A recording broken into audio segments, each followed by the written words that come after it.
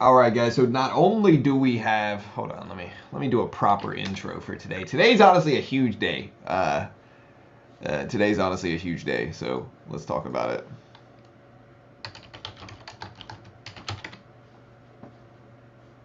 Let me make sure we got this music on the right foot here.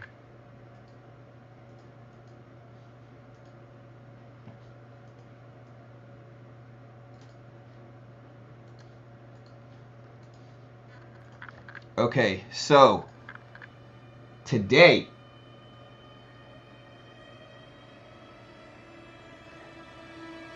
GameStop is all the way up to $45 a share. This is exactly what it did the previous time. Just to put this into perspective for those that don't understand how big this is for GameStop, this is they did a 4-time split not that long ago, and so this is really a pre-split price of about $182 a share. So that's a really big squeeze for GameStop. Again, it's at a pre-split price of about $182 a share. It's at roughly $46 a share right now. We're up pretty big in it. We're going to stay in it. We're not going to sell it. We're just going to sit in it. Again, I think the risk reward is too good for me personally just to stay in it because it's too... Oh, my mic's not plugged in. My bad.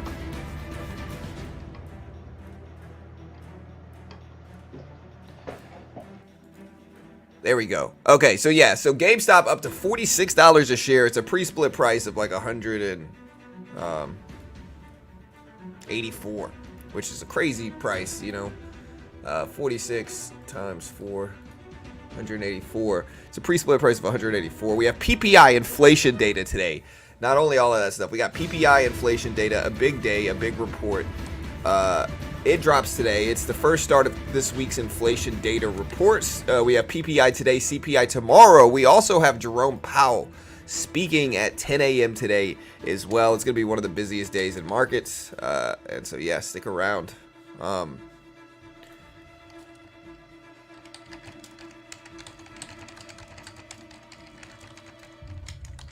get a timer up. 0.3%. Month over month.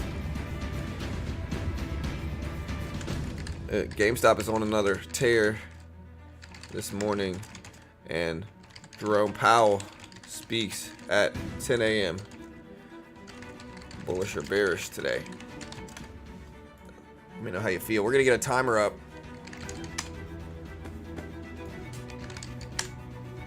Sorry for the dramatic music. I just couldn't help myself. All right, so it is 6:30 market time. We got about an hour and 56.5 minutes. My math is right, which it is. We got about an hour and 56 minutes. Again, GameStop just broke highs again. Got up to almost 47s. Wow.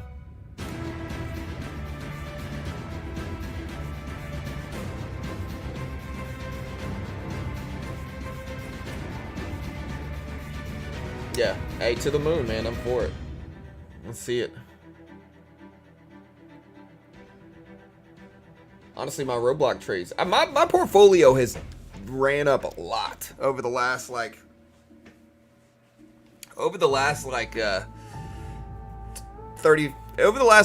to 35 hours. My portfolio has run up a lot. Remember, I bought up. These are the stocks I bought in the last few days.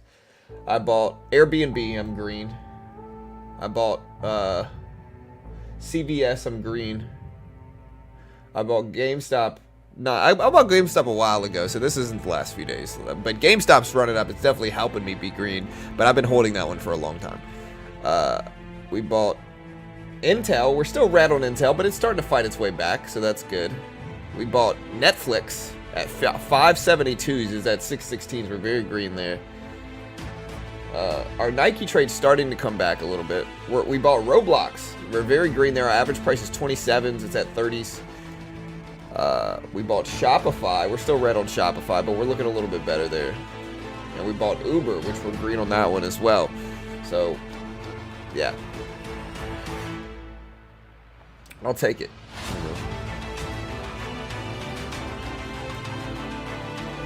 GameStop up to 47s again. 47s. SPY pretty choppy.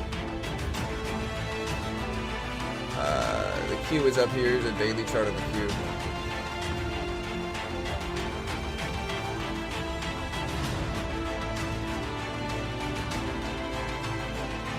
I'm in Baba. I'm green on Alibaba. I took a lot of my Alibaba position off yesterday, though. I'm in AMC right now. How's AMC? AMC almost up to $9 a share. You know, somebody was recently asking me about this one, too. They were like, hey, why hold AMC? You know, and I told them, I said, because I think there's probably value down here. Did I not? Do you guys remember me telling you guys this? Again, I thought there was probably value down here. They're not going to go down forever.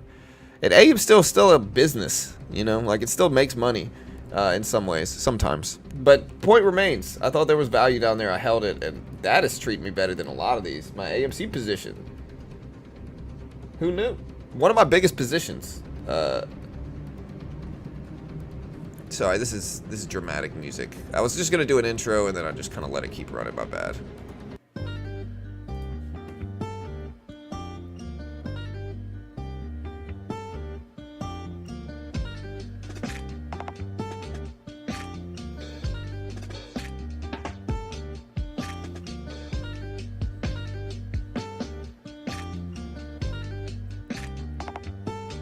AMC or GameStop still breaking highs. We'll put AMC up here too.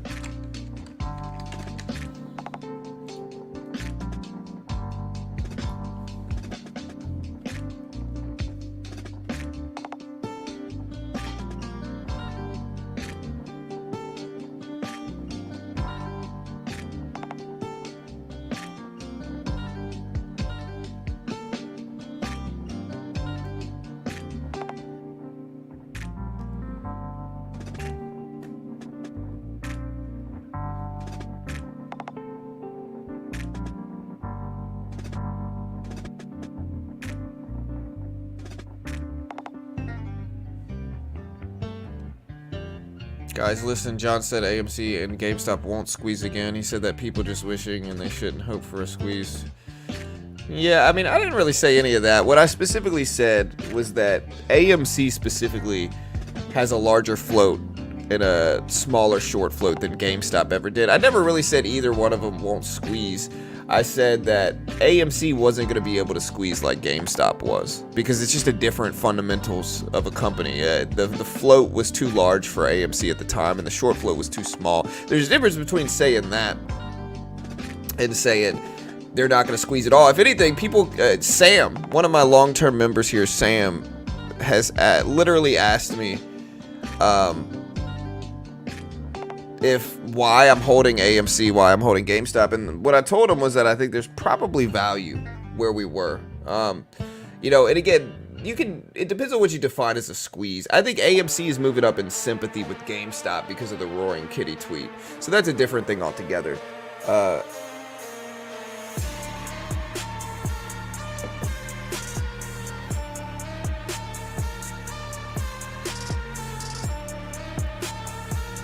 Yeah, I mean, either way, doesn't matter. I mean, regardless of any of that, Chris, I mean, one thing you are true about is I'm definitely going to ban you because, again, you got another fake name sitting around waiting to it. Like, dude, find something else to do with your life, brother. You know, it's not a good look, man. It just ends up, again, to be honest, like, let me be blunt here.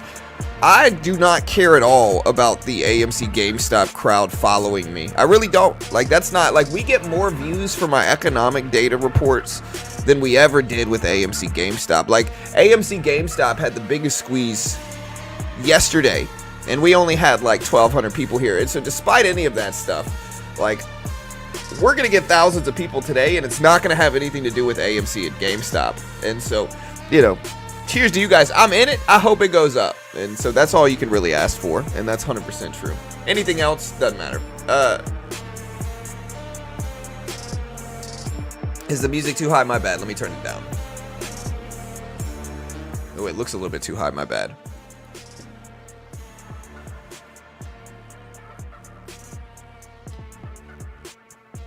Don't even play into the haters. I just try to shame them. Like, you know. Because again, maybe it's people that I could know from real life. Those are the only people where I truly think there's two explanations for people that obsess over my channel that much, as haters, right? One of them is people I know in real life, and there's a couple people that I know personally that might be scorned and weird and just insecure enough to behave that way. There's a couple people I know from real life. There's also a couple people that have wanted me to promote them, a couple different times, and sometimes they get obsessive and weird, and I wouldn't be surprised if they were also creating accounts too. In the end, it's all love here. Again, we're going to get more views today for our PPI reports and Jerome Powell than we'll ever get for AMC or GameStop. That's why AMC GameStop title is just kind of like a secondary to PPI inflation data, which drops in 2 hours, chat. Inflation data drops today. But nonetheless, I'm in AMC. I'm in GameStop. I hope they go up. And these squeezes are helping me a lot. Like, I am up a lot in these squeezes. So, cheers to the squeezes. I'm for them, regardless of how I feel about the stocks. I might have forgot to monetize. No, we're monetized.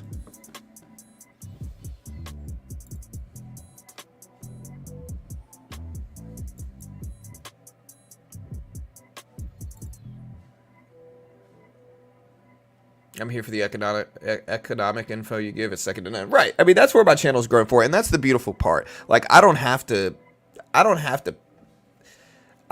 just only promote a stock for my channel. Like, I don't need to be a squeeze AMC GameStop YouTuber. We get enough views on other stuff, AMC up to $9 though. You'd love to see it. I'm for it. And to be fair, I trust AMC less than GameStop.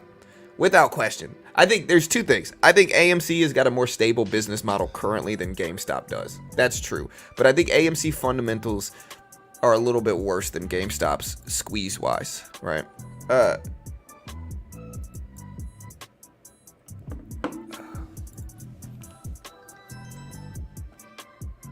PPI is pretty important. CPI tomorrow is more important, and Powell will probably get us more views than any of it, but PPI is important.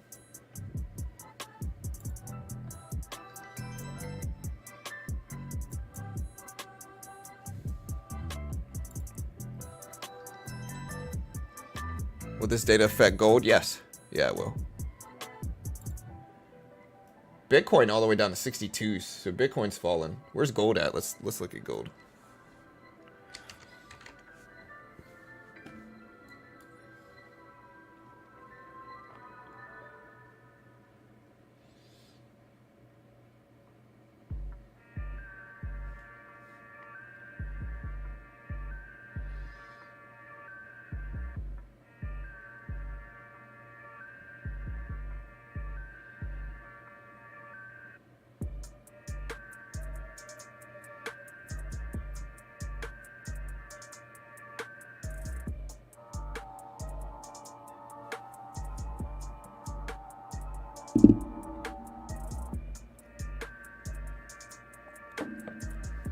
All right, where Baba earnings? Oh, Baba earnings. I forgot about Baba. Is that why it's tanking?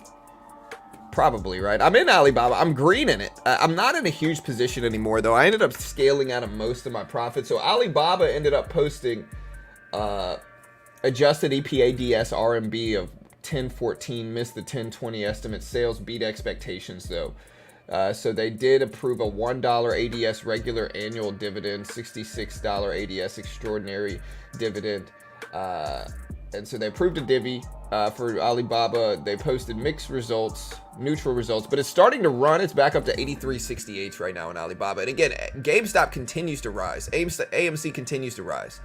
We're in both of these. Honestly, we're still red in AMC, but it's not a small position necessarily, and we're pretty close to being green. If they can continue the squeezes today, we will be green in AMC. And GameStop, we're very, very, very green. Very, very green. My average price on GameStop is $15. So my average price on GameStop is $15. And yeah, we'll see what happens. Which screen is glitching? Which one? Oh, it's this one. Here, I just have to change it once and then change it back and it'll stop glitching. There you go. All right, here's the Q. Q kind of flat today. Again, probably because we got PPI inflation data, Jerome Powell.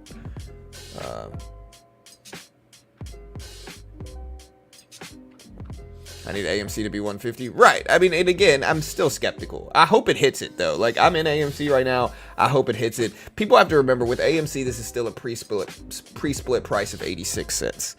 You know, so it's got a long road up. It really does have a long road up, and I hope it happens. But I'm, you know, of course, like, I'm skeptical. I hope it happens. I think, again, AMC is mostly mirroring GameStop in sympathy.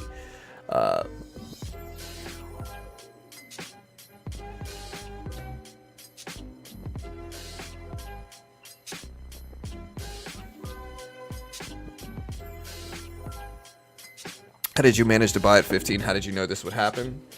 You know, that's what I'm saying. Somebody's saying earlier that, like, I'm somehow not a supporter. Like, listen, I covered both AMC and GameStop earnings.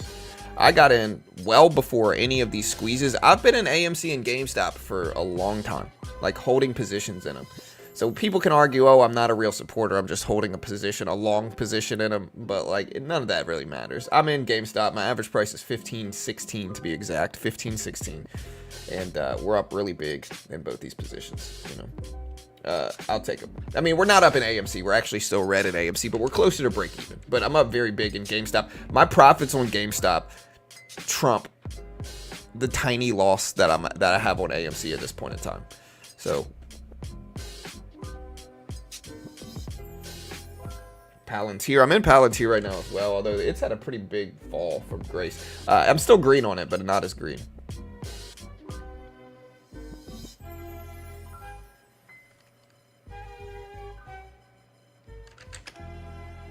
GMC. The cars.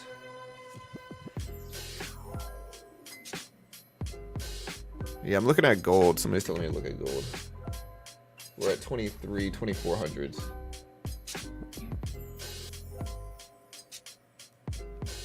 All right, chat. We got 300 people here already. It's time.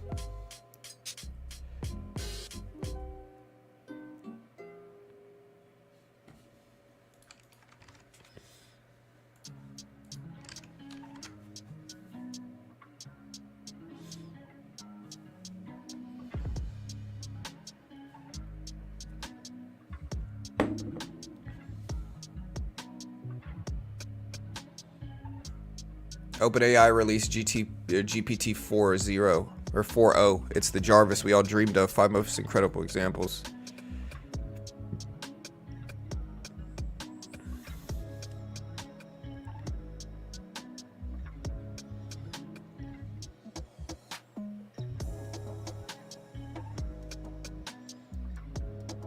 Ooh, there's voice commands for the new GPT.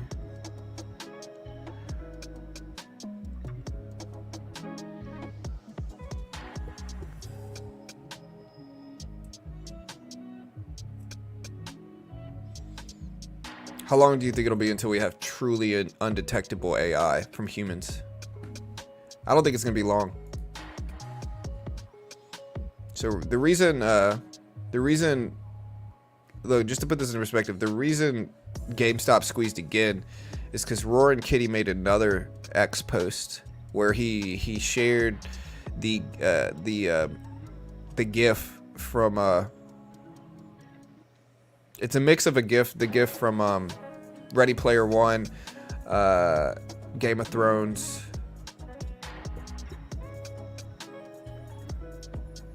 Awaken the Dragon, all that stuff. Again, I'm in it for the ride, man. Let's see if it continues.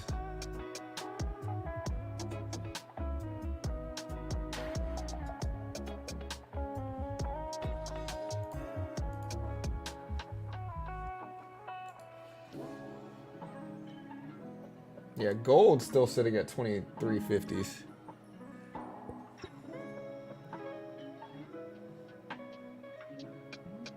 Soundhound, yeah, I'm in SOUN. It's still down though. It's still down today. My average price is 720s. We're red on that one. And again, we're up thousands on the year. You love to see it. We'll see if that continues.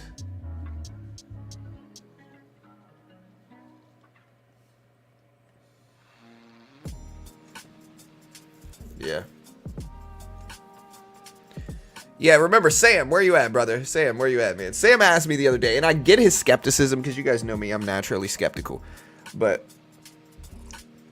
Sam asked me why I'm holding AMC and GameStop. I 100% was holding them because I was down so much in them already that I think there's probably value where we were. The risk reward wise makes sense to just continue holding, and that mindset paid off. And so yeah, did I not say I thought there was value down here? I you know, again, it didn't make any sense for me to sell. I know these squeezes can happen. And again, to be fair, this isn't a normal squeeze. Like, this isn't a squeeze like people think it is. This is a hype squeeze, right? So this is a squeeze based purely off of Roaring Kitty's tweets, 100%, right? The short float point is, I don't know if, maybe we'll get the mother of all short squeezes, but I think it depends on how long Roaring Kitty keeps tweeting.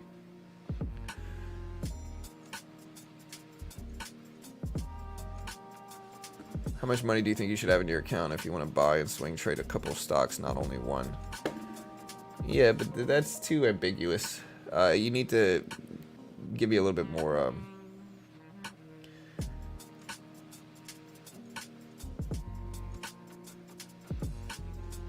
Yeah, BB is probably a sympathy play. So to put this into perspective, guys, there were a couple stocks in 2021 that ran with AMC and GameStop. With GameStop, I should say. It was BlackBerry, BB. It was 100% one of the stocks that ran. The other one was KOSS headphones. If you look at KOSS today, it's gapping up to almost $6 a share. It's at $5 now. It's gapping up. KOSS, another one of the sympathy plays. I'm trying to think of all the stocks that ran. I want to say SNDL was. And yeah, look at SNDL gap up. So again, all the old meme stocks are gapping up. SNDL, KOSS, BB. These are all running up with you know, in sympathy with it. Palantir's not really running up with it though, but Palantir wasn't one of the original ones that squeezed at the same time.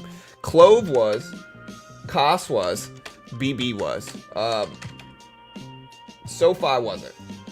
Not really. Macy's was, right? So again, that's what I'm saying. You got a lot of people that weren't really around. Like the first squeeze helped grow my channel a lot.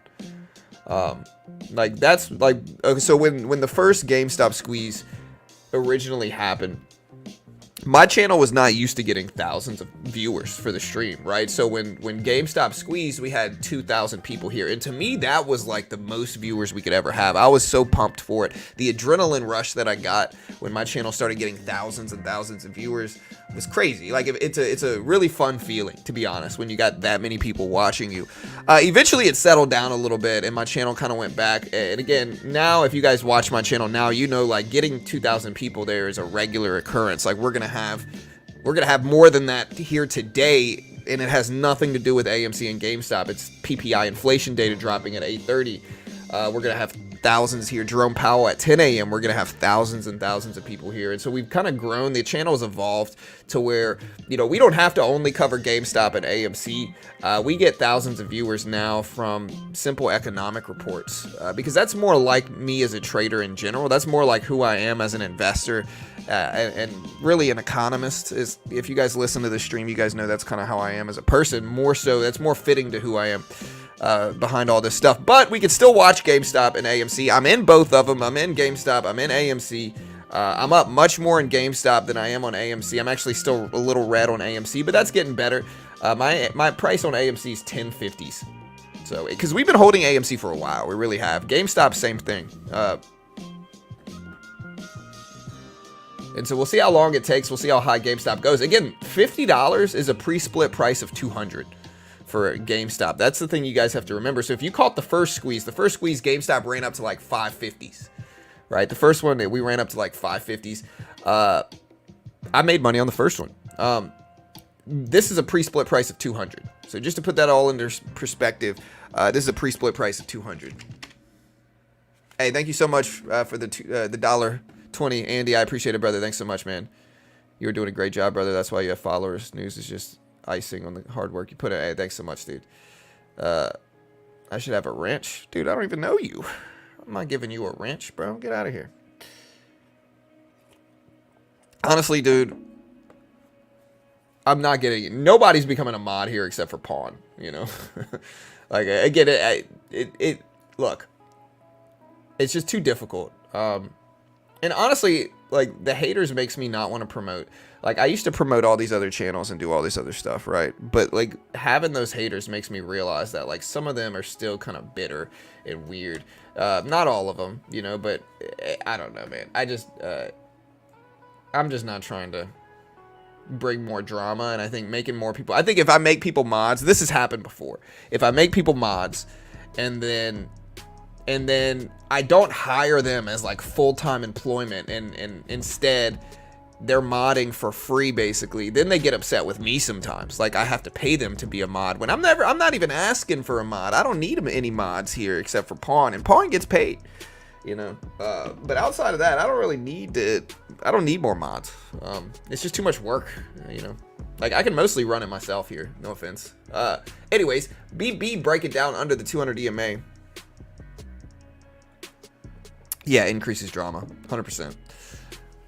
Yeah, because people will ask me to become mods, and again, number one, if I don't trust you guys enough to be mods, man. Hey, thank you, brother. I appreciate it. Okay. Yeah, AMC's up. Hey, thank you, Jan. I want to start trading an improved portfolio, for example, buy some blue chips, some meme stocks, some stable, riskier stocks like Palantir, SoFi, and stuff like that. I might count around 5K. 5K is plenty, brother. I'm not telling you what to do. I'm not an investment professional. I'm not liable. If you lose, you got to make your own assessment, trade responsibly, because, again, I have no idea what I'm talking about. I might be wildly wrong about anything and everything I say. I do trade off stream. I can't guarantee you anything. Don't sue me. Not an investment professional. Understand CFTC 4.41. Top 3 disclaimers in the world right now. But with that said, 5,000 is plenty, bro. Like, again, the biggest misconception is that you need to buy hundreds of shares of blue chip stocks. Like, blue chip stocks move, and so you could buy 5 shares of a blue chip stock. You could buy 5 or 6 small positions of blue chip stocks with that, like $1,000 a stock, you know, and diversify into different sectors. What I would do if I had 5K is I would wait for large pullbacks in markets. And when I say large pullbacks, I mean like 2 or 3 months of deep red action.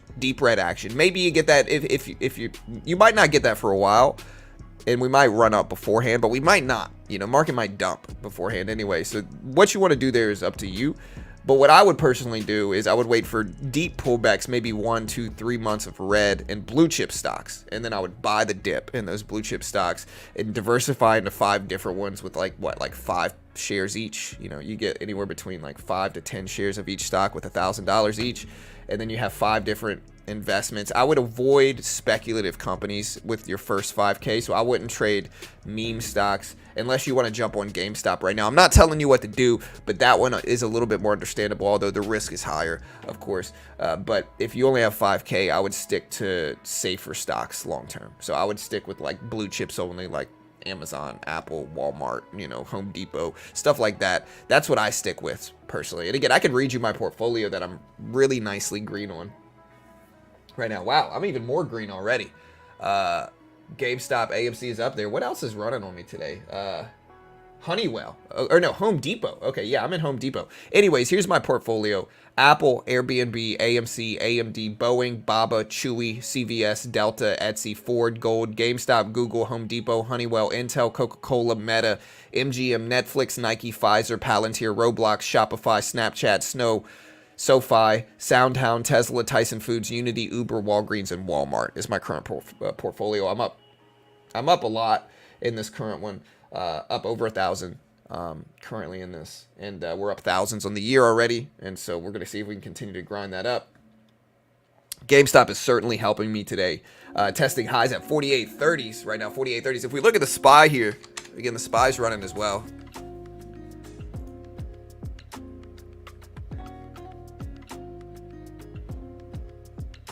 If you invested 5K into AMC yesterday at 320, you would have over 13,000 now. Yeah, if I bought Amazon in 2001, I'd be rich as well, but hindsight doesn't mean anything. Of course, like, anybody can look up the biggest percentage run and then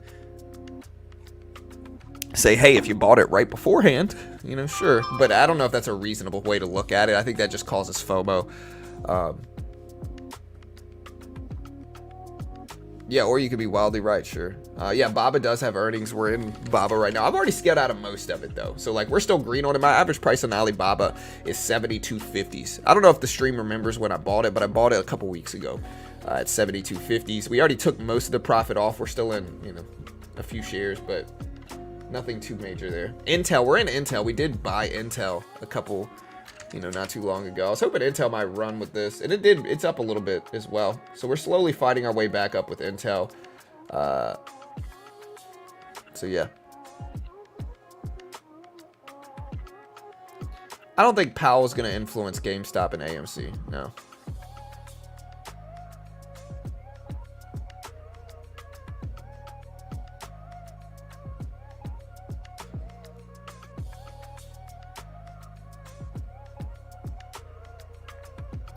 It varies. How much I have in each stock varies depending on outlook for it for me, you know. So, I mean, we've got big positions where, you know, we've got small positions. But again, you don't need, like, that's the biggest misconception. I think that's what brings a lot of people to penny stocks when they don't need to be. Like, most people don't need to go to penny stocks. Like, most people are able to, you know, most people are going to be able to invest in blue chips like they should with small amounts of money. You know, the real reason people gravitate towards really sketchy penny stocks, and I'm not talking about GameStop and AMC, I'm talking about like terrible penny stocks that are almost certainly going to fail. People get pushed to those stocks because they think, oh, I don't have that much money, I have to buy these stocks. That's not true at all. You can take very small positions in blue chip stocks and be pretty safe and make some like decent returns on it. And then like once you make decent returns, then you can scale up and trade larger and put more in. Do you have an exit plan for GameStop and AMC? I'm just going to let it ride. You know, I'm pretty sure I'm just going to let it ride. I've been in them for a long time now. I'll probably just stay in it, to be honest. See how high they go.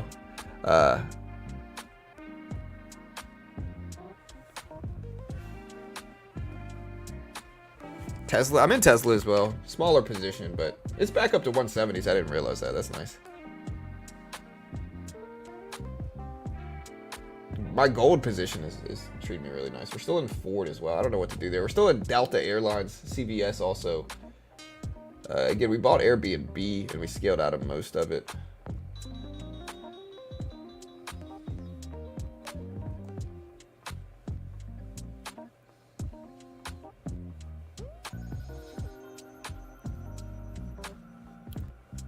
How's Boeing? Still running up because Boeing's still a healthy company. I mean, listen, I know there was some negative stuff that came out, but they're still the main supplier of airplanes in the country. So, you know, if Boeing dips huge percentages, I'm usually there to buy it up. My average price in Boeing's 172. It's at almost 180s. So, like, we're doing okay in Boeing. We've already scaled out of most of that one, too, though.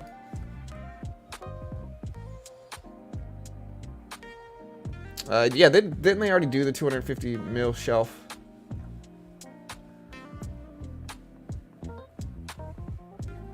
AMC running up debt completion news. Last week it was down. I mean, they were down. I think the reason AMC has a long-term downward trend is because movie theaters do have a different...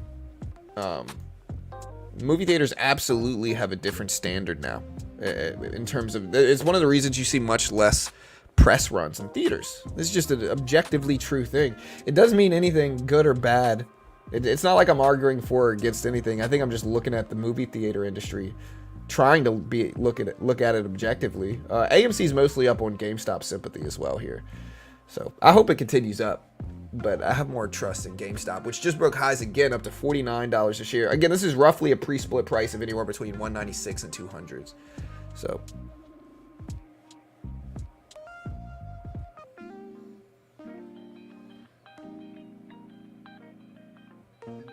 Yes, I'm in GameStop. I'm in AMC as well. And I've been in them for months.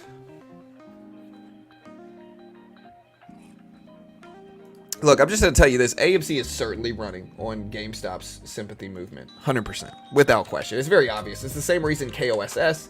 It's the same reason BB. It's the same reason SNDL. It's the same reason all the other stocks that ran in 2021 with GameStop are squeezing up with it in sympathy. Right? This is absolutely true. It's very self-evident. Now, I'm not saying they're not blaming it on other stuff for AMC, but it's 100% up on GameStop sympathy.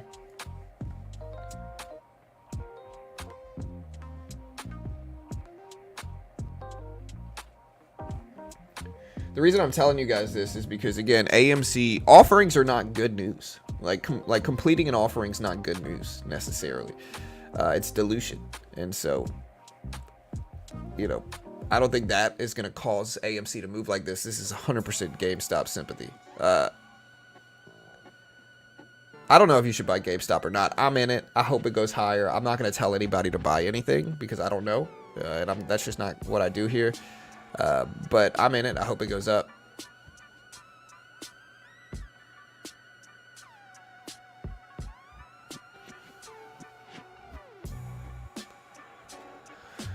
I don't really have a prediction. I hope they go higher, though. We'll see.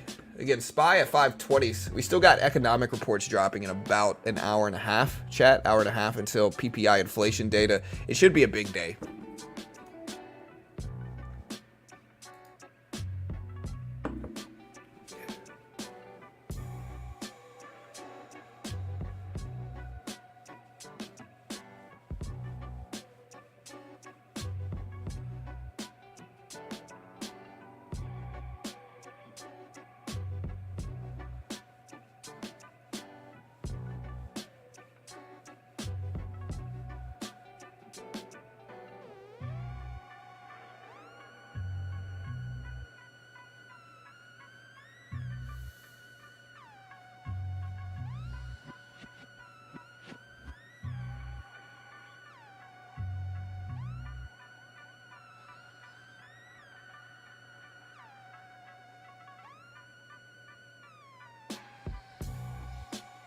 All right, guys. Meme stocks, high short interest stocks trading higher after retail investor Roaring Kitty made a return to social media yesterday. And another one. He did 2 posts yesterday. I don't know if you guys know this. He referenced Game of Thrones and Ready Player One. And he posted 11 hours ago that the kitty had taken the demise of his stock rather lightly. For every action, there's a reaction.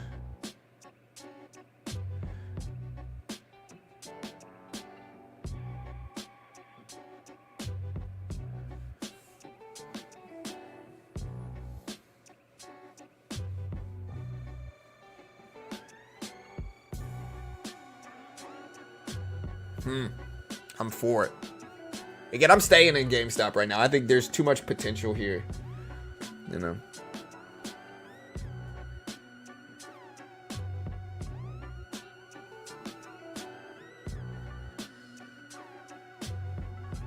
Yeah, so OpenAI dropped ChatGPT 4.0. What does Roaring Kitty has to do with GameStop? I mean, Tim, is that a genuine, real question? So let me give you guys a history lesson for those that might not understand. Okay. The year is 2021. Everybody's sitting at home with nothing to do.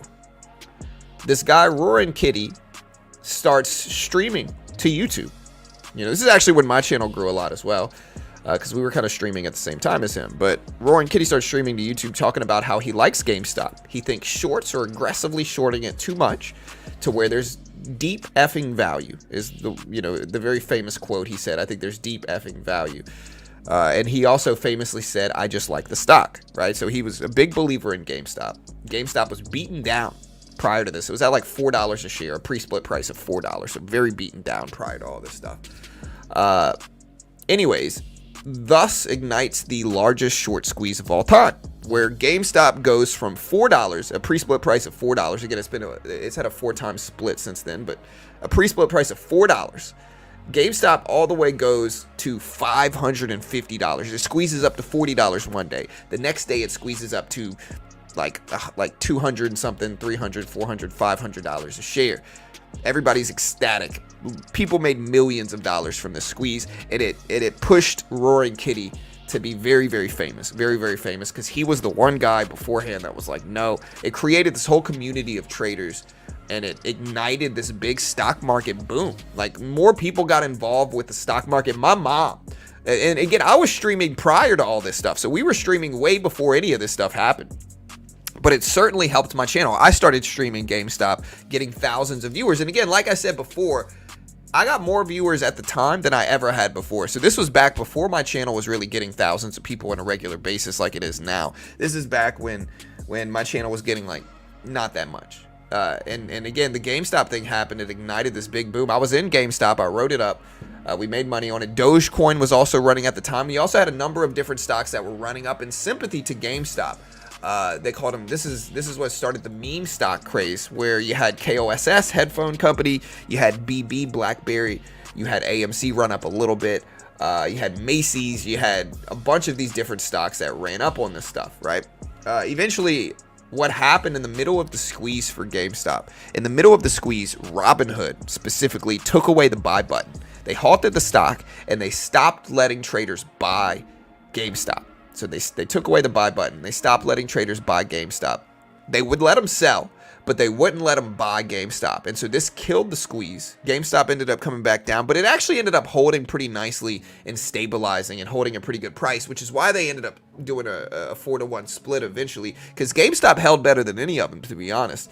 Look at GameStop and AMC. If you want to know whether they're following each other, look, GameStop breaks highs, AMC breaking highs up to almost $9 a share simultaneously, right? So of course there's sympathy going on with AMC and GameStop. But again, it ignited this big market interest. Like, so many people got involved with the market. My mom was messaging me, asking me about GameStop, and yeah, grew my channel a lot. Eventually GameStop settled down, AMC went way down, and people started losing interest in it. But and again, Roaring Kitty made tens of millions of dollars from this, tens of millions of dollars. She refused to sell all the way up into when they took away the buy button. Specifically, Robinhood did this. Okay, remember, Robinhood, the brokerage, did this.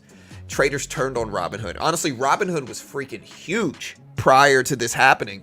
And then Robinhood basically took away the buy button. It's speculated that Robinhood had a lot of high net worth hedge fund investors in the company. And so GameStop squeezing up was causing these big hedge funds to lose billions and billions of dollars. Again, this is pure speculation. I can't say it's for sure, but yeah, we know. And so it's speculated that Robinhood took away the buy button to stop its hedge fund buddies from losing so much money. Again, I can't say this is for sure. It's pure speculation. It's just the word on the street. GameStop squeezed it up to almost 53s now, almost 53s. And yeah, anyways, they took away the buy button. It kind of ended the squeeze for GameStop at the time. GameStop ended up coming back down. AMC came back down. And then Adam Aaron and other stuff with AMC caused it to continue dropping. But yeah, it was a big moment in time. It was a moment in time. And again, it brought a lot of people to the market. It brought a lot of interest in the stock market. Dogecoin was running up. It was right in the middle of the crypto boom, so crypto was flying.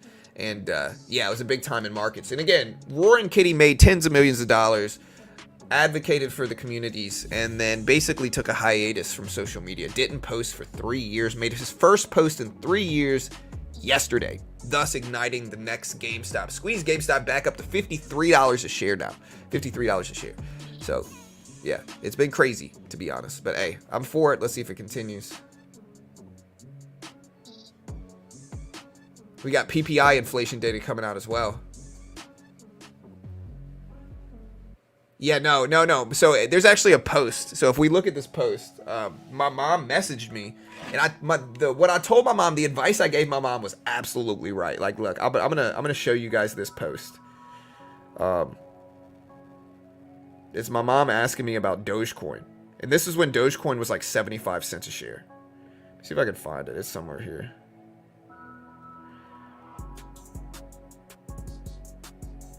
Yeah.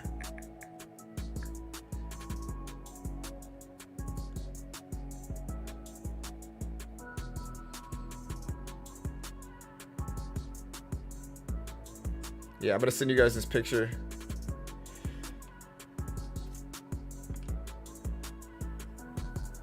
This is an actual message on Facebook from my mom to me back in 2021. This is an actual message. And again, I'm gonna preface this with Dogecoin people, do not get mad at me for this post. Okay? Do not get mad at me from this post. It is what it is. I didn't trust Dogecoin. It didn't have any utility to me at the time. And yeah, it didn't have any utility to me at the time. And in the end, I was right about it. despite what people say. I was absolutely correct about it. And so again, here it is. I'll show you guys. Look at GameStop going all the way up to 58 here. Wow. Crazy. Absolutely crazy for GameStop. Again, this is roughly a pre-split price of about $240. We're half the way to the max level it squeezed up prior. We're half the way there. Up to $58, $59 a share, chat. Wow, almost 60. I'm almost green on AMC. Wow. Again, my AMC price is 1050s. But yeah, here's the post. Let me show you guys.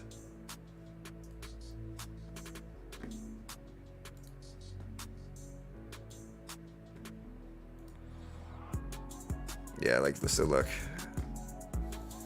Again, this is an actual post here. She said, John, what do you think about Doge? Steadily going up 75 cents a share and going up.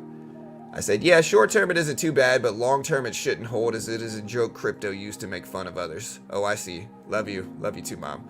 Honestly, I saved my mom from losing so much money because, again, Dogecoin never got higher than that. Ended up coming right back down. And so I honestly saved my mom from losing a lot of money. Yeah, look at this crazy run here, man. Wow.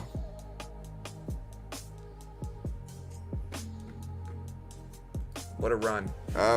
Again, here's AMC. Let me find some better music. I'm going to try to find some dramatic music here. Like, look at AMC's long-term chart. Let's take a look at some of these long-term charts for a second here. So, again, let's take a look. Again, listen. We got a lot of time. We do have we have a lot of time. I'm going to try to find some more dramatic music to listen to. I'm going to try to find some more dramatic music. There's AMC. Here's GameStop. GameStop, what a crazy chart here. Finally pulling back some, but man, what a run. Here, I'm going to put on some dramatic music. Let's find some. Hold on.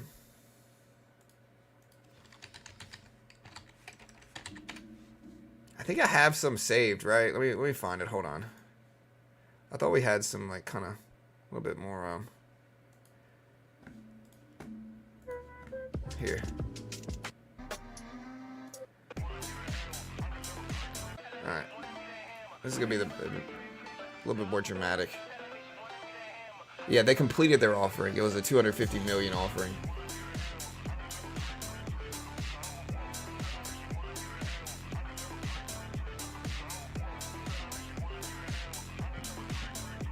Yeah, let me do a poll. We got inflation data dropping at 8:30, remember, chat. So we already got 800 people here. We still got over an hour before this data drops. Just today's PPI inflation data help or hurt? Or are you bullish on today's PPI inflation? Bullish or bearish on today's PPI inflation data? Bull, bear, vote on the poll. Let me know how you think.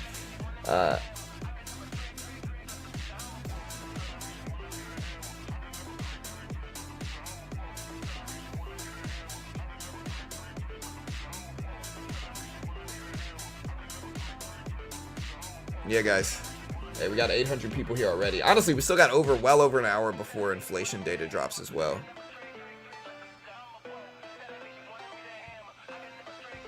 Yeah, this is a crazy run.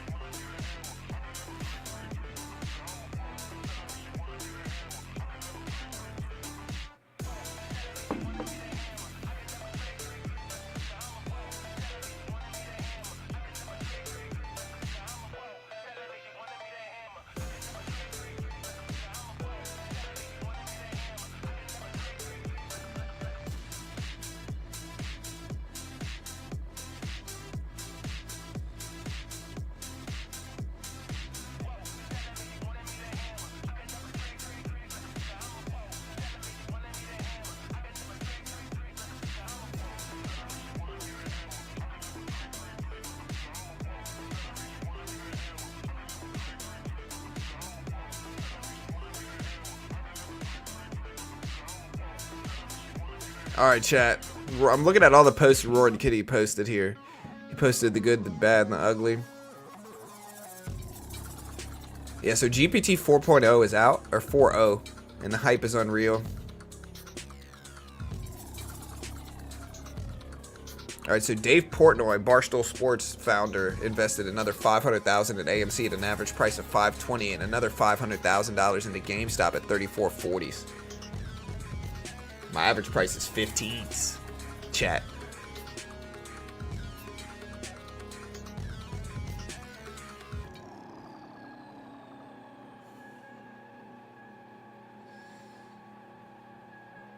Will PPI data be bearish or bullish? Yeah, Baba dropped for sure.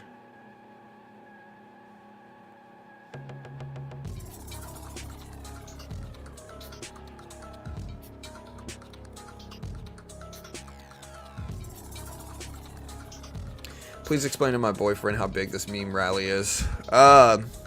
It's big. So the largest short squeeze in the history of the stock market was GameStop in 2021. At the time, GameStop was pre-split price. This current price for GameStop, the current highs for GameStop today, the highs today is about $60. We'll use that level. That is a pre-split price of $240. So we are halfway up to the largest short squeeze in history price for GameStop. So it's a pretty big squeeze.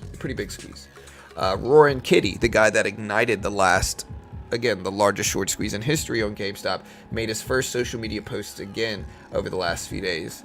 And so, yeah, this is a big thing for sure. You know, again, potentially the largest short squeeze in history.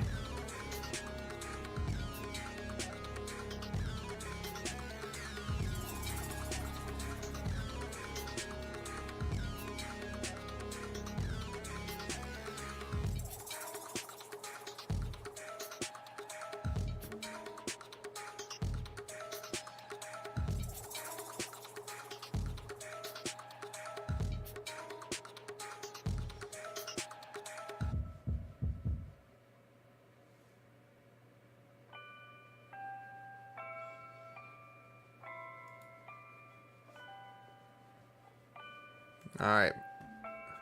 Man, a lot of people are talking about the new GPT 4.0.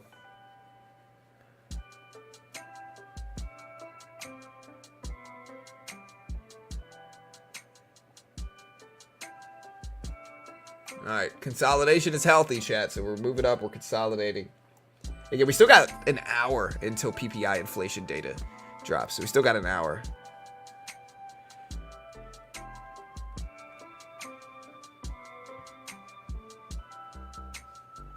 SNDL was a meme stock. It's also a cannabis stock, but it's not really, SNDL, terrible company. No offense. We're getting a sequel to the movie Dumb Money. It depends on how far we go here.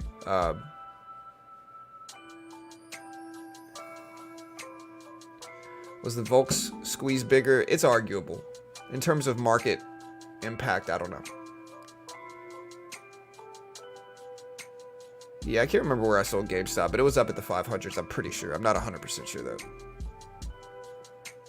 Am I naive to think inflation will be high based on gas prices steadily going up for the past 2 months?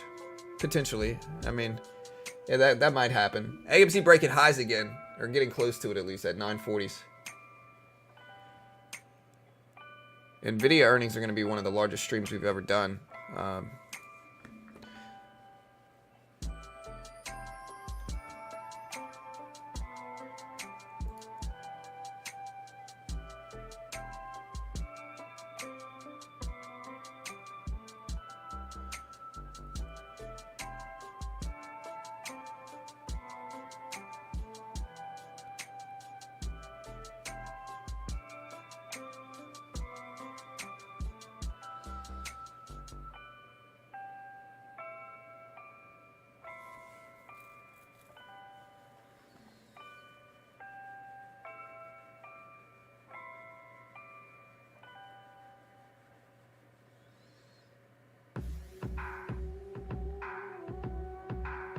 Jay Clayton, the former SEC head, questions whether the government should allow what's happening with GameStop right now, according to Jim Cramer 25 minutes ago on a tag Squawk NBC. Again, I'm going to say this again.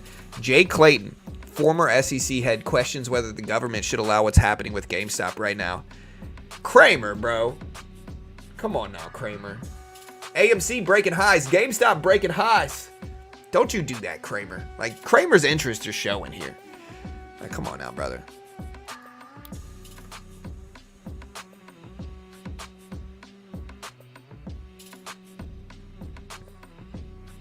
Dude, allow people to pump up stocks if they want to pump up stocks, dude. I'm all for it, you know? All right, hey, we are almost green in AMC. We're very green on GameStop. GameStop up to $65 a share here. Wow. What a crazy day.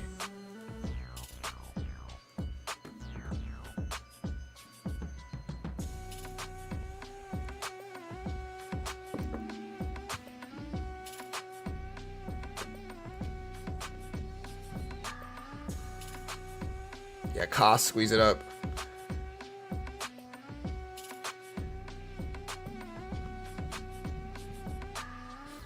Man, what a crazy run.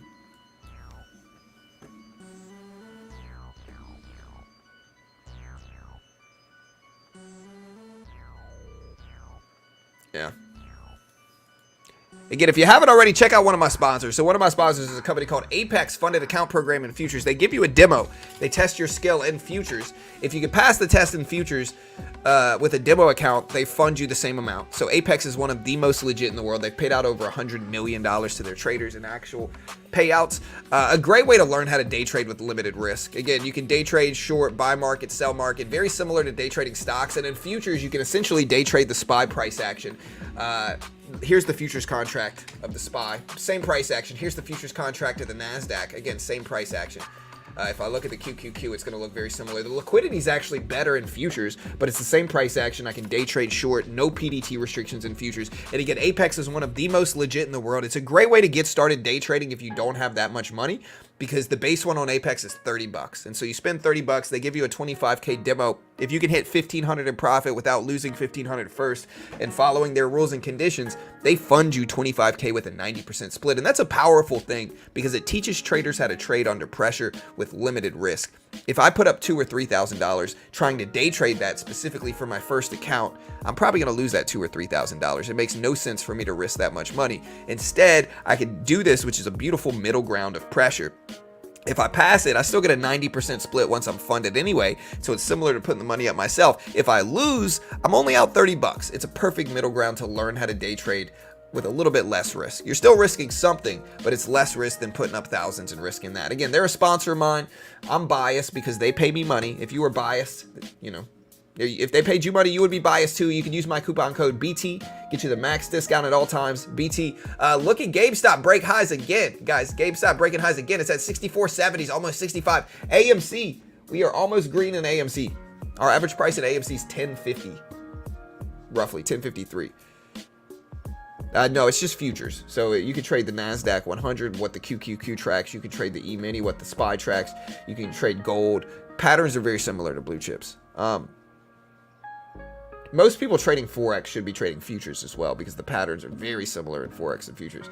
There's just less red tape in futures. Squeezing up big here, $65 for GameStop. AMC up to 10.20s. Wow. What a crazy day.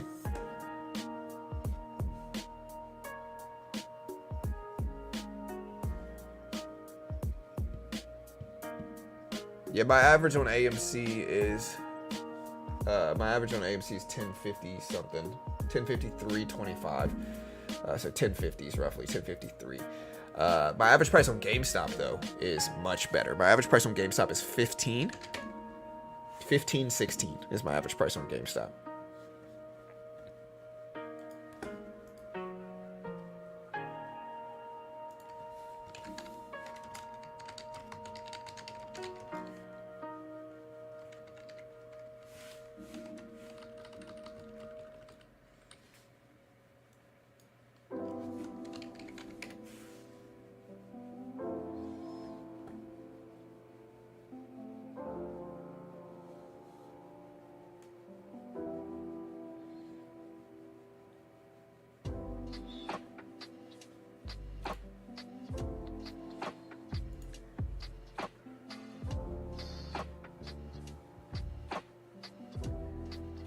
All right, GameStop up to 67.30 at its highs. Wow. Gold's still running up with us as well today. Anything else?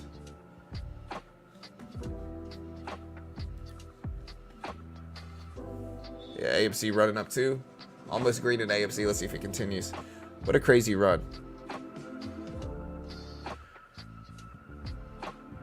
Yeah, I'm surprised there haven't been halted this morning, to be honest.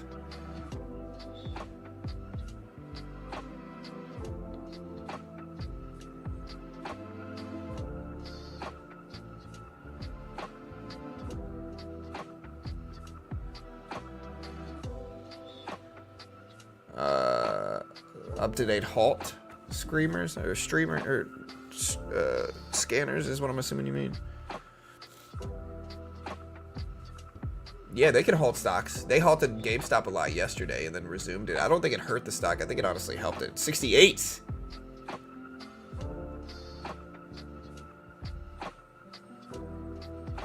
Yeah, hey. AMC, we are now basically completely break even. We're about to go into the green for the first time in a long time for AMC. We've been holding this one for a long time. About to go in the green. Yep, we are in the green for AMC for the first time in a long time. GameStop up to almost $70 a share, chat. Almost $70 a share.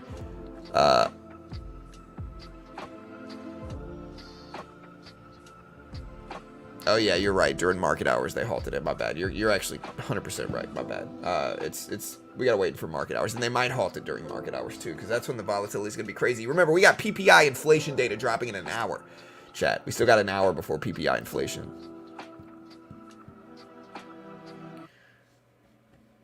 Bloomberg's live. They're always live.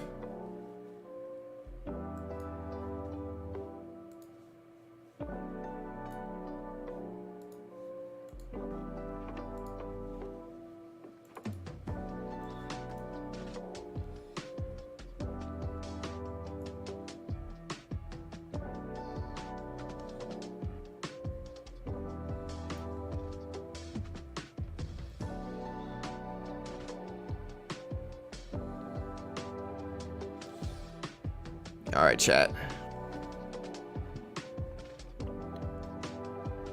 Anything else on support resistance for AMC, GameStop? I mean, I think we got to look at the history. Look at, oh man, look at AMC, chat. Wow.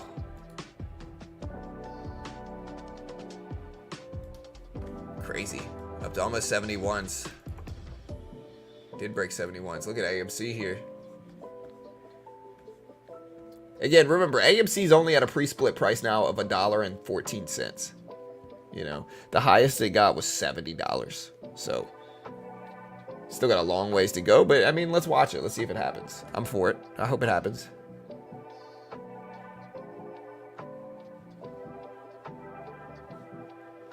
John, I like the way you're not like other YouTubers and pumping these stocks. I don't pump anything. I'm not telling anybody to buy anything. I'm in both of them, and I'm riding them up. Again, my average price on GameStop's $15.16.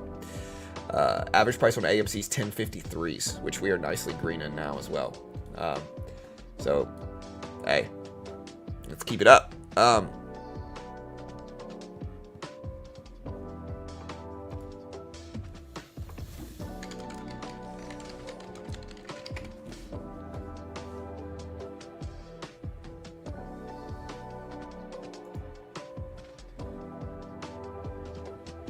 No, Bloomberg is up.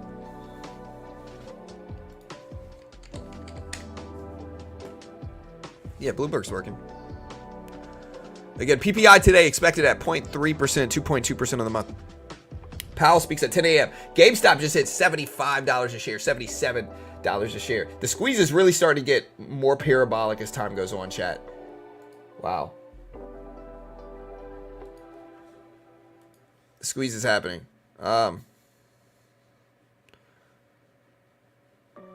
Tupperware, huh? Tupperware at 230s. I'm not gonna buy Tupperware, unfortunately, though. Any advice for GameStop AMC holders this time besides don't be greedy? I don't know. I'm not gonna tell you guys to do anything. I don't know. I'm gonna stay in mine mostly. But again, I can't guarantee anything either, you know.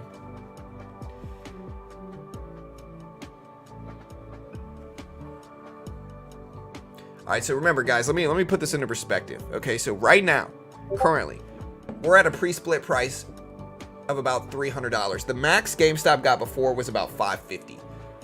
So you can see roughly $120 a share. So we are about here now.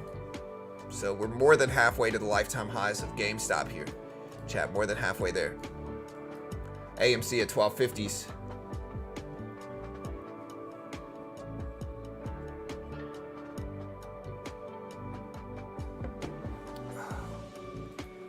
What a crazy time. Yeah, I'm gonna put it in sub only mode as well, chat. So hey, help support your boy here. Let's grow. PPI inflation data, Jerome Powell later on today. A lot of stuff happening.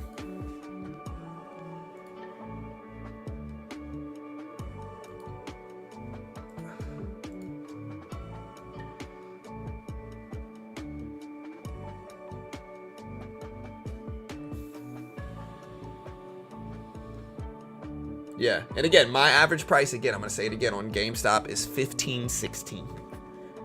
For those that are like, you're not a true supporter, you said this, you said that, my average price is $15.16. You love to see it. My average price at AMC is $10.50s. We're starting to be up like 30%, 20-something% on AMC. So we're green on AMC as well. You love to see it. We just tapped $80. AMC almost up to 13s here. Guys, this is a crazy, crazy, crazy run. Again, we are in sub-only mode, so if you haven't already subscribed, chat, hit the notification bell. We appreciate it. Craziness in markets right now, guys. Honestly, this is crazy.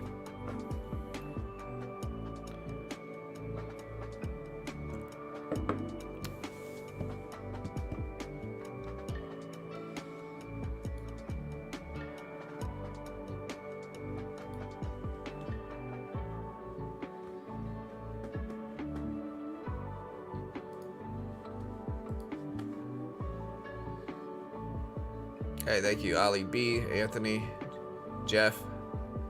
What price will we need today for AMC pre-split? So this is post-split. So AMC's already done their split, right? No, not AMC. We talking about, when did AMC split last? AMC's harder to tell. They've done a lot of different things. They've done like reverse splits.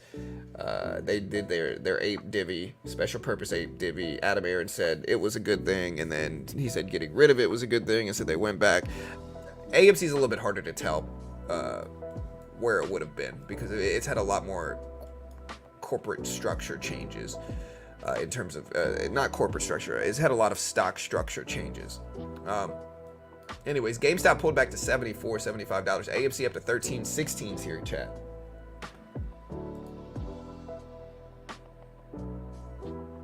What a beautiful day.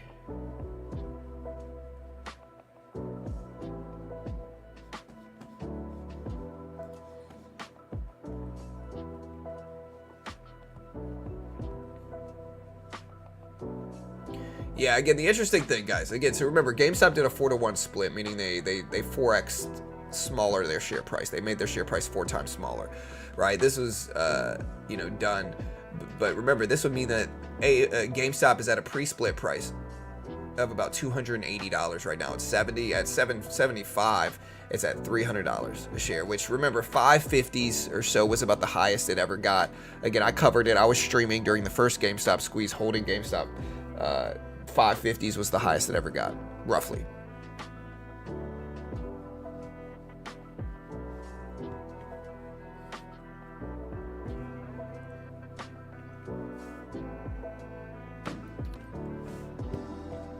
All right, and again, guys, remember, we got PPI inflation data dropping today at 8:30. PPI inflation data dropping at 8:30. The NASDAQ 100 is basically around lifetime highs. Basically around lifetime highs. The lifetime highs on the NASDAQ 100 are about 449.34. So again, right here is the all-time highs for the QQQ. If we put up the NASDAQ 100, we're close to all-time highs. PPI inflation data drops in about 50 minutes. Expectations are 0.3%. We also have Jerome Powell, and we're going to stream all of this live.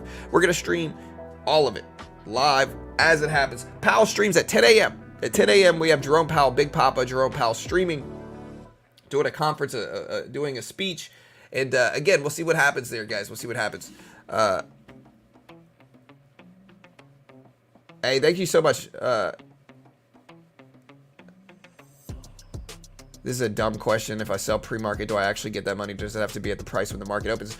No. So you can sell now and keep the money, but if that makes sense, right? So pre-market is the only difference between pre-market and market hours is liquidity related. So because of that liquidity, you can only use limit orders in pre-market, but there's still normal buys and sells. If you want to exit something, you certainly can in pre-market using a limit order. You'll have to use a limit order. You also have to change the TIF to EXT, which means extended hours. So if you want to get out in pre-market or after hours, you have to change the time in force to extended hours, and you have to use a limit order.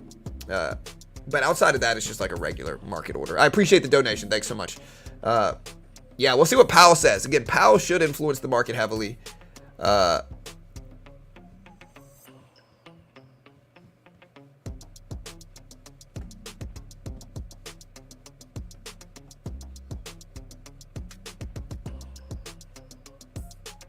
Yeah. Ooh, I'm excited, man. Honestly, my adrenaline starts to run when we start to get these crazy moves in stocks. Look at the Q. Again, the Q is pretty much flat today leading into this economic report. Yeah, I'm still in it as well. Again, we'll see what happens, but...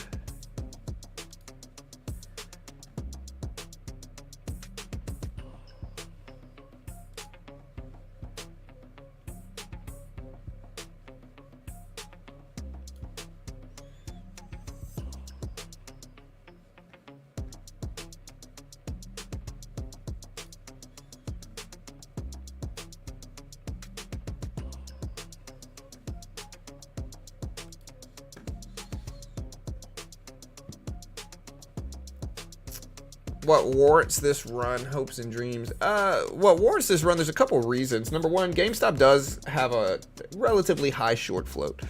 Number two, Roaring Kitty made its return to social media after 3-year hiatus yesterday. Made a number of posts since then. The community got together and they're starting to pump the stock is what's going on right now. Same thing with AMC. AMC's moving up mostly in sympathy from it, but AMC up to 1120s. GameStop finally pulling back a little bit, but yeah. Again, I'm just going to stay in it. You know, I'm just going to stay in it. I'm not going to sell. Not right now, at least.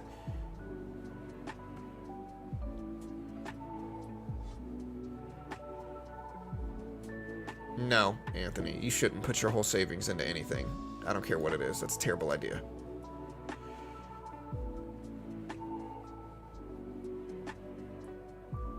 Yeah, GameStop back up over 70s here, chat.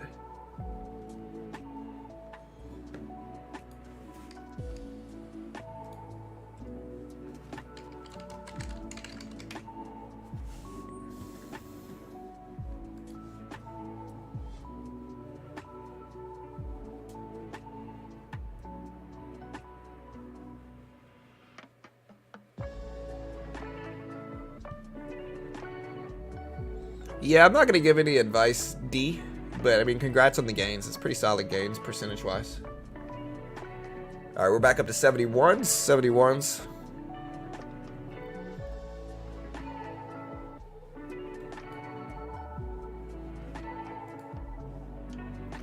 Honestly, what a crazy run today. I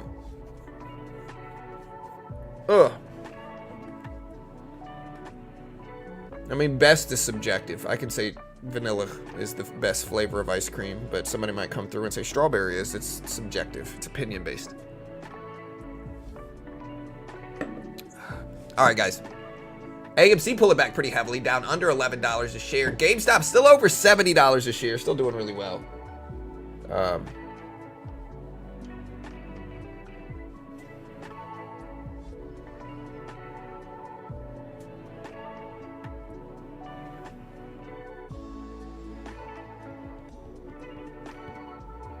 Home Depot.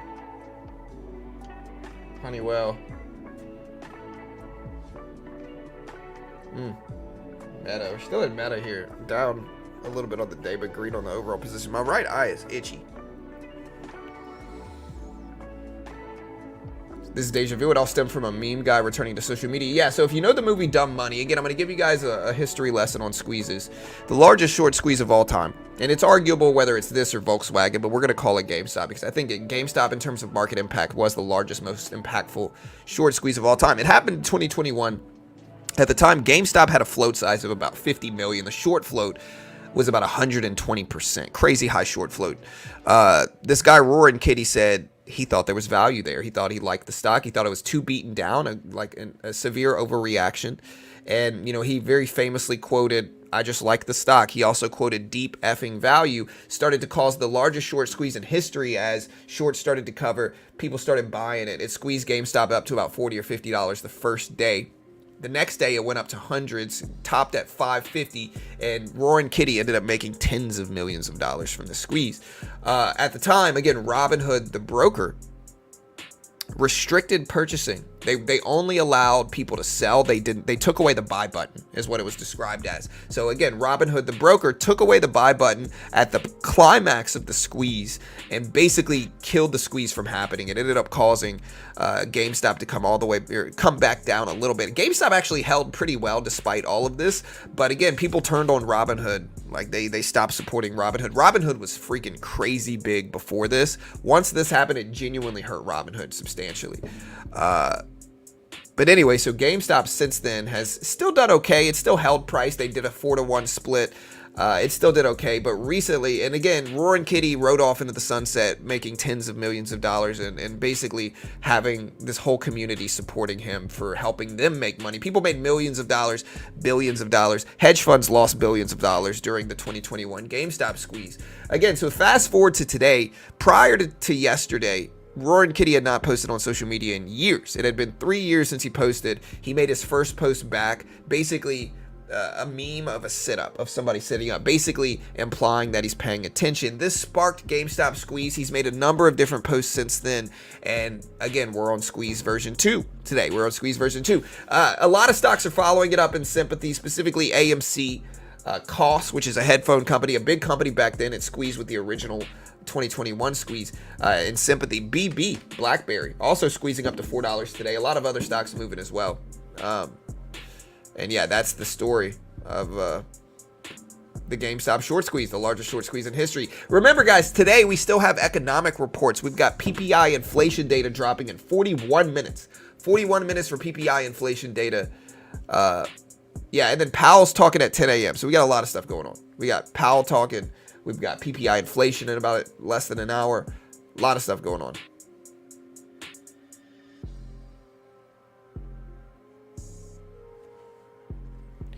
Yeah, but I mean, smoke tuna. I think you're just trying to be right. I think, like, you know, it's kind of like saying, you know, like an example of that is like we had some during CPI inflation data. If CPI comes in higher than expected and the market drops, if you called a technical short on the market prior to that, you can't come around and say, hey, look, the market dropped because of my technical pattern. It's like, no, the market dropped because inflation data came in high, you know? And so you could have the best technical pattern in the world. Economic data is going to trump it. And so AMC is up specifically because all the meme stocks of 2021 are running in sympathy. It's called sympathy with GameStop. That's 100% why AMC's up. And so again, if you look at BB, gapping up. If you look at KOSS, gapping up. You know, these are all stocks that ran with AMC in 2021, and they're all moving up in sympathy. Basically, people see GameStop run. They want to buy AMC. They want to buy BB. They want to buy all these other ones. And so, again, I'm not saying you're wrong. I'm in AMC. I hope it goes up. I held it because I thought they were value. I thought it was too beaten down, and I thought it was time to go. But still, you can't ignore the fact that this is sympathy movement without question with GameStop. I mean, that's a very self-evident thing. And I get it. People want to be right. But, like, that's obvious, I think. You can tell because when GameStop breaks highs, usually AMC starts pushing up, you know.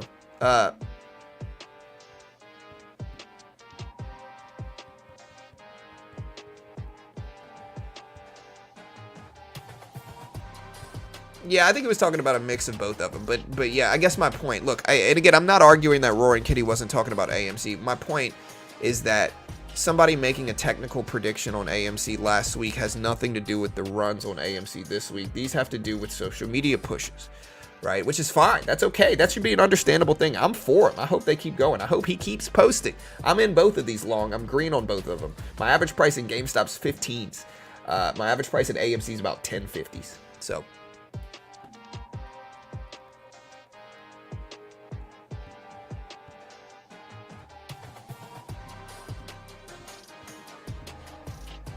yeah, no, Tyler, I just said he might be promoting AMC as well. It's all good. You might be right.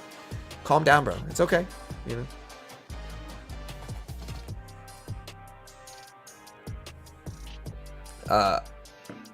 Where do you think GameStop can go? I don't know. So the previous lifetime high on GameStop is at 120 bucks. We're at about 80 bucks right now. So it can go much higher. It can go. I'm not saying it will. It can go. No, I'm still in AMC and GameStop right now. I'm not selling them. The plan is not to sell them. I don't know what I'm going to do. I can't guarantee anything. Currently, the plan is not to sell them. Yeah, people get so emotional, guys. Like, listen, it's all right. Like, you know, let it out. It's okay.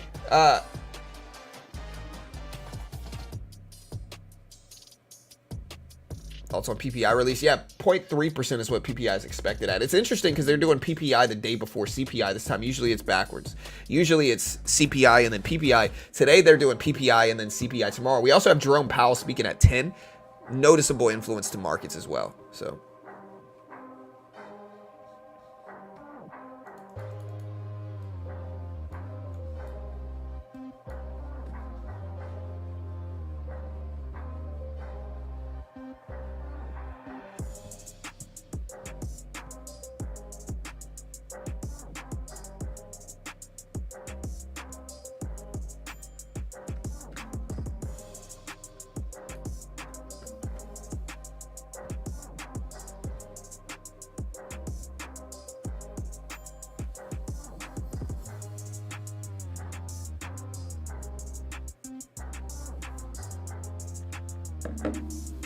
yeah, exactly, Rodney. I mean, listen, I think Roy and Kitty might have mentioned AMC as well, but they're all certainly moving in sympathy with GameStop and AMC, right? Like they're all moving with the squeeze momentum. Like as you said, they're up 200% plus spike with no real fundamental news outside of AMC's offering completion, which again, an offering is typically not a good thing, right? Offerings are bad, they're dilution, right? And so, yeah, finishing an offering is not going to cause like a parabolic move. This is obviously sympathy movement with the Roaring Kitty post, without question, you know.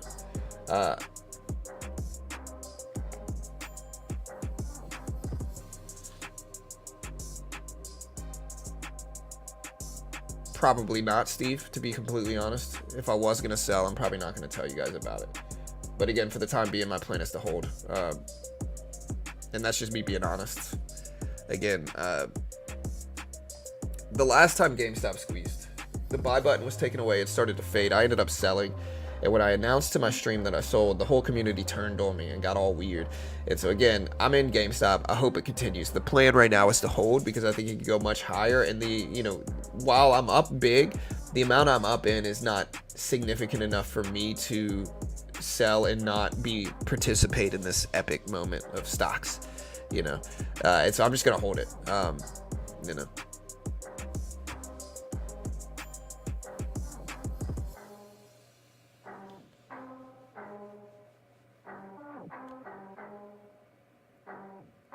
Right, yeah, again, Blaze, that's kind of how I feel about it. Like, the lack of logic, calling something a technical move after it was triggered by Roaring Kitty, shorts covering. Like, look, shorts covering may be called a technical move, but this is obviously sympathy from social media posts. Both of them, GameStop and AMC, are sympathy from social media posts. This is very self-evident, right? We could have the best technical pattern in the world. If one of the biggest supporters of your stock makes a huge post the first time in 3 years, it's going to pump the stock up. That's an understandable thing. I get people want to be right about their technical predictions, but at a certain point, you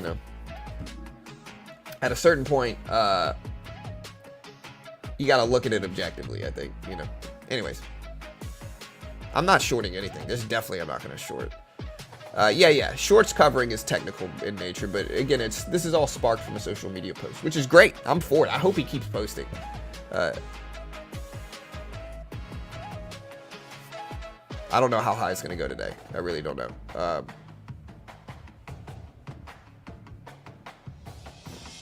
I hope it goes higher.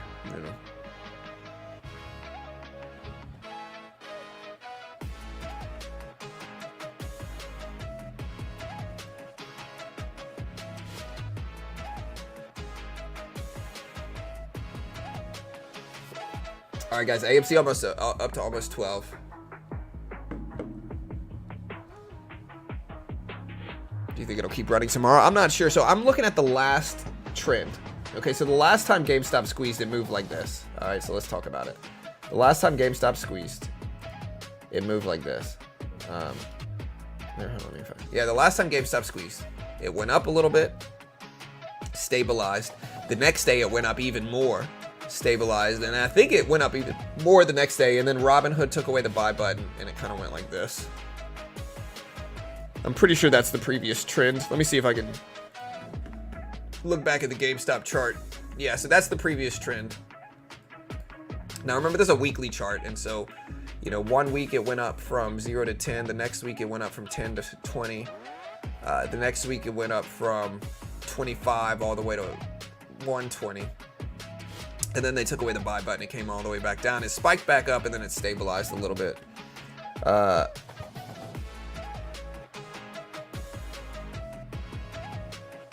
You know.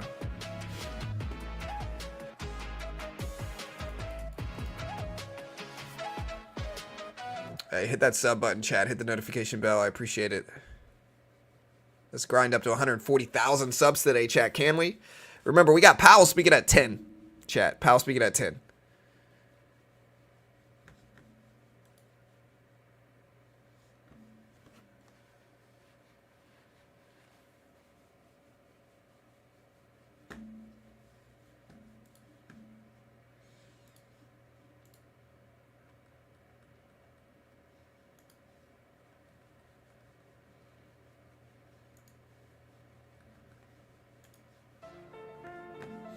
Yeah, I mean, I remember GameStop started really running last week, right? And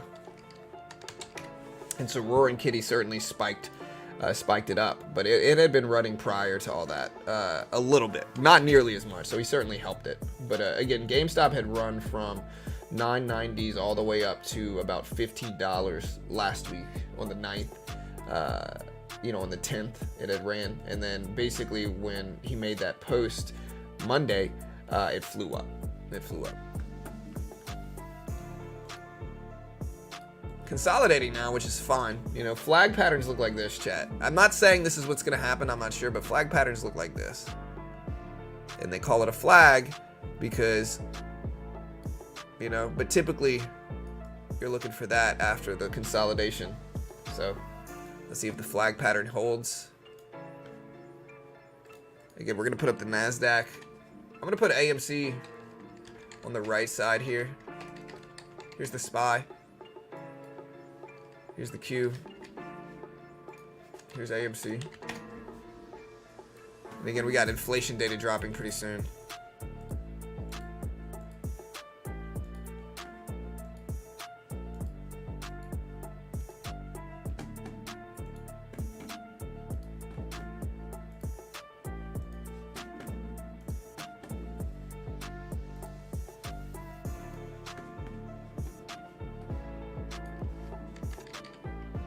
You guys ready? Nice tweet, John. Haha. Yeah, again, people could act like whatever they want. They could act like I don't like it or whatever, but I'm in GameStop at 15/16s. And so based off of my average price, we're in really deep here, and you love to see it. Can we say ripping? Are we allowed to say it today? Am I going to get hate for it?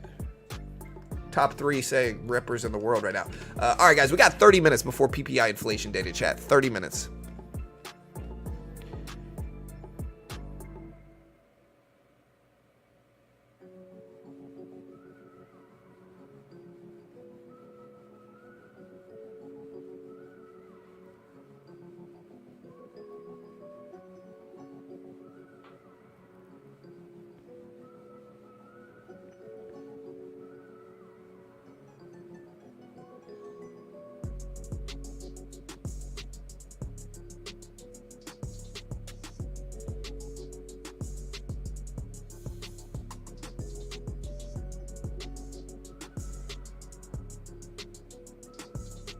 All right, so yesterday it was reported that numerous exchanges were reportedly having trouble processing orders through the GameStop. Honestly, if Jim Cramer can make himself any more of an enemy to retail, I don't even know how he could make himself more of an enemy. Jim Cramer posted yesterday, specifically, again, quote, the CEOs of GameStop, or no, look, here's, I'm gonna give you Jim Cramer's last 3 quotes, okay?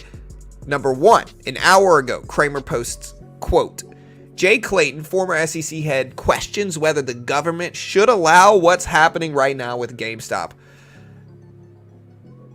End quote. Jim Cramer, an hour ago. Jim Cramer, quote 2. The CEOs of GameStop and AMC should just sell a lot of stock to make it so the companies are buys, and that will get the stocks even higher if the SEC decides to look into it. Now he's trying to pivot back to it. Greater fool or greater genius. If you bought GameStop or AMC yesterday, congratulations.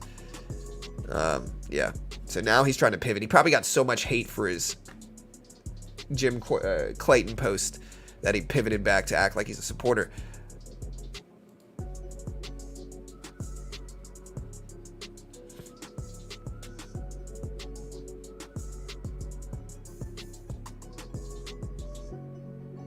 All right, so the last time Rory Kitty posted was 12 hours ago. Since then, GameStop has done crazy things.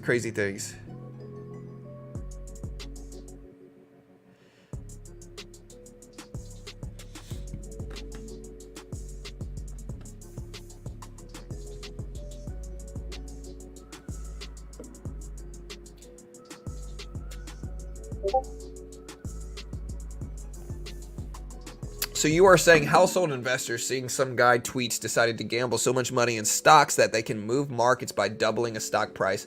I call this BS. Well, then you don't understand the stock market, brother.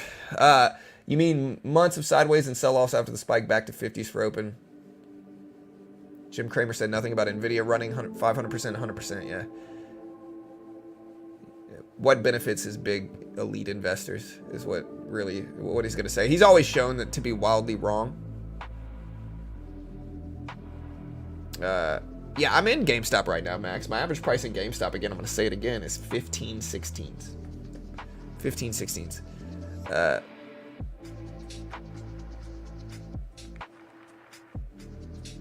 They were hating because they were short. Dude, I couldn't imagine shorting something like GameStop. That's got to be one of the dumbest decisions you could ever make.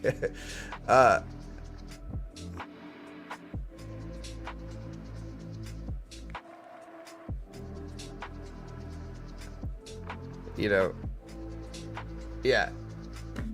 Look at AMC down to 1030s here, though. So AMC dipping down. GameStop down to 65s. Chat. Again, I'm going to just sit in it. Even if I lose everything, it's worth it for me to be in this. Again, we're still green on the year. And we're still very green on the day. I mean, we're not. I mean, again, my average price is 15s for GameStop. Maybe PPI inflation data will help it.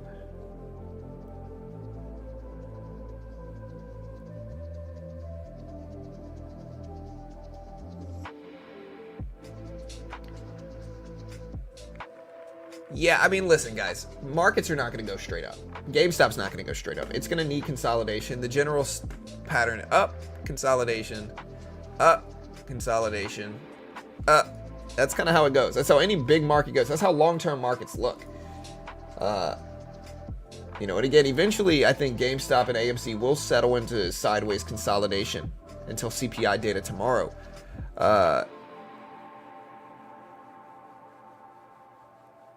Yeah.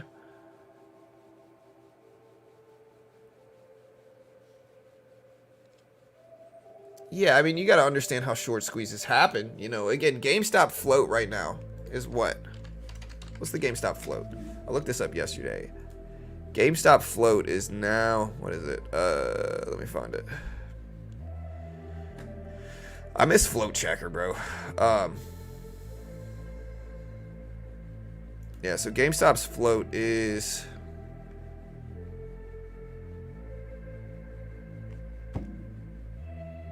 Man, why is it so hard to find the freaking float for GameStop?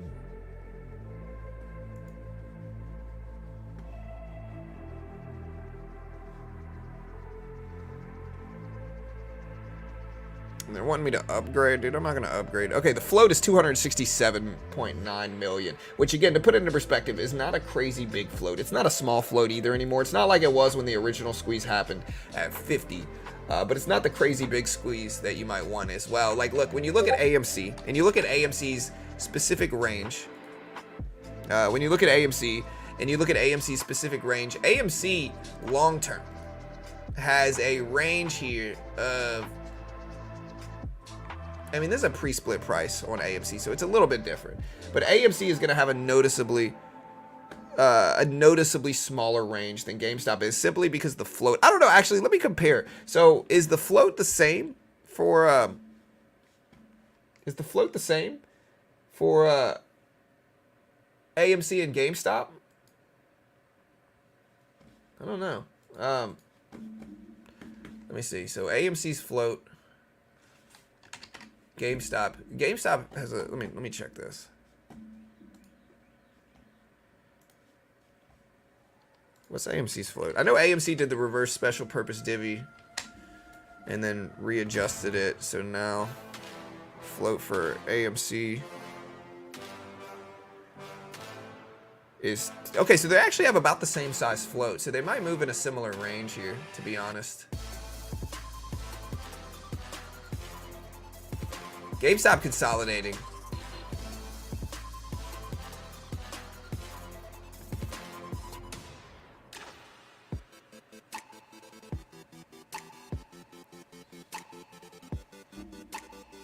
Yeah, synthetic shorts for sure. The question is the short float.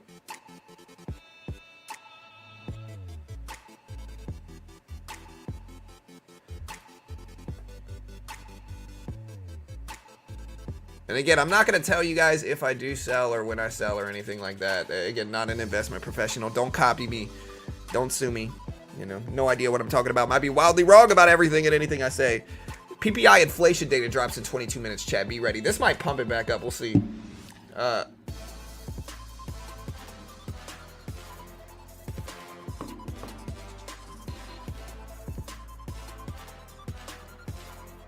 Why such big squeezes in GameStop, right? Or big swings in GameStop?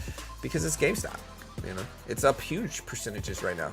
$50 is probably going to be a major level. Yeah, I mean, the problem, like, look.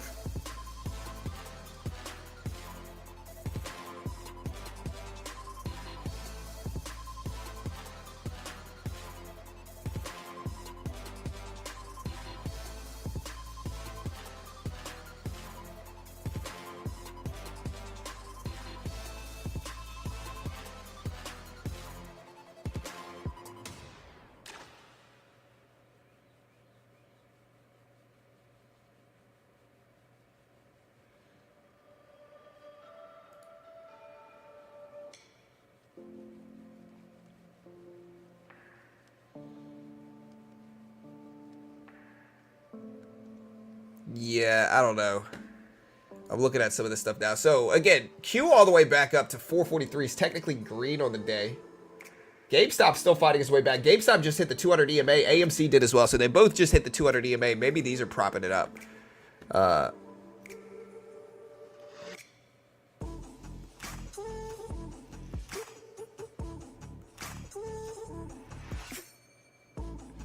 AMC needs to dilute. They recently finished dilution. They did their 250 mil offering.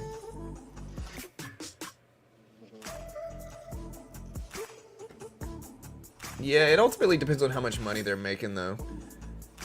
So he says AMC diluting shares again. You don't see GameStop CEO ditching its investors. You got to understand it like this, okay? So, like, these companies need to make money, and there's good and bad things about offerings. Now, offerings are definitely a more desperate sign, but if you don't understand offerings, chat, let me give you some offering 101 knowledge here. So there's many types of offerings. The main one that you guys probably know is the IPO, the initial public offering. It's the first time companies are selling shares to the public. It's called the initial public offering. Outside of the IPOs, there's a number of different types of offerings. These are all called secondary offerings. Basically, when you hear offering, it means the company is selling shares, and the company profits from selling shares directly. But you also have to understand by adding shares to the float, it is diluting the company. So by adding shares to the float and doing offerings, selling shares, essentially adding shares to the float, it is absolutely diluting the company. But on the other side of that, if a company is struggling and needs money, offerings can give it that bankroll it needs to expand, to turn profits, to all this good stuff. And so offerings are kind of bittersweet in that regard, where the company's going to get more money to spend, but it's also going to dilute the float. And so that's offerings 101, chat.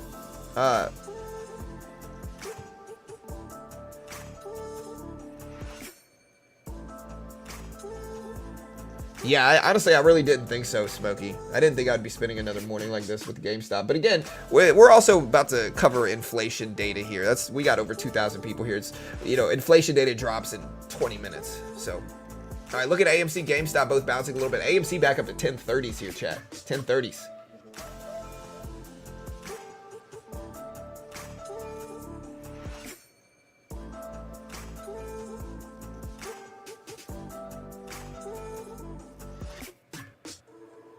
Yeah, CNBC confirmed this morning that AMC is diluting shares again. Well, they just announced that they finished this morning a 250 million offering. So if you look up AMC, they announced this morning already that their offering was done. Let me see if I can find the news report.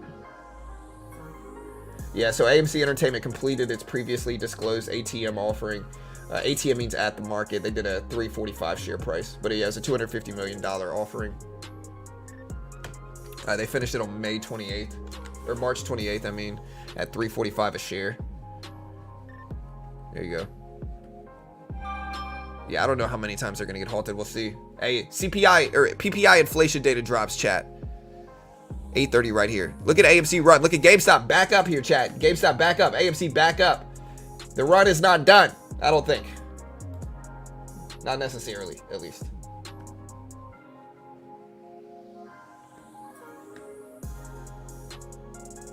All right, chat. Whew. Let's go.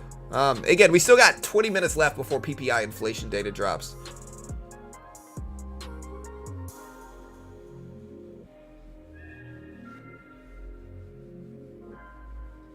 GameStop up to $70 here.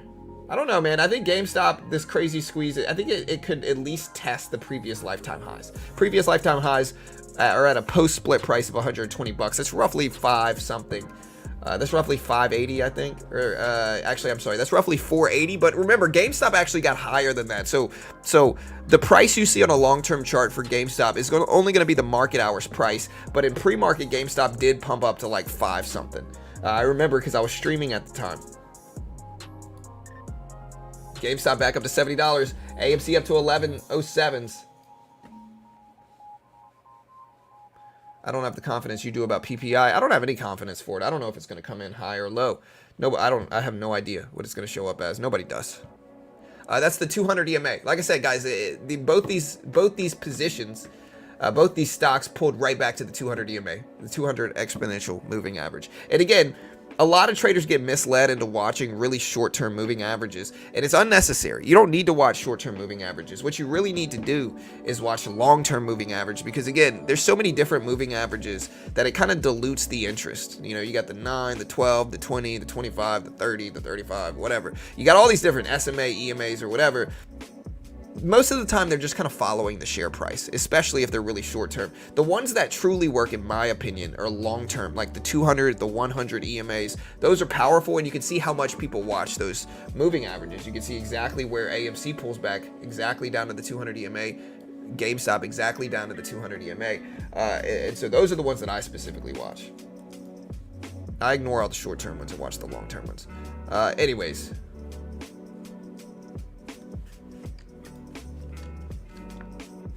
Where's Robinhood doing today? So Robinhood actually gapping up a little bit.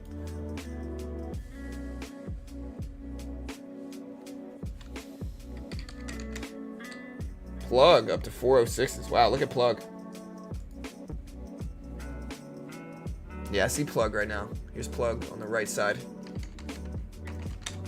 Plug up to 406s.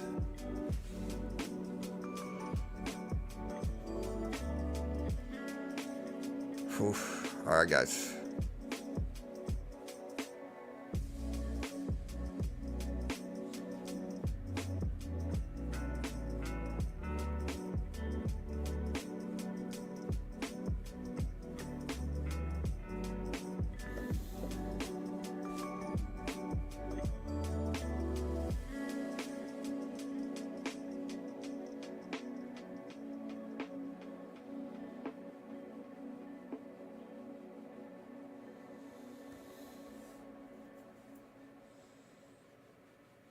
All right, chat. Whew. Look at Plug. Again, we're going to go back to AMC. Plug is running, though. Plug is too penny stock in nature for me, but it's running. You love to see it. We'll see if it continues.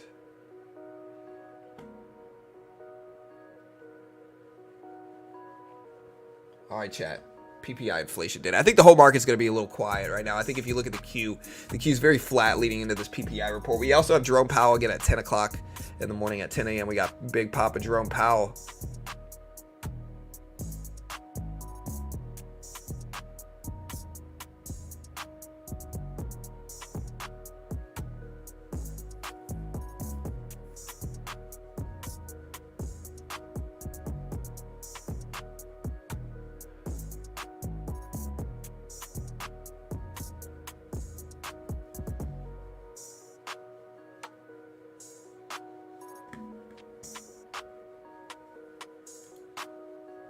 All right, we got over 2,200 people here. Please stop spamming like a jerk, bro.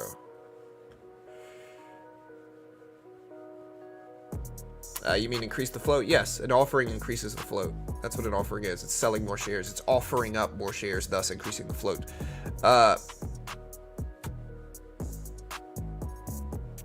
Yeah.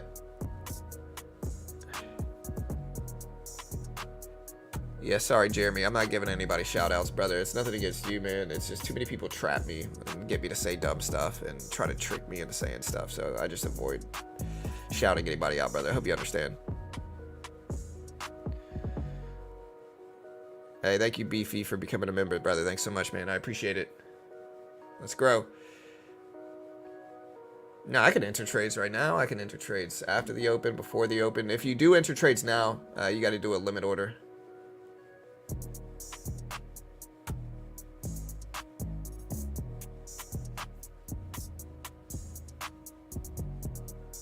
All right, chat.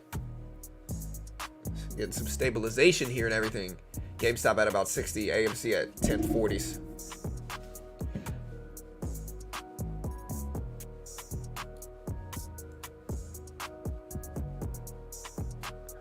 How many accounts we loosened today? All right, chat. Hey, also, and again, if you haven't already, check out my sponsors. Apex is one of my sponsors. They're a funded account program in futures. They give you a demo, test your skill in futures. If you can pass the test in futures, they fund you between 25K up to $300,000. Great way to learn how to day trade with limited risk. Most day traders lose. And again, if you think you're going to be some savant outlier, I'm here to tell you you're not. You're almost certainly going to lose. And so if you try to day trade with your own money, you're probably going to lose whatever you put up. If you put up 5K, I'm sorry to break it to you, you're probably going to lose $5,000 trying to learn how to day trade. You don't have to do that though. Instead, you can limit your risk with a funded account program. And trading on a funded account program is very similar to day trading stocks. There's just no PDT rule in futures. You can buy market, sell market, very similar to stocks. Again, here's the NASDAQ 100. I'm just to show you, I'm going to buy one contract, this is an actual $50,000 funded account on Apex. So very similar to day trading stocks. You can see this is the same price action as the QQQ. Patterns are very similar to blue chips, but there's no PDT rule, and these funded account programs are allowed that genuinely limit your risk. I can't guarantee you're going to make money. They're a sponsor of mine, but what these funded account programs allow you to do is get started for noticeably less and risk less. They give you a demo and they test your skill with a demo account first. It gives you a perfect middle ground of pressure where you have some pressure, you're still risking something, but you're not risking the full amount of thousands of dollars like most day traders are going to have to do. And so instead, they're going to give you a demo. The base one, they give you a 25K demo. This one that you see now is a 50K demo. I had to make 3K in profit without losing 2,500 on the 50K one, or $1,500 in profit without losing 1,500 on the base one. And again, if I pass that test and follow their rules, they fund me 25K, they fund me 50K, depending on which one. And this is only 30 bucks. And so if you lose, you're only out 30 bucks. But once you're funded, there's a 90% split. And so once you're funded, there's a 90% split. So if I make 10K once I'm funded, I get to keep 9K of that. Since they're funding me that money, they keep 1,000, and you get to keep your first 25K in profit, I think, as well. And so it's a great way to learn how to day trade with limited risk. You can get started for a very small amount of money, and if you're good enough, get funded. And then once you're funded, if you take some withdrawals, you can fund your own account or do whatever you want to do. And the best part is that if you lose, your risk is limited. The base one's 30 bucks if you use my link and get, again, you got to use my link if you want it for 30 bucks. You'll get the max discount if you use my coupon code BT, Beginner Trading BT. There's the link. They are a sponsor of mine. And remember, guys, I have no idea what I'm talking about. I might be wildly wrong about anything and everything I say. Don't copy me. I'm not an investment professional. Not liable if you lose. They pay me money, so I'm biased. Understand CFTC 4.41. Hypothetical or simulator performance have limitations, all that good stuff. Also, guys, we're going to go ahead and take profit here. See, we're up about 20 bucks. We took half of the position off. Again, you can see how similar this is to day trading stocks. We're using market orders, really. We're going to take a little bit more off there, lock it in. All right, so we're up about 20 bucks on this position. We're going to get out because PPI data drops very soon. Yeah, again, we're consolidating for GameStop and AMC. I don't know if they're waiting for PPI data to drop, but it's possible. It's only futures on Apex. But again, in futures, you can day trade the SPY price action, the Q price action, and the E-mini and the NASDAQ. And so it's very similar to day trading stocks. Like, instead of trading stocks directly, you can trade index funds that are comprised of stocks. You know, you can trade the Dow, you can trade the Russell if you like small caps, you know. All right, guys. Here we go. Be ready. Here, chat, be ready. We got about 2,400 people here live. PPI inflation data drops soon, chat. It's time. Yeah, and again, I'm biased. They pay me money. I'm always honest about it. Like, listen, if I wanted to be a sleazy guru slanging courses, pumping up low flow penny stocks and riding off in the sunset, causing my traders to lose a lot of money. If I wanted to, my house is a very nice house. If I wanted to show off this house and act like I made it somehow with trading profits, I could, and sell you guys a sleazy course on how to get rich quick and be a mentor. Like, I absolutely could make millions of dollars doing that if I wanted to. With the following that I have, 100% could. I'd rather not do that because, again, I want to sleep good at night. I'd rather be honest about my sponsors and tell you guys they're sponsors. They pay me money. I'm biased. I'd rather be honest, not sell a course, not sell a service myself, not even claim to be a good trader or an expert. That way, I'm just providing a service. We're covering economic data, market news, earnings, all that good stuff. The Q pushed it up right now. It's at 443s here, chat. 443s on this push. Top 3 worst traders of all time ever in the world. Hey.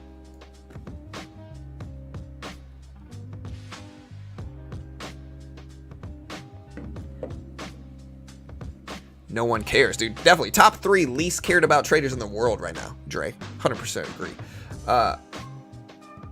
Again, we got Powell speaking again. We got 7 minutes, chat. 7 minutes. I still promote Top Step and use them occasionally. You know, I promoted them the other day.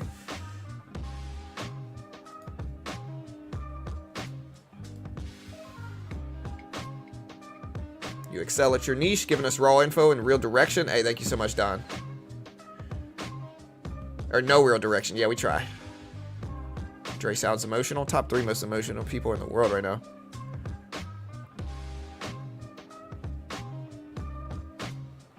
All right, guys. Hey, it's time.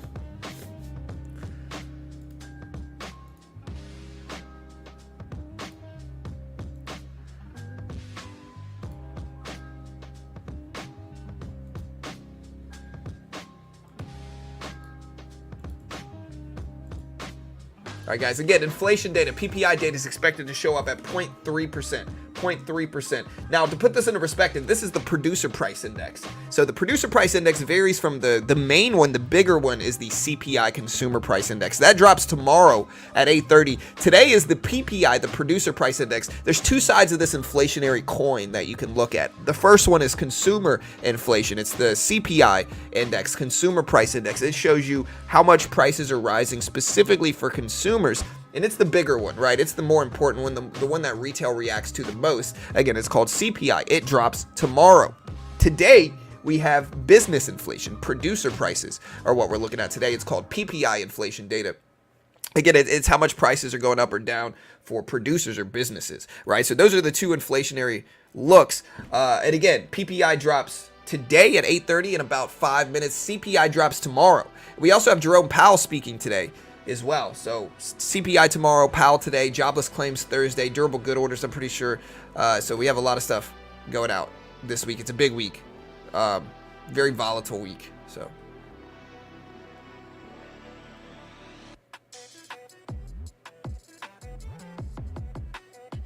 tune in every day for your wonderful service you provide. I'm really grateful. Hey, thanks so much, brother. I appreciate it, Vincent. John, you anti-troll like a boss. Yeah, it's really hard to troll me if I call myself the top 3 worst trader of all time. Most of the time I agree with the trolls. When's the office tour, bro? Honestly, I got so many coffee stains in this office. I cleaned it up a little bit yesterday, though. Top 3 greatest offices of all time. Look at my library, bro. Look at that library, dude. We don't really have anything over here. We're just kind of hanging out. Top 3 greatest offices of all time ever. All right, guys. Who?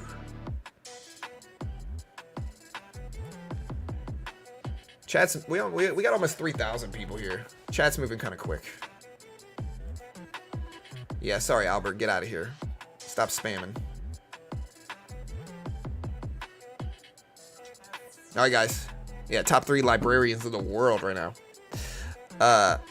Yeah, it's definitely wallpaper. It's definitely not real.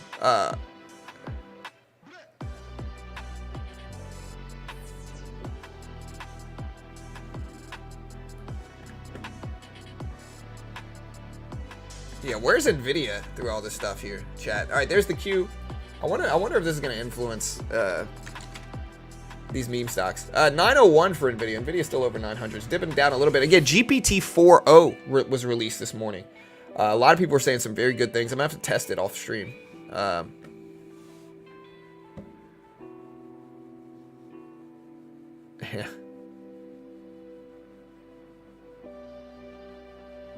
Nothing wrong with having fun with the trolls. Yeah, I mean, listen, guys. You know, listen.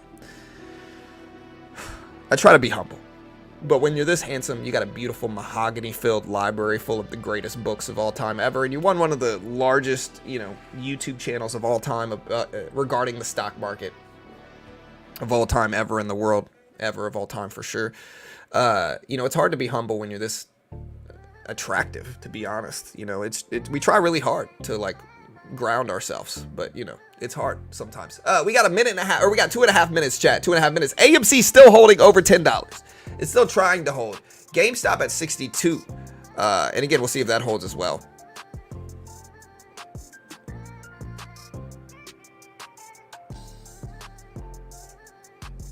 Clove? Yeah, we'll see.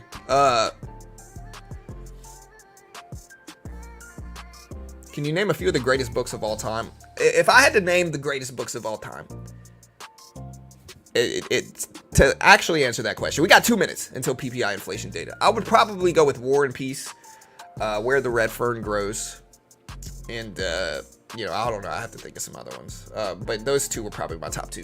All right, guys. Hey, we got Bloomberg here. Bloomberg, War and Peace, definitely the greatest book of all time in my opinion.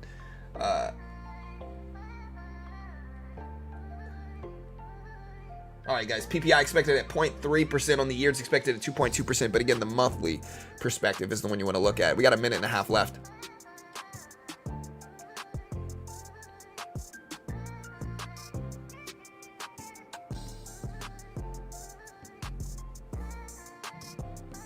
All right, guys, 1 minute. Hit the live button next to the play button. Make sure you're fully caught up on stream. PPI data is about to drop.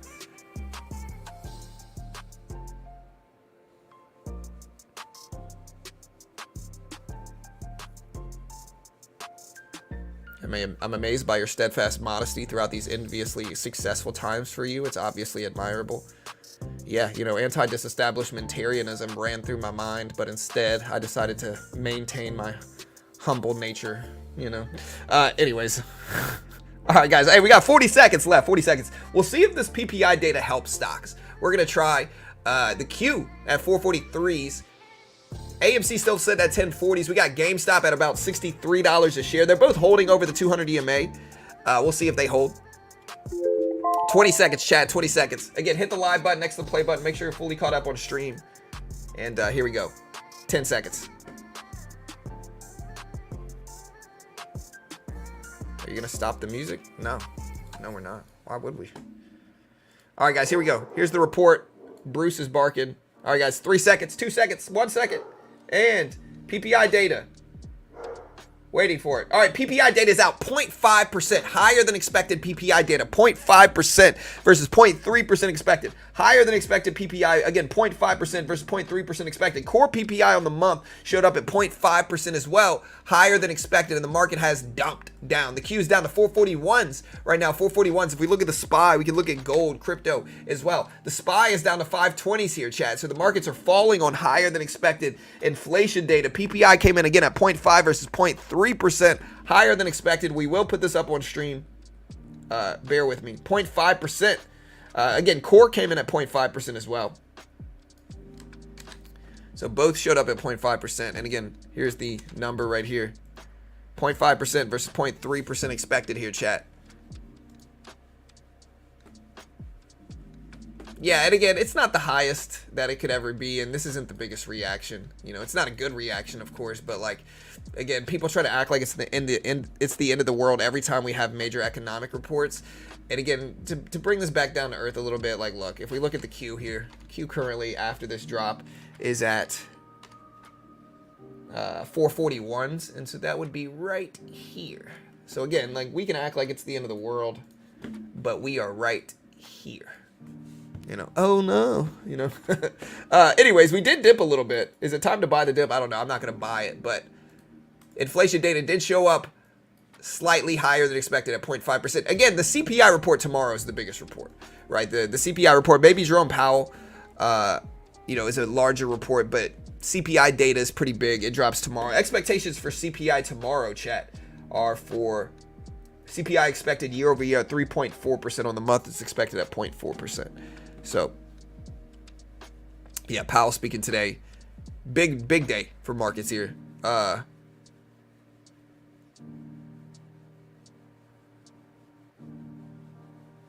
I'm going to try to sit on the rest of my shares for GameStop and AMC. Plan is just to hold.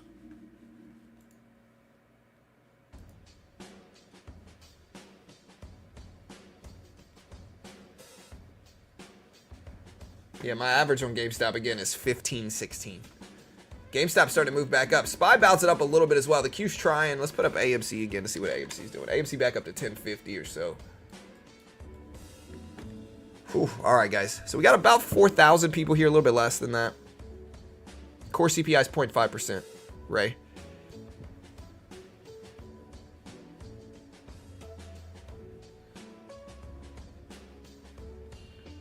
Did gold dip? I don't know. Sometimes like higher prices can make people hedge towards gold. And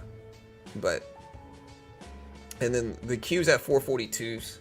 Yeah, I don't know why every major economic report people start talking about the market crashing. Again, I think universally throughout the history of markets, you always have some people that are always yelling market crash, and a crash realistically only happens every maybe 5 to 10 years. And so people wildly overpredict crashes is the first thing to understand. And so generally, I think it stems from people being sold on crashes by influencers. Like, I think influencers and market people tell all these retail traders that the market's always about to crash, and retail ends up missing out on some huge gains because of it. But because they miss out on those gains, their bias is really like, hey, it needs to be justifiable, so the market has to crash. And so then they start just predicting crashes every major economic report, and crashes very rarely are going to happen. They're not something that, if you're predicting a market crash every major economic report, again, somewhere you've been misled. If you think the market is always going to crash, or if you're betting against the actual stock market long term, again, somewhere you've been misled. Is one of the bigger sucker bets that you can get involved with. So just be smart, chat. Understand market's not always going to crash, especially around economic data. The big one is CPI tomorrow. So even if we had PPI data come out today, CPI data is the one that's going to cause the bigger reaction most likely. So that's the other thing to understand.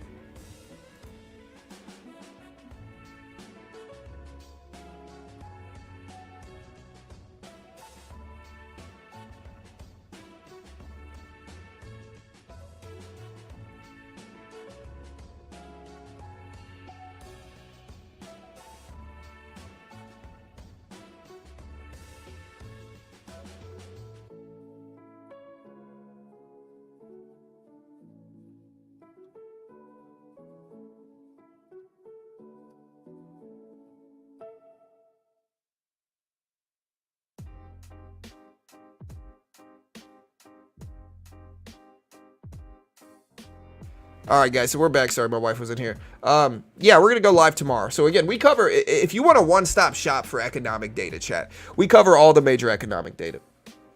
This is, you know, again, we used to cover just broad, like just day trading. But if you look at my channel's grown a lot. We cover every major economic report. Our biggest stream was NVIDIA earnings. But again, if you check back at my channel, like if you look back at my channel here, chat, you can kind of see, like, we've grown a lot. You know, the last couple, weeks have been slow, but like FOMC meeting, we got 40,000 views. Apple earnings, we covered JOLTS, we covered jobless claims, like we cover every major economic report. You're going to see something from us. JOLTS report, CPI, PPI, inflation data. So we cover all of them, and so, yeah, Fed minutes report, FOMC meetings, earnings, all the big earnings reports. So Apple, Amazon, Google, NVIDIA, certainly. We're going to cover it. Gold rebounding back up a little bit. And again, GameStop making its next push. It's up to almost $70 a share. So again, if you want a one-stop shop that's going to give you this economic data, hit the subscribe button. John, how do you make money from this channel? Sponsors. I mean, we make money in a lot of different ways. But I always tell people, like, listen, if you can get over 100 people watching your live stream regularly, like not 100 views, 100 views is not that much. But if you can get 100 concurrent viewers, you can make 40, 50 grand a year with just that many views, right? The more you get, the more you're going to make. And so we average about 500,000 views a month or so, maybe more or less depending on the month. So we make very good money running this YouTube channel, And again, I'm not living off of my trading profits either.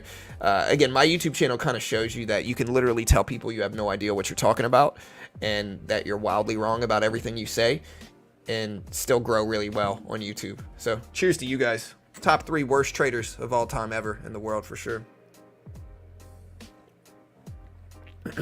Are we making our next push, guys? Are we making our next push? Yeah, CPI is way more important here.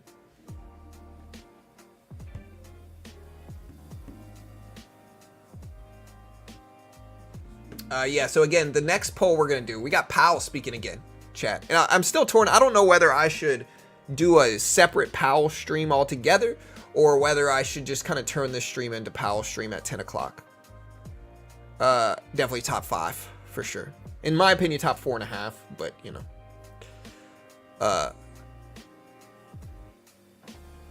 all right, gold started to move back up. We're at 2350s here, chat. And again, time will tell. Let's go. GameStop. I'm excited to see the opening bell. Now, remember, Powell speaks at 10. What's your all-time high live viewers? NVIDIA earnings, we had 14,000 concurrent viewers. 14,000 for NVIDIA earnings. So that was our largest stream ever. That was last quarter. That one starts next week. So next Wednesday is going to be our largest stream of all time ever. I'm going to put that out there. Next Wednesday is going to be our largest stream of all time ever. Again, if you want to check out my sponsors, check out Apex. Apex funded account program and futures. They give you a demo. They test your skill with the demo account. If you could pass the test with the demo, they fund you between 25K up to 300K with a 90% split. And again, the futures market is where most pro day traders want to trade.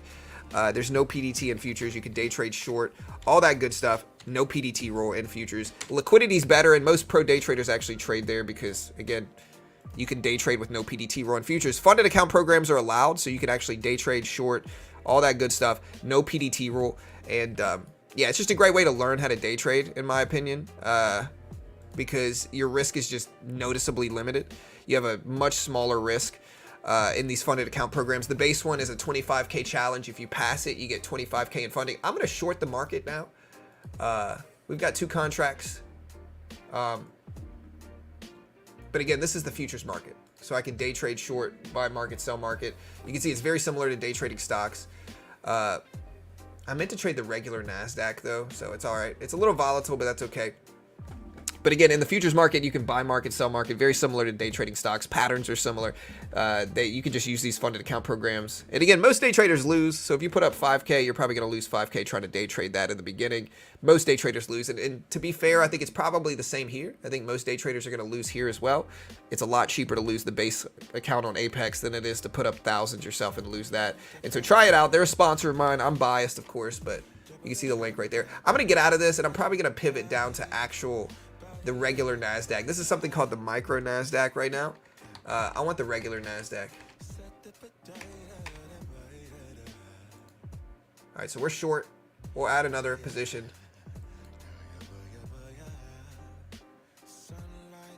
Now, again, this is a challenge account, so we're going to risk, you know, we're going to kind of go for it here. Here, did we already do a poll? Let me see. So again, this is a little bit more risk. This is a challenge account, so if we lose, it's not the end of the world here, I guess is my point. Let me do a poll. We already did a poll. We see the votes.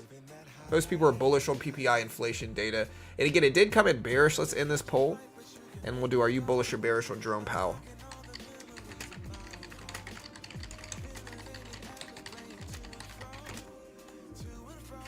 Bull. Bear. Vote in the poll, guys.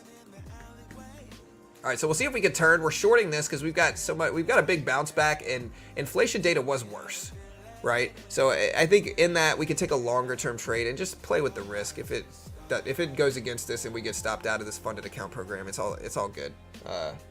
We've got enough of these to where we're just trying to keep them active. I got a lot of them that are sitting that I don't even use, right? So that's why you see me kind of jumping in this and taking crazy risks.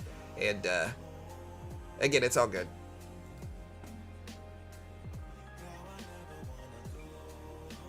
Implied volatility, Smokey, means, in options specifically, implied volatility means that the more volatile something is, the more it's going to have to move in order to make you money, right? So, like, basically, in order to limit risk, they're going to have to curb down the profits that you make or the losses that you take from that volatility, if that makes sense.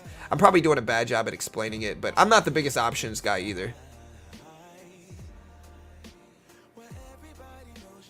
If you don't do better in a jiu-jitsu fight, then you won't win.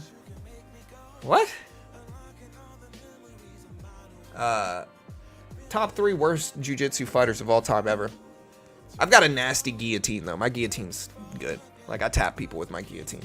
And I'm good with top pressure. I'm pretty, like, my guard's not great. I end up usually, like, I try to go with too many triangles, and then they end up just kind of throwing my legs over and getting into side control. And then I'm really bad at side control. So it just depends. All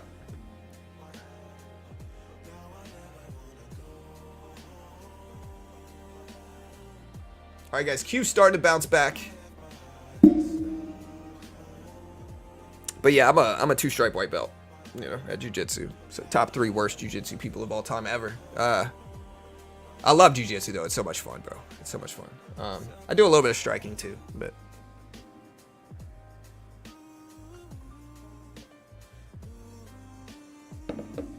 SPWR.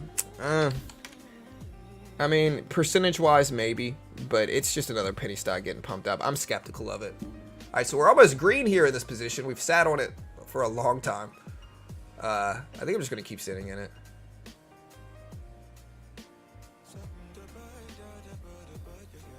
Your opponent's watching your stream now. Going to take it to the side every badge. Nah, I mean, even, yeah, I've been learning the Marcellatine lately. It's fun. The high elbow guillotine is really what it's called. I'm pretty good as a white belt. I'm better at no gi than I am at gi.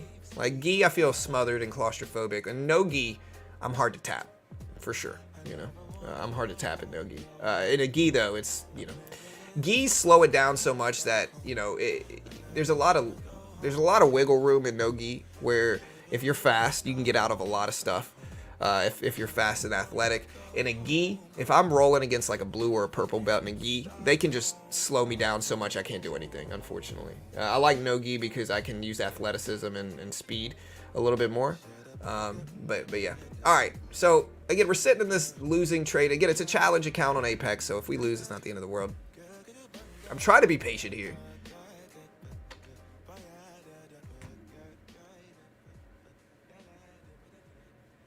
I think we got enough room to let it work, though.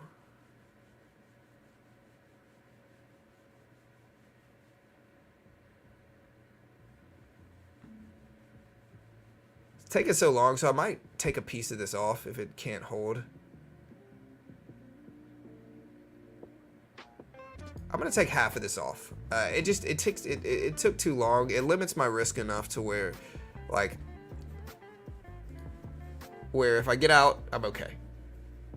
All right, AMC started to run a little bit more. GameStop Still starting to run. It's at 67.20s, chat. 67.20s. All right, so we're now green here. And now I can be much more loose on the rest of this. I'm going to put just GameStop up because we already got the NASDAQ up on the left side. So there we go. We're up.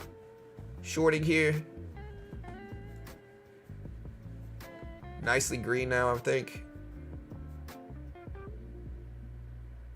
All right, we're out. So I think we actually made money on that trade.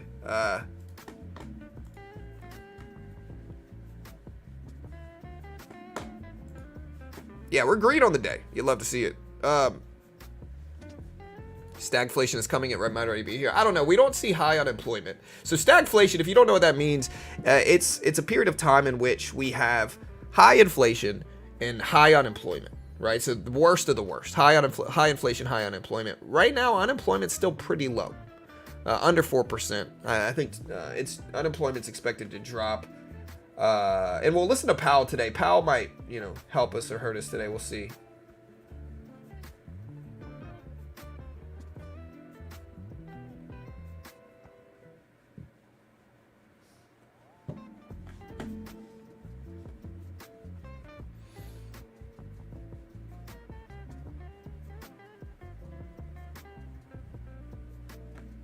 Yeah, GameStop all the way at 66.20s here. So craziness.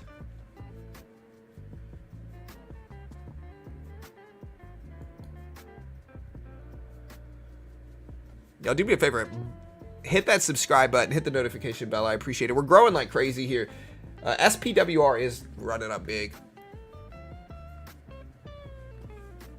Let me see what else we got.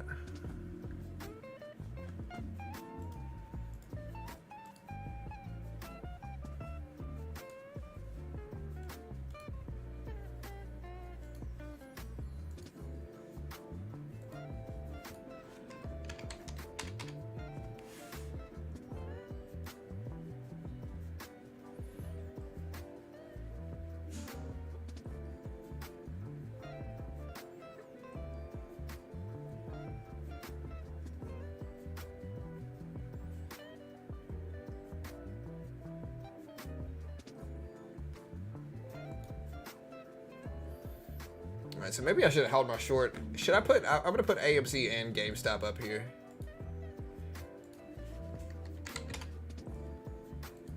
All right, so there's AMC. AMC almost at 11s, so AMC still moving really, really nicely.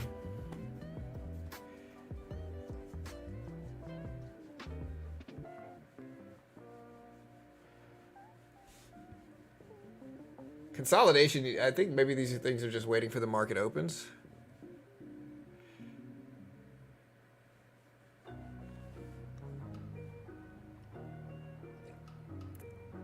Big Papa Jerome Powell at 10.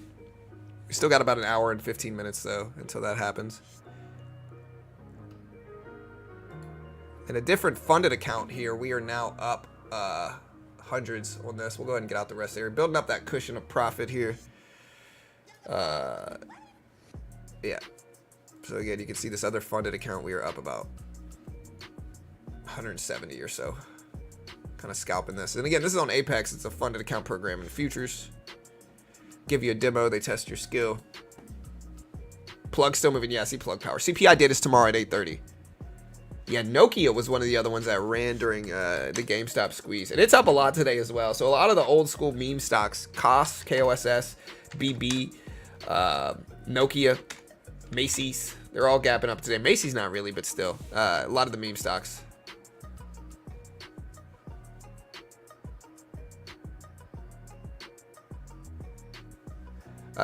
Jerome Powell's at 10 a.m.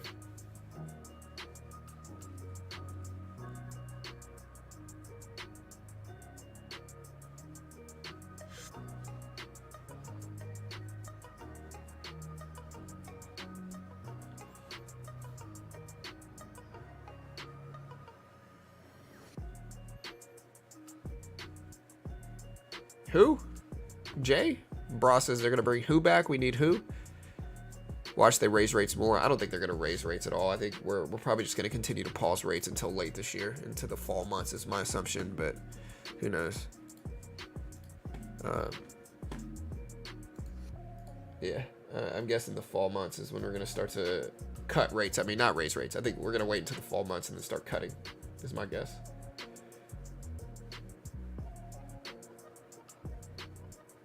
So again, inflation data came in hot, 0.5%.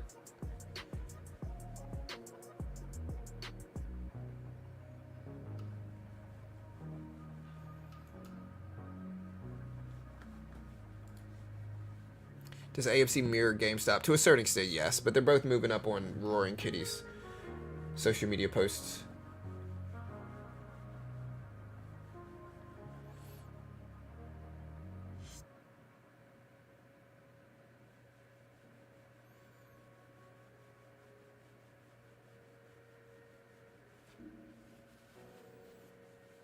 All right, chat. Consolidation in markets right now. I'm bearish in the broad markets and the SPY and the Q. I might be wrong though. Don't copy me. Again, not an investment professional. I just think we dropped so much and then rebounded all the way back up on high inflation data. Sometimes that doesn't make the most sense. So I think we might have some extension on the upside and pull back a little bit is my guess. But again, I could certainly be wrong. I'm just straight up guessing here, guys. No idea what I'm talking about. Might be wildly wrong about everything I say. Don't copy me. Straight up guessing here.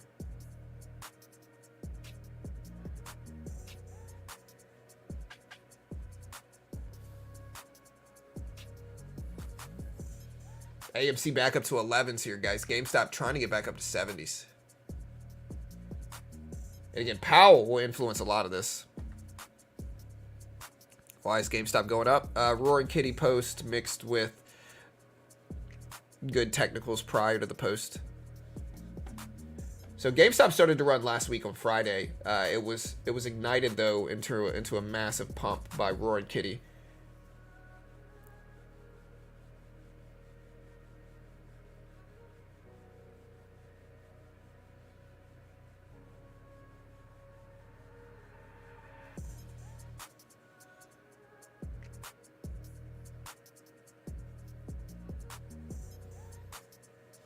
Yeah, I might start shorting this here at the top.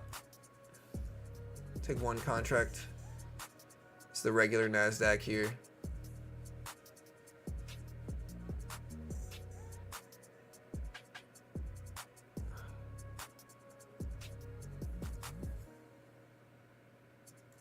All right, we're gonna go ahead and cut that. So we just took some profit there. So yeah, we're up a little bit on the day. We'll see if we continue it. I might add some more back. AMC ripping up to 1140s, guys. Let's see if GameStop starts to follow suit. Again, I'm in AMC as well.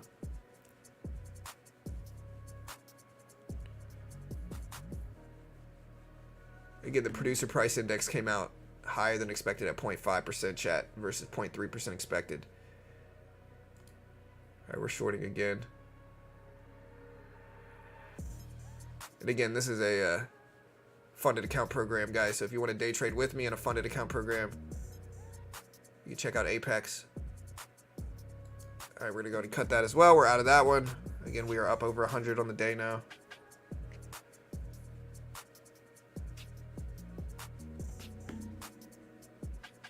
It's kind of like picking up pennies in front of a train track, though. Eventually, we might get a thrust up. I don't want to take too much risk here.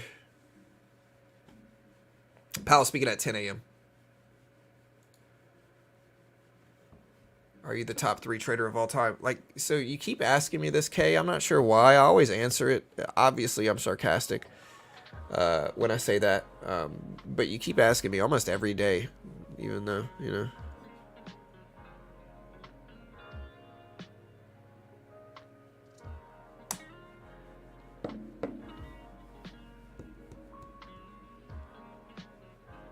Yeah, I'm not really going to go into that, Craig. I still promote both of them occasionally, you know. They're both, I'm friendly with both of them. They're both good companies, you know.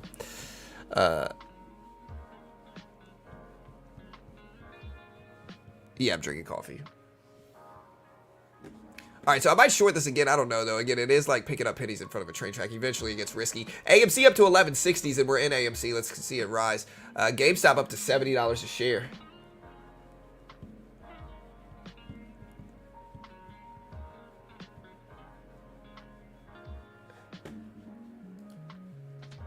All right, guys. AMC almost up to 13s, or almost up to 12s. Yeah, I don't know what you should put your money towards. No idea. Top 3 worst trader of all time ever.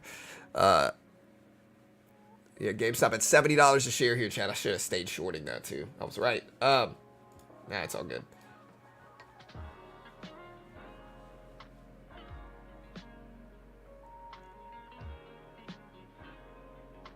Weird.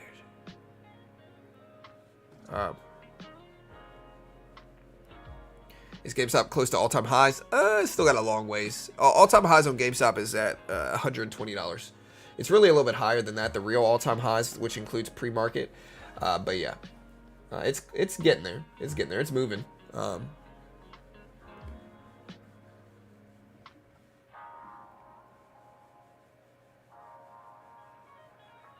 No, I'm not shorting GameStop. Of course not. I would never. I'm long GameStop. My average price on GameStop is $15.16.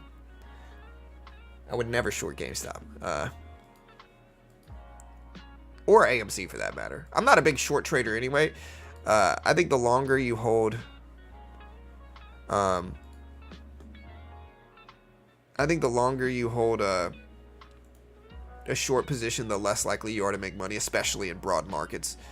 The longer you hold a long position, the more likely you are to make money, especially in broad markets.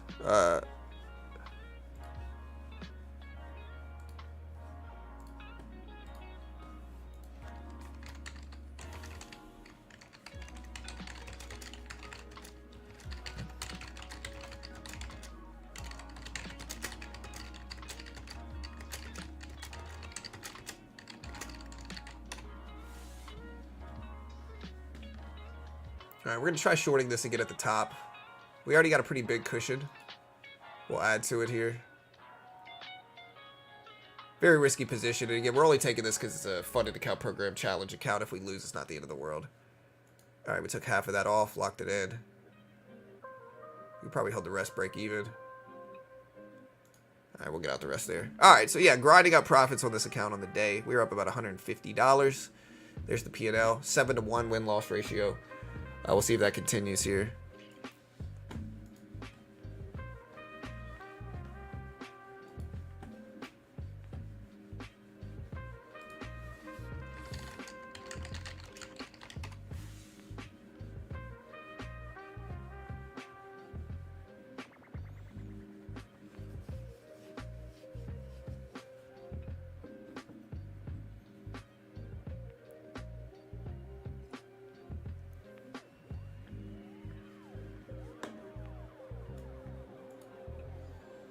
All right, so we're pulling back a little bit. So my shorts have been pretty good there.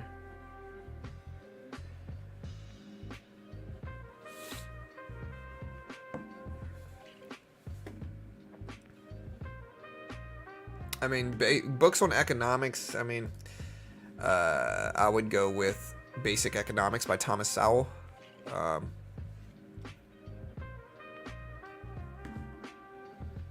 Psychology of Money is good. You know, a little bit newer book, but still good. All right, guys, so we're pulling back down again. AMC dipping down from 12s to 1150s.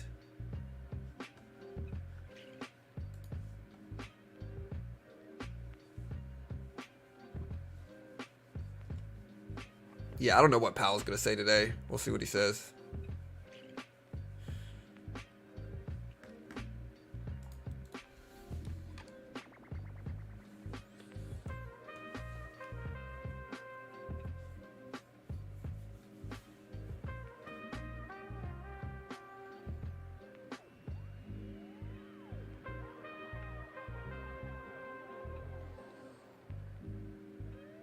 Yeah, I'm looking at all these meme stocks run. Again, we're in GameStop, we're in AMC. It's some pretty good prices, too. Is this GameStop's biggest move ever? No. It's 2021 was its largest move, for sure.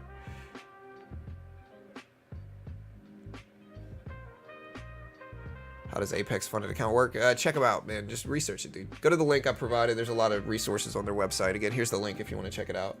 Again, they're a sponsor. I'm biased. They pay me money, but I think it's just genuinely good to.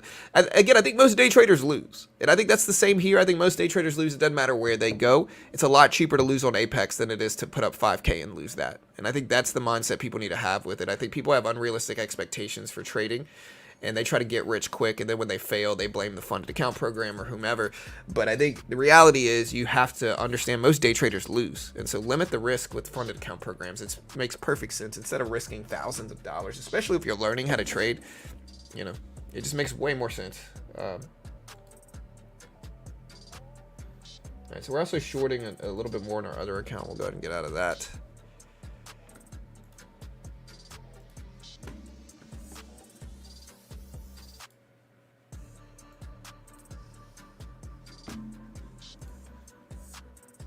Still torn on what to do.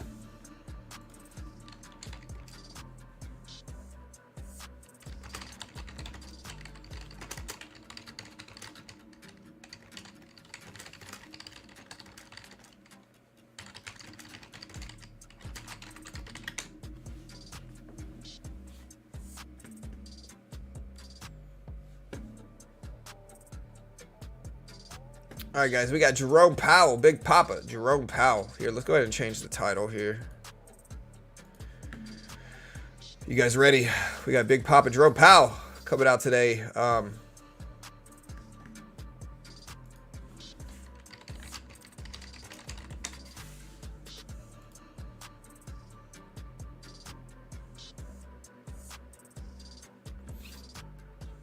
Yeah, so this is going to be a moderated discussion with the Netherlands Bank President, Foreign Bankers Association in Amsterdam.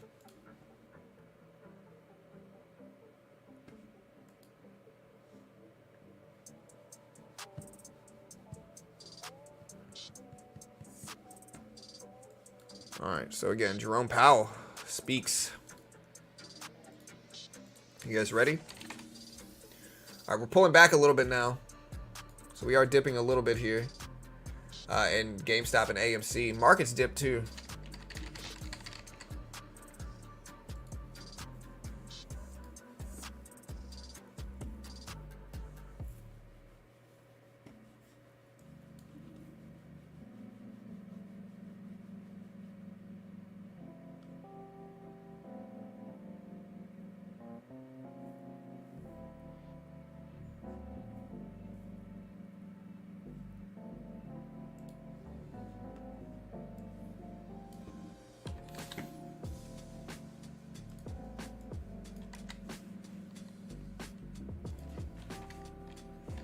Again, 10 a.m. is when Powell speaks.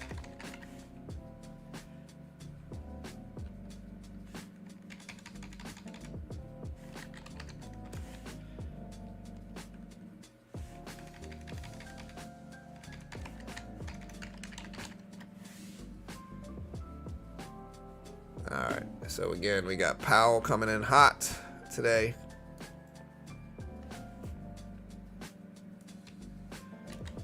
Keep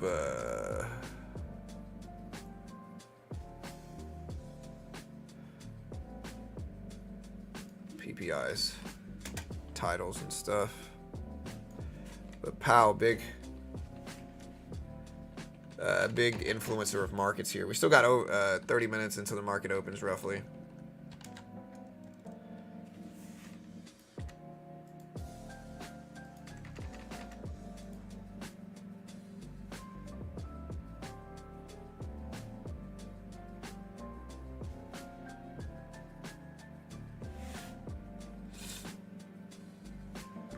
So the PPI is out already. See, my short would have worked here, Chad. I think my logic made sense. Again, if you don't remember my logic here, and again, I might be wrong. I can't guarantee anything.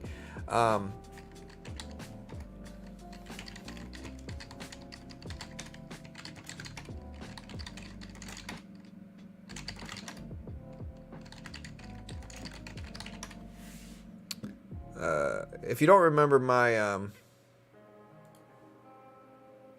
my logic here, I'll talk about it in a second.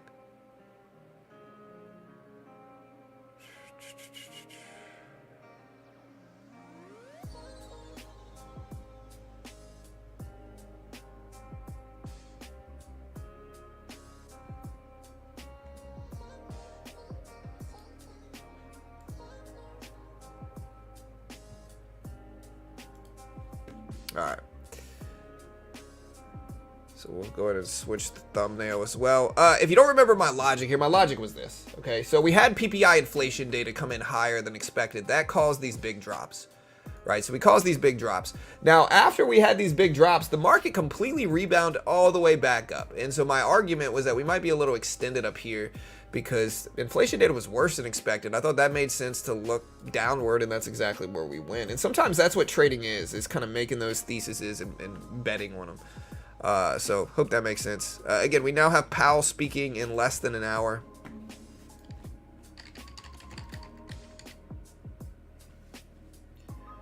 So yeah, we now have Powell speaking in less than an hour.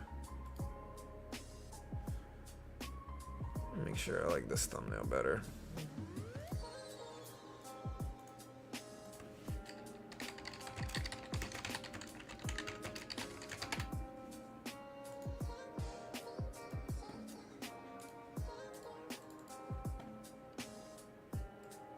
All right.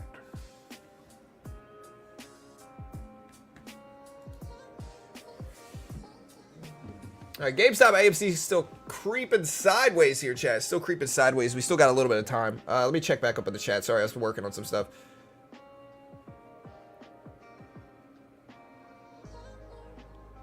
Is it true what they say? If Papa Powell doesn't see his shadow, we get another rate pause? we're going to get another rate pause almost certainly. You know, again, in every major FOMC meeting, people predict these ridiculous outcomes, like we're just going to shock the world, like we're going to shock the market and raise rates suddenly. And again, these are people that generally don't understand economics. They don't understand like procedure. They don't understand how it normally goes and probabilities most of the time. Again, every major FOMC meeting, somebody bets wildly against the expected thing and gets really, really cocky about it, like egotistical about it, like, yeah, this is gonna happen, just wait and watch. And then when they're wrong, crickets, you never see them again.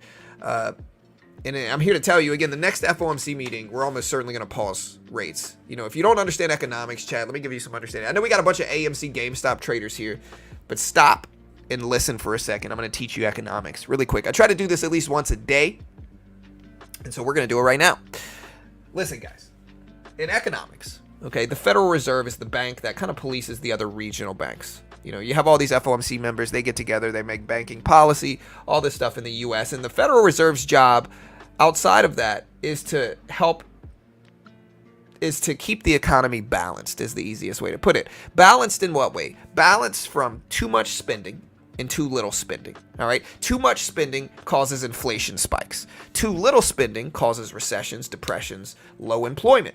And so the Fed's job is to keep these things balanced in economics, right? So the Fed has a number of different tools to keep them balanced, and depending on what happens macroeconomics wise will influence what the Fed chooses to do and which tools they choose to enforce. One way to look at it is that in 2008, when the mortgage disaster tanked the economy, as well as in 2020 after the pandemic, the Federal Reserve stepped in and they said, hey, too little spending is occurring. Too little people are working. Unemployment's high. Spending is low. The economy could fail. The economy could turn into a disaster and a recession, depression, all this stuff. And so the Federal Reserve steps in. And one of their tools, their main tools that they use, control interest rates. They control interest rates because interest rates control everything else and influence everything else. And so in those periods of time, again, like 2008, like 2020 and the pandemic, when too little spending were occurring and we were at risks for recessions and depressions, the Federal Reserve stepped in and they did, number one, their first tool is rate hikes or rate cuts. They can cut short-term interest rates, the federal funds rate, and by bringing interest rates down, this allows consumers who are now paying less in interest rates to spend more money, thus stimulating the economy. Because if you're spending less in mortgages or in auto financing, you're going to have more money to spend on other things. And in turn, by bringing interest rates down, it stimulates spending. It causes people to spend more. And so again, short-term interest, but eventually it trickles into long-term rates. And so by reducing short-term rates, eventually it's gonna reduce long-term rates as well, right? That's the logic of it. Now that's the first tool. The second tool is a little bit more desperate of a measure, and that is called quantitative easing or quantitative tightening on the other end of that. But quantitative easing is basically it's a form of money printing in which the Fed steps in and they expand their balance sheet, specifically through bond purchases mostly. By doing this, it injects liquidity liquidity into markets. It causes liquidity in bonds, and it allows banks to lower interest rates to consumers. Again, that's a more desperate measure because, again, there are consequences and side effects of that, right? So anyways, in 2020, we can use that example. The pandemic happened, the Fed stepped in, and they brought interest rates down to almost zero. If you look at the federal funds rate graph, let me find it. If you pull up the federal funds rate graph, here's the effective federal funds rate. You can see after 2020, the Federal Reserve stepped in and they brought interest rates down to almost zero, and they kept them there until January of 22. The consequence of doing this, and it injected liquidity into markets. When people spend too much money, what happens? Prices spike, inflation spikes. And so again, one of the consequences of this, bringing interest rates down, was inflation spiking. If you look at 12-month inflation data here, here's CPI inflation. If you look at this, after 2020, what happened to inflation? Inflation spiked up to almost 9 or over 9%. Because again, the more people that spend, the more businesses raise prices. And so inflation spiked to almost 9.5% in this period of time because spending was, so profound. And again, that's what brought prices up. The other thing to understand about inflation data, chat, because this is CPI, this is the data that drops tomorrow. One thing you'll see is that very rarely do prices literally go down. They almost never actually go down. The best we can do is slow them down. If we can slow them down, the Fed's goal right now is 2% on the year. If we can slow prices from increasing more than 2% on the year, it's a positive thing.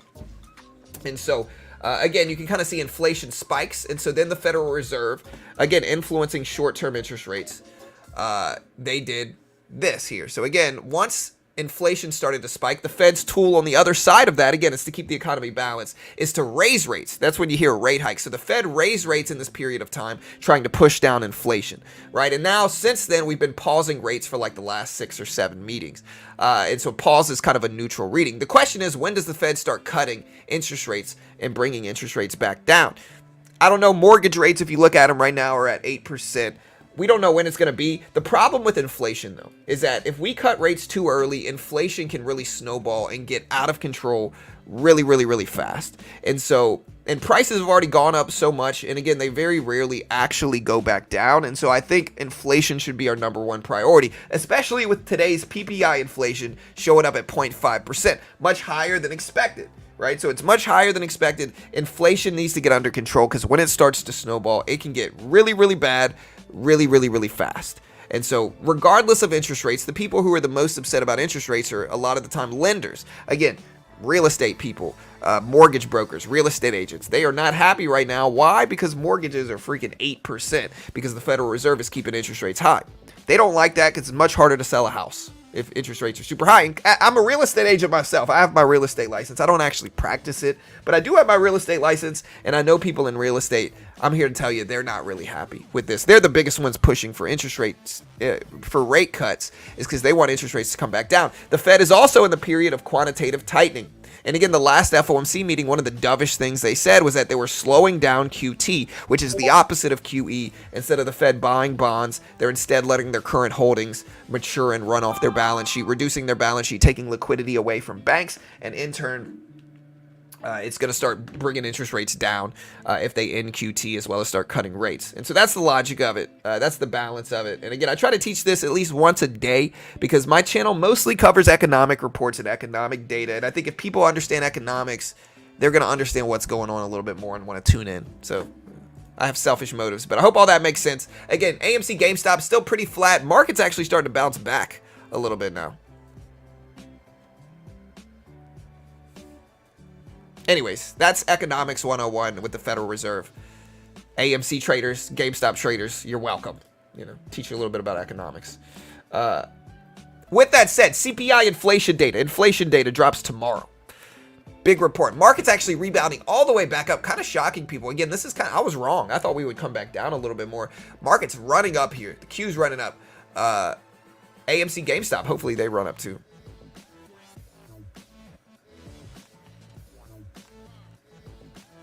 Yeah, 3 college credits right there. That'll be $20,000. Amazing. Thank you for the short explanation. Yeah, all good, brother. All good.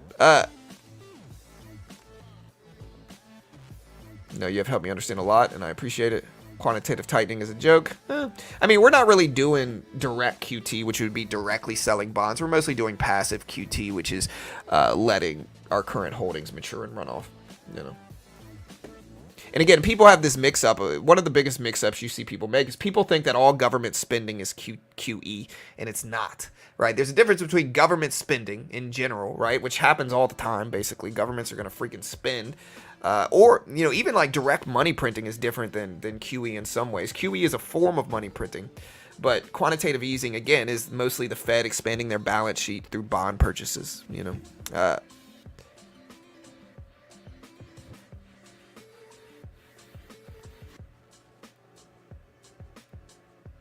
All right, chat. We have 14 minutes left, and we got Big Papa Powell speaking in about... Here, I'm going to put the timer up, chat, because we still have... we got 45 minutes left until Powell speaks. All right, 10 a.m., 9 a.m. Central, 10 a.m. market time. We got 45 minutes left. Put this down right here. That'll work. All right, guys, they're both moving up. AMC up to almost 12s. The S&P 500, the NASDAQ running up. GameStop moving up as well.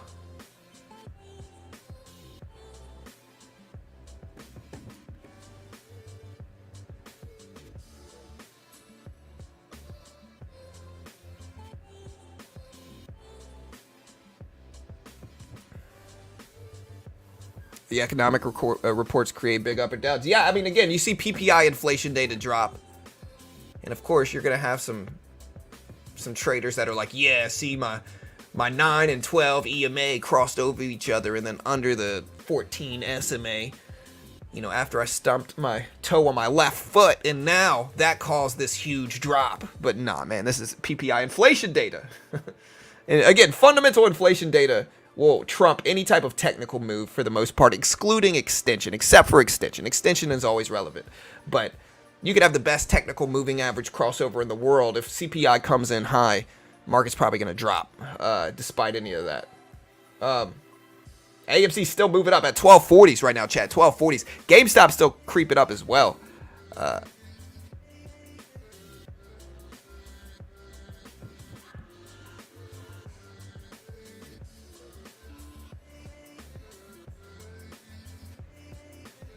As a real estate photographer, all my clients have reduced their media packages. Honestly, look, no offense. I'm going to be as honest as I can about this, though. That industry is about to be obsolete, Matthew. As like real estate photographers, your margins are about to go way down over the next 5 years. Because, again, you don't need an editor anymore. You don't need anybody to do that. You can literally have AI do most of that stuff for you. Same thing with, like, headshot photographers. You can have AI create a headshot for you, a better headshot than somebody charging you $200 to get dressed up in a suit, fix your hair. You don't need to do any of that stuff. Again, I had headshots made for me, and they were pretty solid. Like, I'll have to go find mine. I don't know where they went, but I had AI headshots done. This was like over a year ago. Let me see if I can find them. Like over a year ago.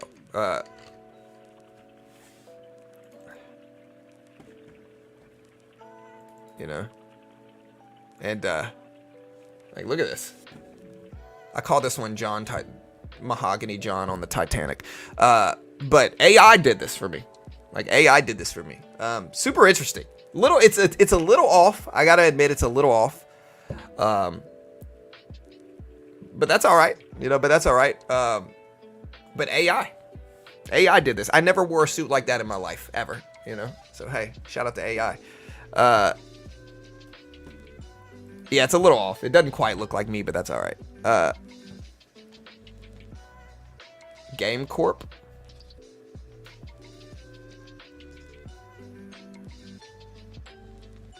Right, but AI is fake. It doesn't matter whether it's real or fake. Whether it causes people to, like, whether people avoid going the regular route so that they can, it's easy. Simply put, AI is much, much easier to get headshots done and real estate photography done. I have to go check the AI software I used.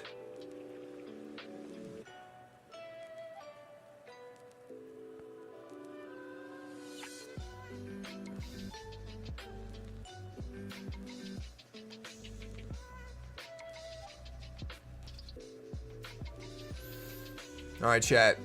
So again, mostly been flat. AMC ripped up to 1250 and then pulled back some here. Gold's still popping up. Honestly, it's weird. The rest of my positions haven't really moved that much at all. Today, at least, like in pre-market. Mostly, maybe because of economic data, CPI reports and stuff, but... Yeah, so you give it, I think I had to give it like 12 or 15 selfies of mine. And I remember I had like hoodies on and stuff like that. My hair wasn't done or anything like that. So this is like AI hair. It's not my real hair. Top 3 hairs in the world right now. But yeah, there's some other ones. They just don't quite look right. But so not all of them worked, right? So like there's some other ones. Like here's another one. And this one doesn't really look like me. This one definitely doesn't look like me. But they did a couple of them. And again, my beard needed to be trimmed a little bit, definitely in these pictures. But again, they ask you to give them like 12 to 15 headshots or selfies, and so just make sure you get like a good smile, like a good picture selfie, and you just send it to them, and they'll send you like 30 back, like 30 different headshots, different backgrounds, all these different things for business. You can specify what kind you want. It's like $20, I think. And compared to actual headshots, which generally cost like 150, it saves money too, to be honest.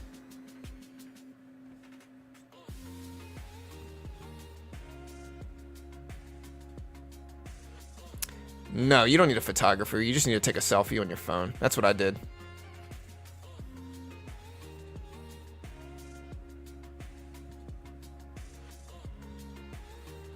Well, this is actually the type, like my hair is actually like this. So I have very curly hair. You can't really tell. Like, look, I got an old picture of me from in my 20s. I think I was actually 18 in this picture. I've got an old picture of me. And so my hair is actually very curly. So it actually got my hair right. I don't know how, but my hair is actually very curly. This is old. This is 18-year-old John in South Louisiana at 18, you know. So my hair is actually really curly. So it actually got that right, but you know. Again, 18-year-old John. What a beautiful member of society here, huh?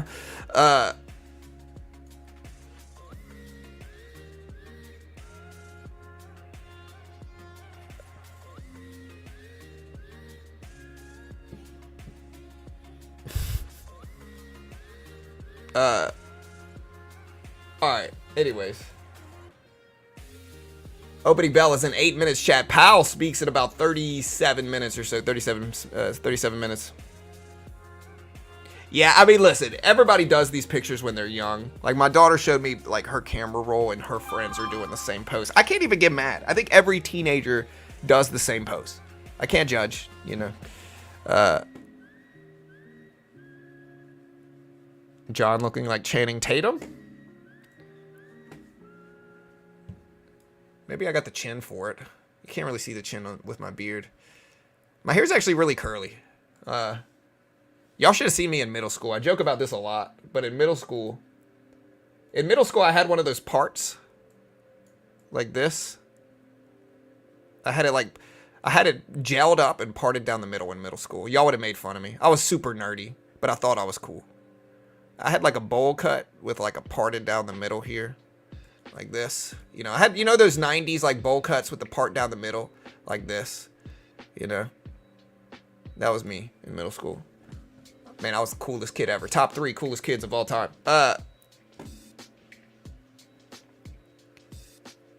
You look blonder. I was blonde. I was a blonde-headed kid. My hair darkened as I got older. I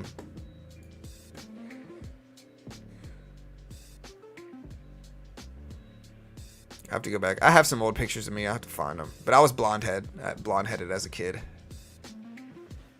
I'll have to go back and look. I can't. It's hard to find.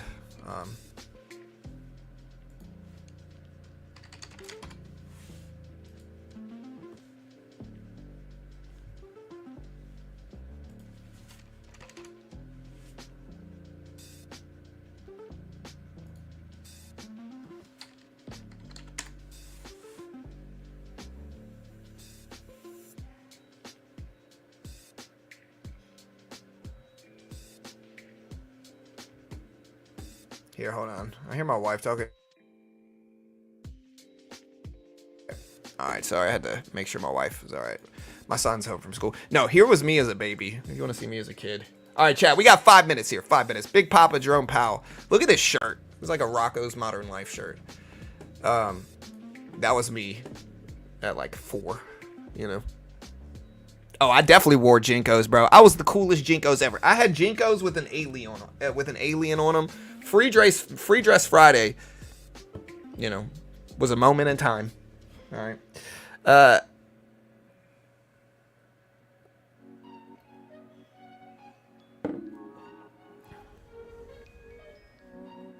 Look at this shirt.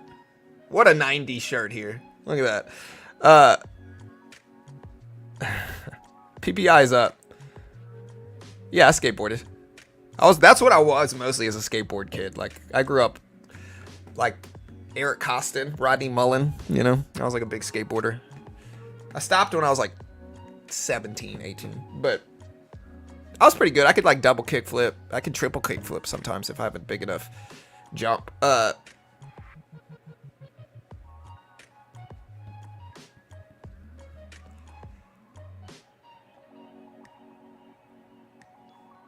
I'm in my 30s now, you know. Yeah, I mean, I'm just trying to kill time. AMC GameStop pretty flat. Honestly, the Nasdaq's pretty sideways as well. We got 3.5 minutes until the market opens, so I'm just kind of killing time here, chat. You know, I'm not going to only be able to talk about stocks. I've been talking about them all morning, and so yeah, we're gonna BS and hang out and wait for the market opens. We got Powell speaking as well, so. Yeah, Bam Margera, CKY, you know. I used to have a video camera I would roll around. Hey, baby.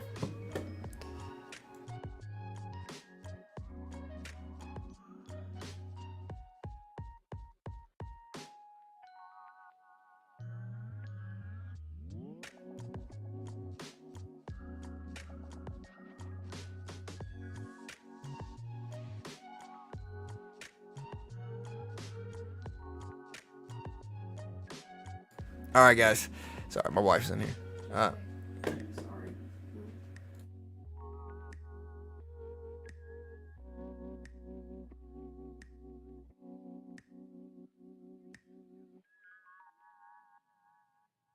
All right, guys. Yeah, I'm back.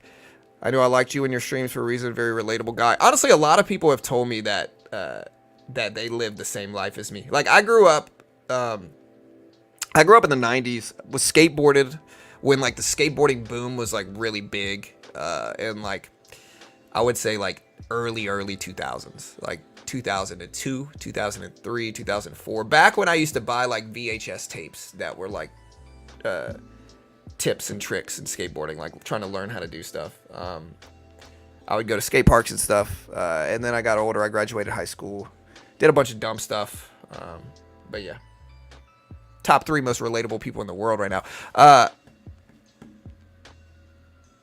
Yeah, GameStop now coming back down to 62.50s. It's right at the volume-weighted average price. AMC is now under $12 as well. Now, it doesn't mean anything. We've still been upwardly trending. The opening bell is going to be the biggest volatility for this stock without question. AMC probably is the same thing. And we still have 30 minutes until we start Jerome Powell as well here. AMC's on the right side. All right, chat. 1.5 minutes.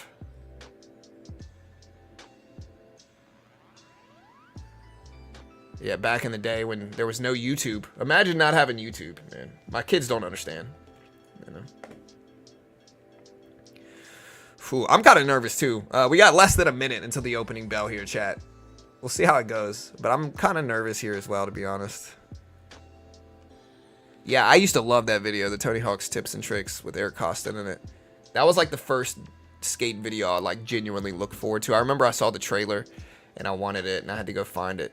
I remember I ordered it and I had to wait for it to come in.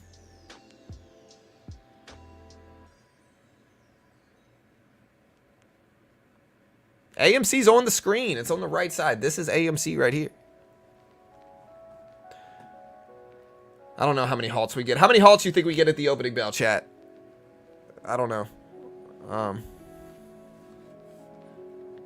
Knees weak, arms are heavy. Vomit on the sweater already, mom. Spaghetti. I'm nervous, guys. All right, here's the opening bell. Ding, ding, ding. There's the opening bell, chat. Market is open. Let's watch GameStop. Is it halted already? No, no. GameStop, 64.30s. 64.40s. GameStop is not moving at all. Now it's down, 60. Halted on the way down, I'm pretty sure. I think GameStop just got halted on the way down. Millions and millions of shares traded, halted on the way down at $60. It should resume at 35. At 9:35 market time, it should resume. Again, GameStop just got halted on the way down. Again, halted on the way down for GameStop. Halted. Should resume at 9:35 market time. Bro, Vib, if you tell me to put AMC on screen one more time, brother, it's on the right side of the screen. Stop it. Okay. You're in timeout, bro. Sit in the corner and think about what you've done. All right. All right, guys. Hey, we got 4 minutes left. 4 minutes left until GameStop opens up. It's now halted on the way down.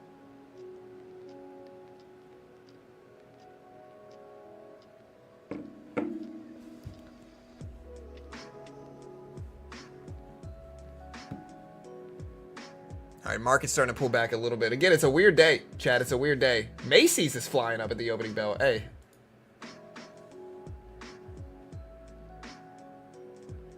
Again, AMC's still up there. 1070s.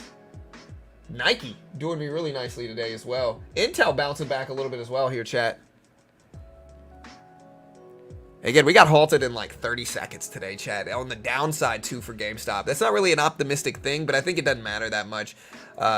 Again, I think I think with big squeezes like this, it needs stability. So I think one thing that could help if it goes up, even if GameStop just maintains sideways today, I think that's a W for it. I think if it can hold these gains and then set up for another push tomorrow, maybe on more posts or whatever, I think that can be an optimistic sign for it.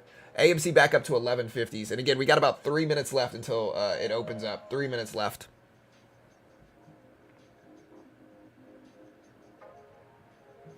We're going to start to day trade here a little bit, but honestly, I need the opening bell jitters to settle down a little bit on the NASDAQ 100 here on the left side. Is AMC halted? AMC's halted on the way up. So AMC's halt's a little bit better than GameStop. AMC got halted specifically at 9:31. And so AMC will resume at 36. GameStop will resume at 35 in about three minutes. Yeah, look, I can't put more charts up. You could look at Bitcoin and see what Bitcoin's doing, but I'm going to keep these majors two up. KOSS running up as well. Again, AMC got halted on the way up, which is a better halt. Yeah, it doesn't always have to be 15%. When they halt it like this, most of the time it has to do with an influx of volume. It's a circuit breaker.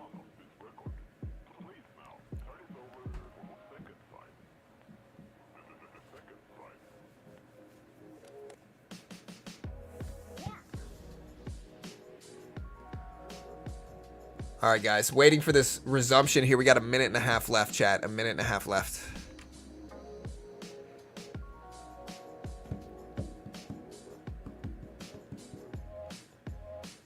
We got Jerome Powell in 25 minutes, though, chat. 25 minutes for Powell. Oh, what a crazy day, man. Honestly, we got so much stuff dropping today, man. It's kind of hectic. We got Jerome Powell speaking. Y'all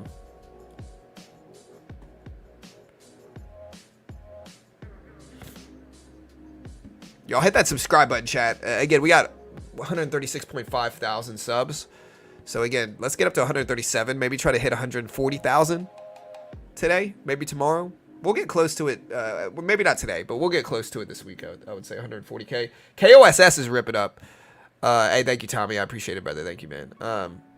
So these halts happen in 5 minutes, 5 minute intervals, generally. What's up, Yam? You said you weren't gonna subscribe, bro. You said you were unsubscribing after yesterday, dude. What happened, brother? You came back, dude. I see it.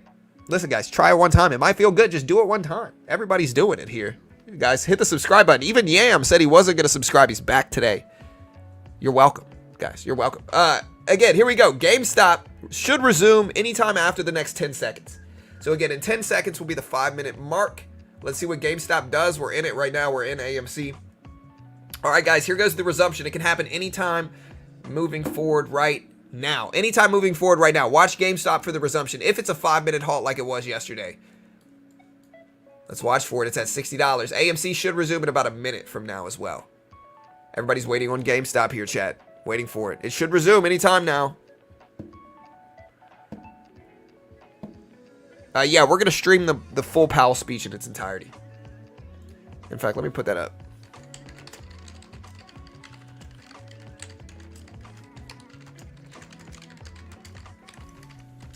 All right, guys. Still no resumption for GameStop. All right, there it goes. It's back. It's at 57s. There we go. All right, back at 57s, guys. I think it just got halted again at 57s. 57. Yeah, it just got halted again at 57.04s. Okay, it's back up. Actually, it didn't get halted. I'm sorry. It looked like it did. Did it? It's hard to tell. Let me pull up the level 2. Yeah, halted again at 57s. So I was actually correct the first time. Halted again at 57s for GameStop. Watch AMC. AMC is the one that should resume sometime right around now. So watch AMC. GameStop all the way back down to 57s here, chat. 57s for GameStop. AMC should resume sometime soon. KOSS is actually halted at 689 at the highs. So KOSS halted. Craziness here, chat. Powell's not going to help things either, I don't think. Yeah, I think if AMC could just stabilize, it's a good sign. All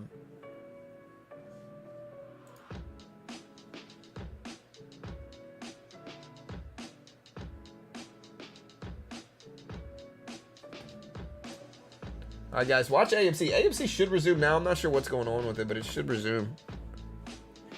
Now, AMC got halted at 31s.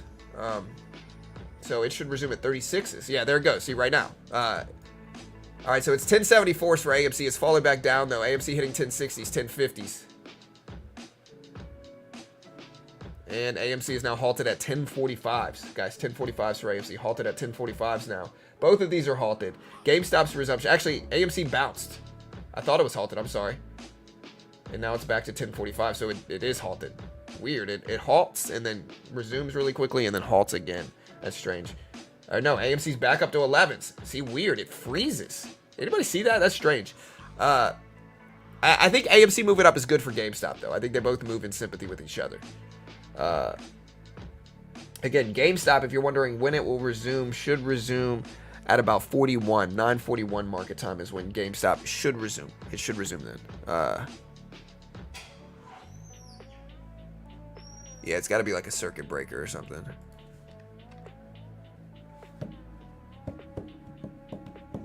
AMC back up to 11s here, chat.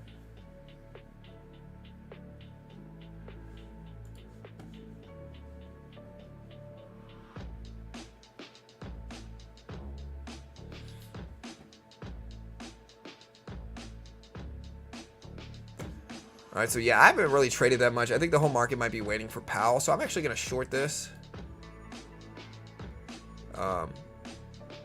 Again, we have a big cushion on the day, so we can take a little bit larger risk here. It's my first trade since the opening bell.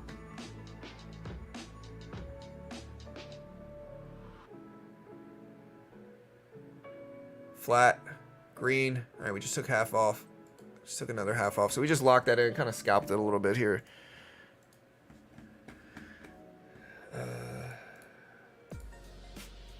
Yeah. Okay, cool.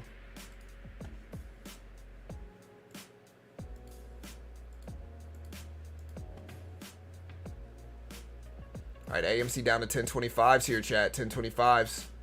GameStop still got a couple minutes before it resumes.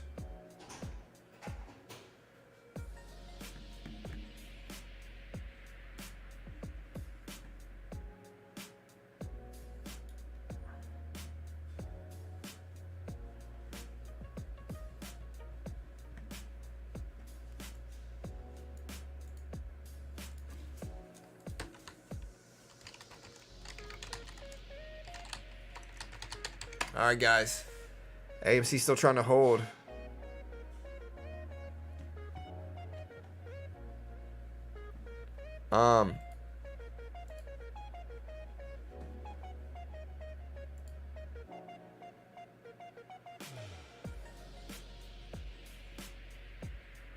Again, we're going to put Powell up as Powell starts to speak here. We are in the middle of this conference right now. And so we are in the middle of this conference.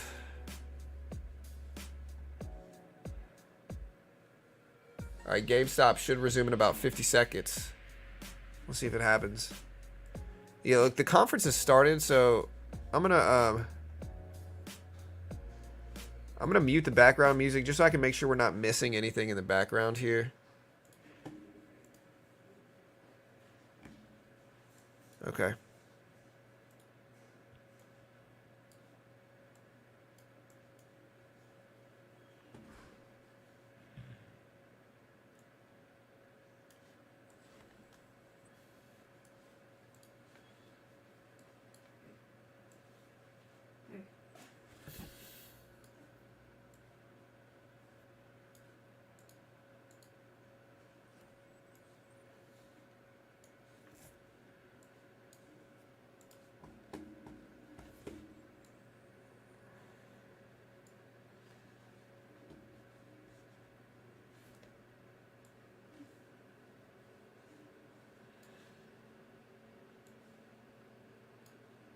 All right, guys. So, yeah, I'm going to go ahead and let you guys listen to this event. On earth did you get Jerome Powell to accept your invitation to speak in Amsterdam? And it was also, I have to switch a my question that headphones was out, so filled bear with with me one second. disbelief, Powell hasn't curiosity. speaked yet, It's but he's about to speak right now, so just bear with me, chat. Let me stop this.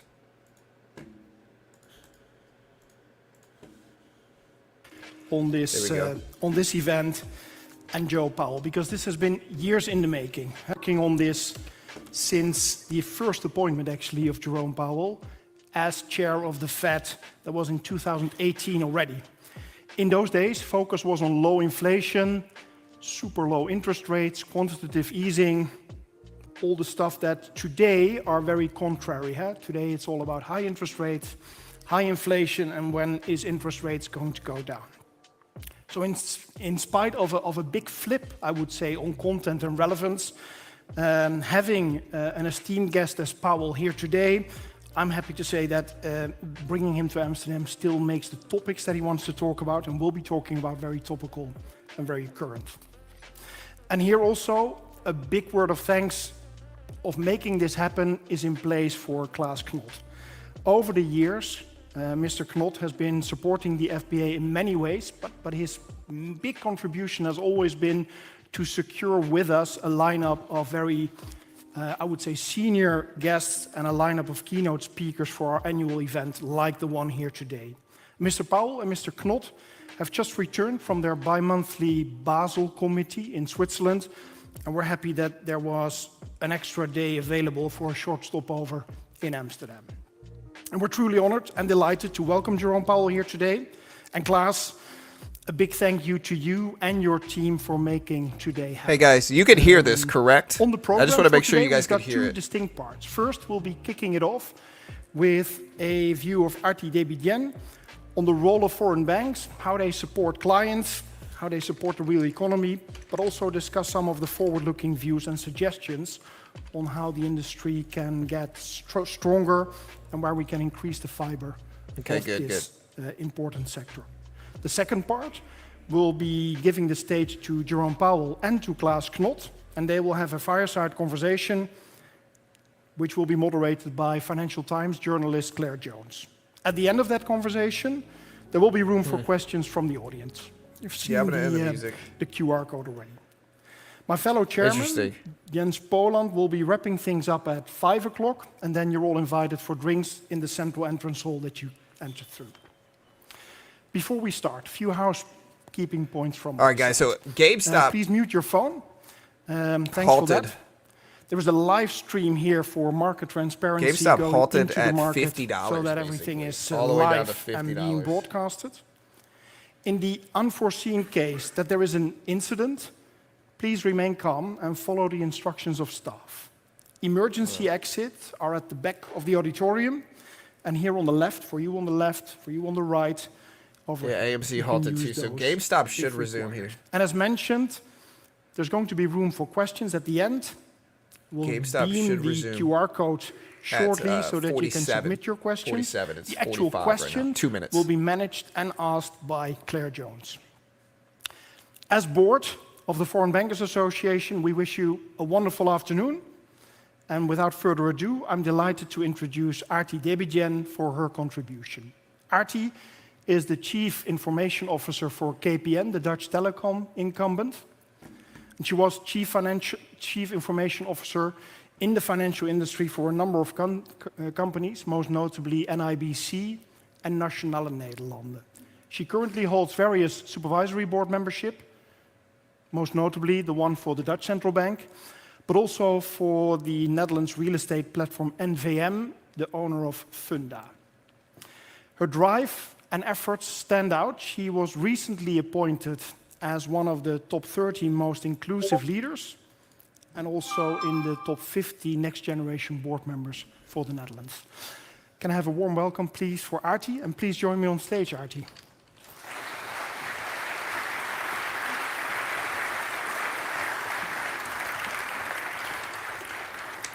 Hello. Well, nice to be amongst a lot of gray and black suits and blue suits, and I also see a lot of color, and that's really nice. As Bas said in his kind words in my introduction, I was working in the financial services industry for 25 years and left it, and now so happy that I'm again here, but also with the supervisory board of All right, the chat, Dutch Central just to Bank. put this into perspective, So I don't mean to mute her really quick. GameStop should resume in about 20 seconds. 20 seconds, guys. Ever I want to say, well, I don't need asking twice because I love that. Can you just share whatever you want to do? So without any limitations. So that's really, really nice. But it's also daunting because I'm known for being a courageous and, right, here's the daring resumption. person, but still I'm a little bit scared because we're also here with such distinguished guests.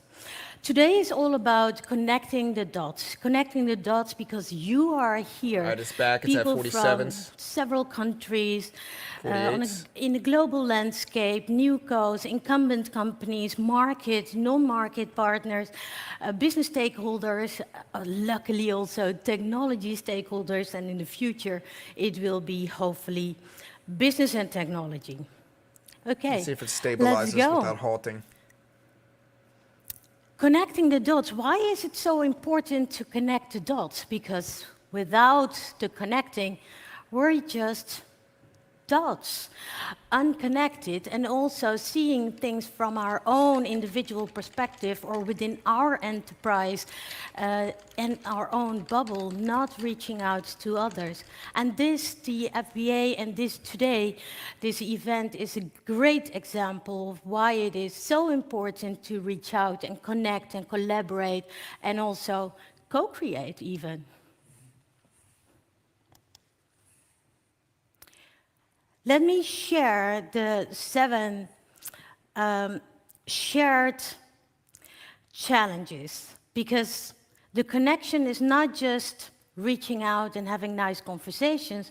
There are also shared challenges, whether it is the interest rate volatility or it is the credit conditions that really pushed us in the position to think of repricing issues and facing higher or non-performing loans. Whether it's cybersecurity and fraud, this fast implementation of AI and generative AI not only enhanced us to combat cybersecurity and fraud, phishing, and nowadays even phishing via voice-generated messages, but it also enhanced the capabilities of cybercriminals. So that's a catch-22 we have to deal with.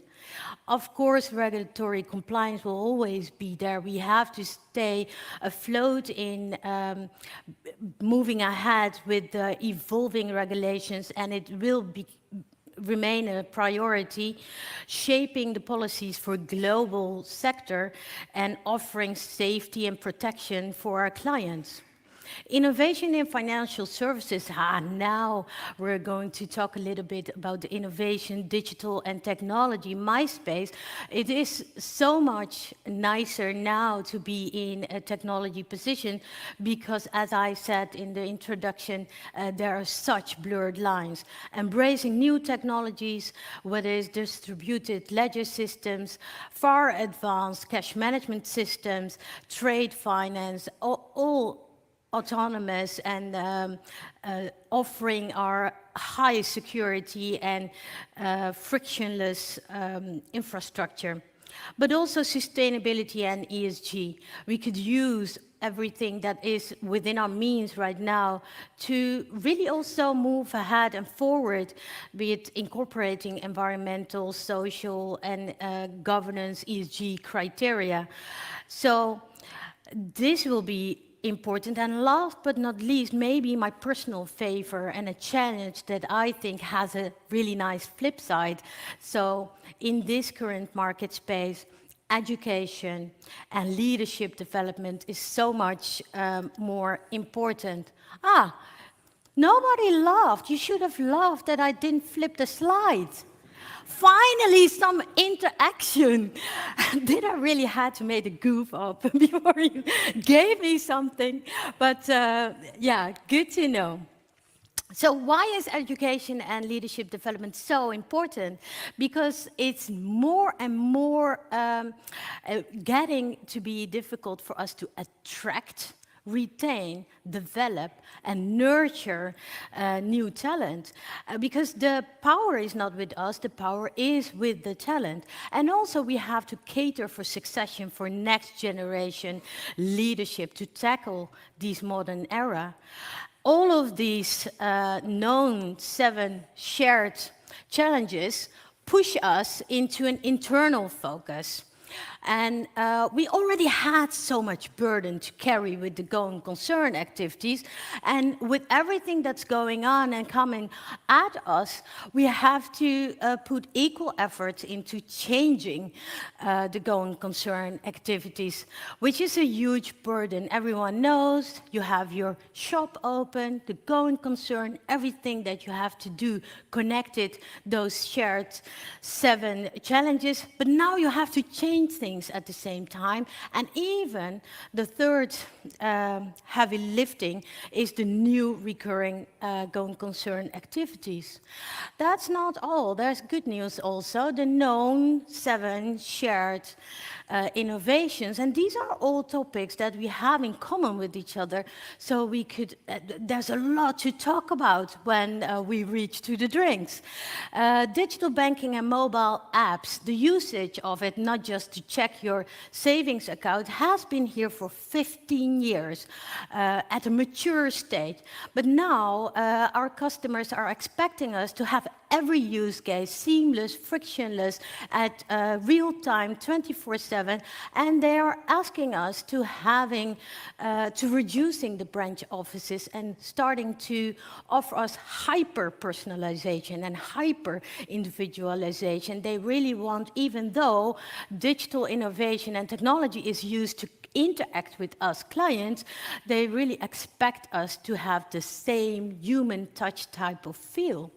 The same goes for utilizing generative AI and machine learning. Has been there for how many years? Just shout out a little interaction. Let's see if everyone's awake. Who dares to shouting out? How many years has it been in the financial services sector? Who says 5?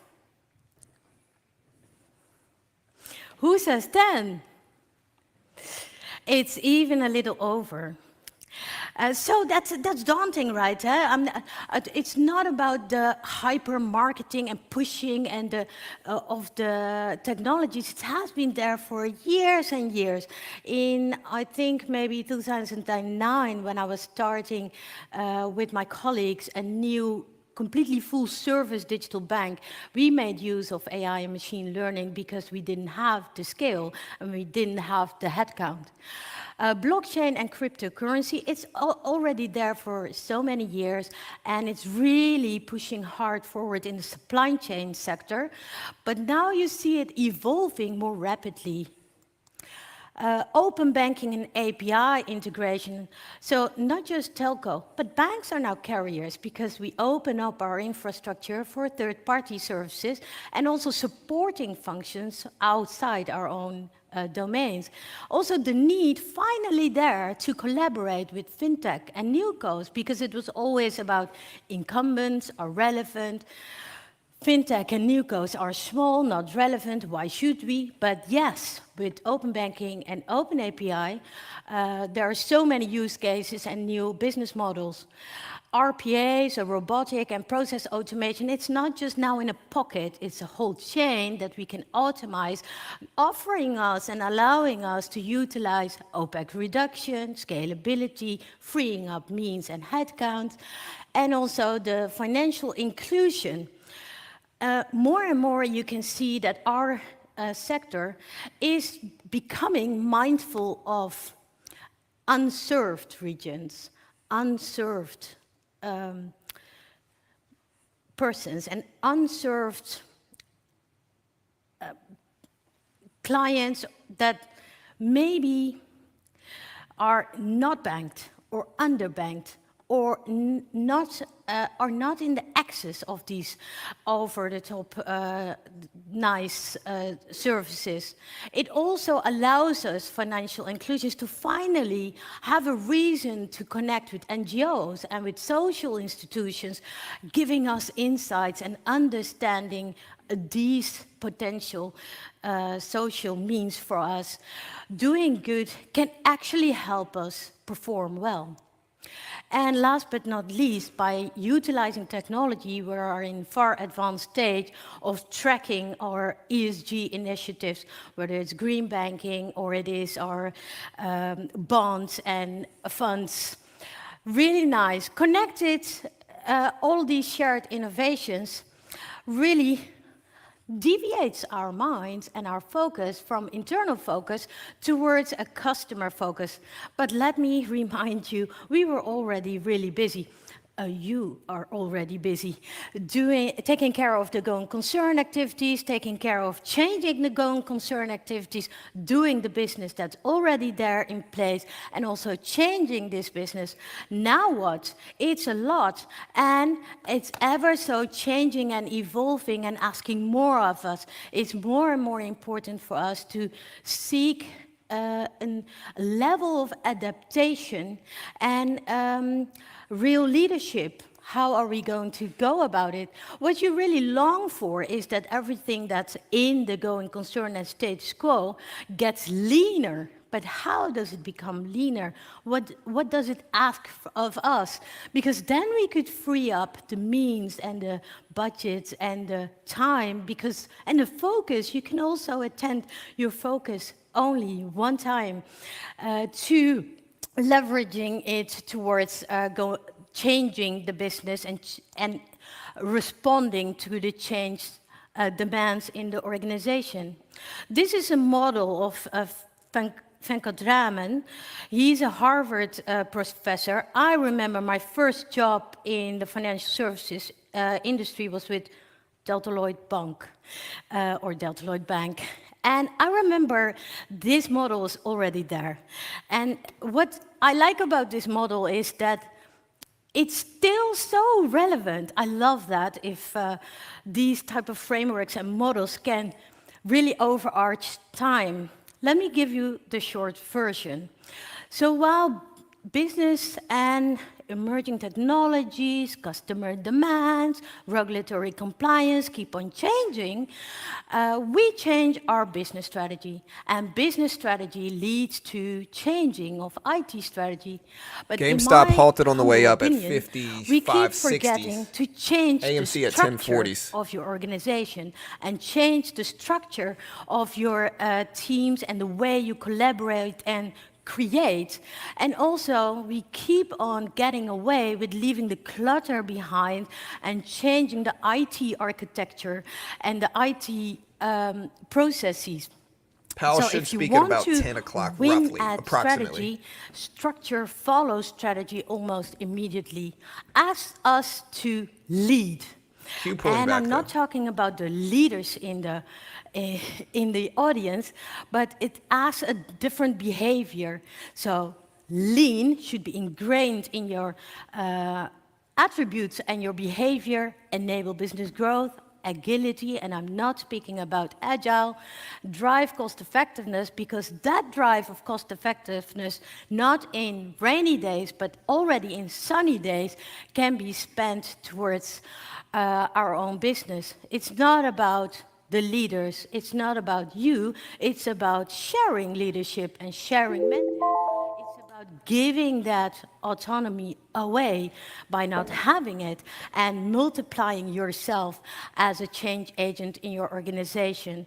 If you All right. see the same Where's Powell? things, obviously nothing will change. People will still follow you and not speak up or speak out.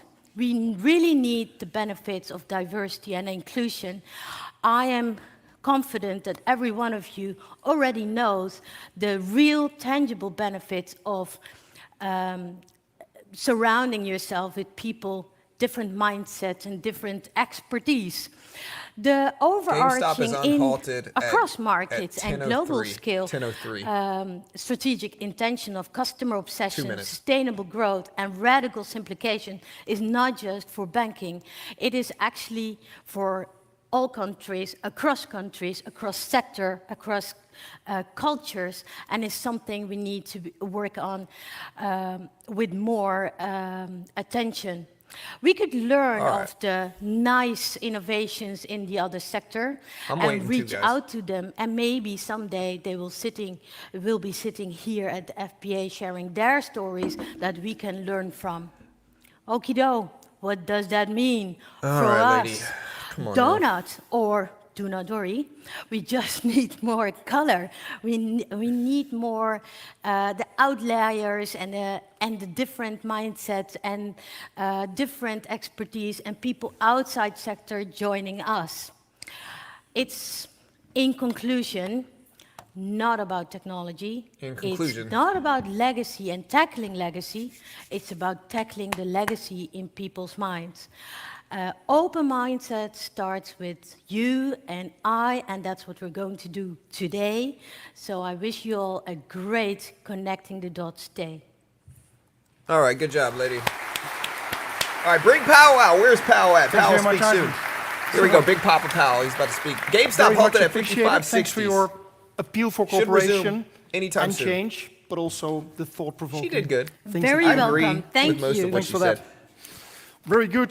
Then right, on where's to Powell? the next part of our program. And let me provide you with Here we go. a short background of the speakers we will have on stage now. Jerome Starting Powell. with Jerome Powell.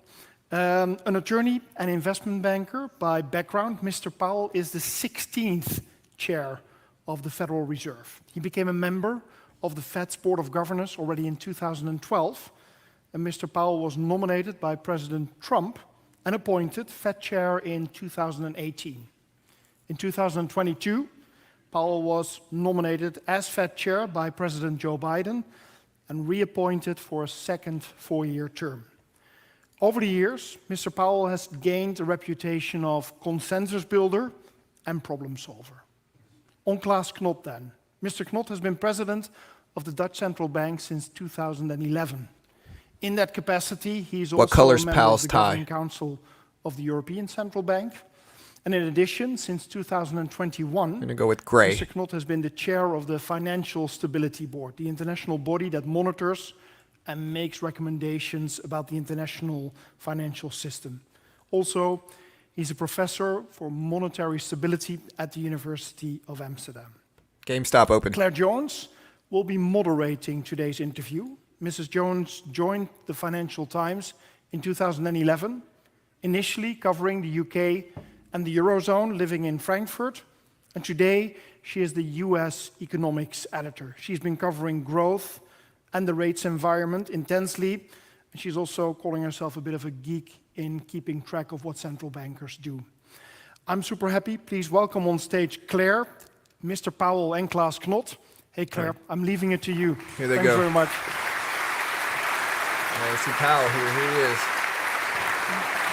Yeah. Or are you in the middle? No. Okay. Hello there. It's a pleasure to be here today in this wonderful venue. Blue tie. My name's Claire Jones. I'm the acting US economics editor of the Financial Times, and I'm here today with President Knut and Chair Jay Powell. Chair Powell, I'd like to begin with you. Could you give us a brief summary of the US economy and where Fed policy is right now? Thank you, Claire. I'd be delighted to. Let me say it's great to be here. Thank you for being here. And Klaas, thank you for this great visit I've had here to Amsterdam. It's a pleasure and an honor to be here. So the U.S. economy has been performing very well lately. We had growth last year of just over 3%, quite a strong year. And it's driven by a number of things. I would point to a very strong labor market where you've got rising employment, you've got rising wages, so disposable income, consumers are spending. Generally, households are in good shape financially, they're not over-levered, and so we see a good picture. Consumer spending has held up very well. As well, business investment has been strong. Businesses are seeing opportunities to invest, and that has helped. I would also point to a fairly large influx of immigration into the country over the past couple of years, and those people are joining the labor force. We're experiencing still a labor shortage in many industries, and so there are jobs, and they're going to work and they're consuming, so that's also boosting growth. So overall, a good picture looking at the data so far.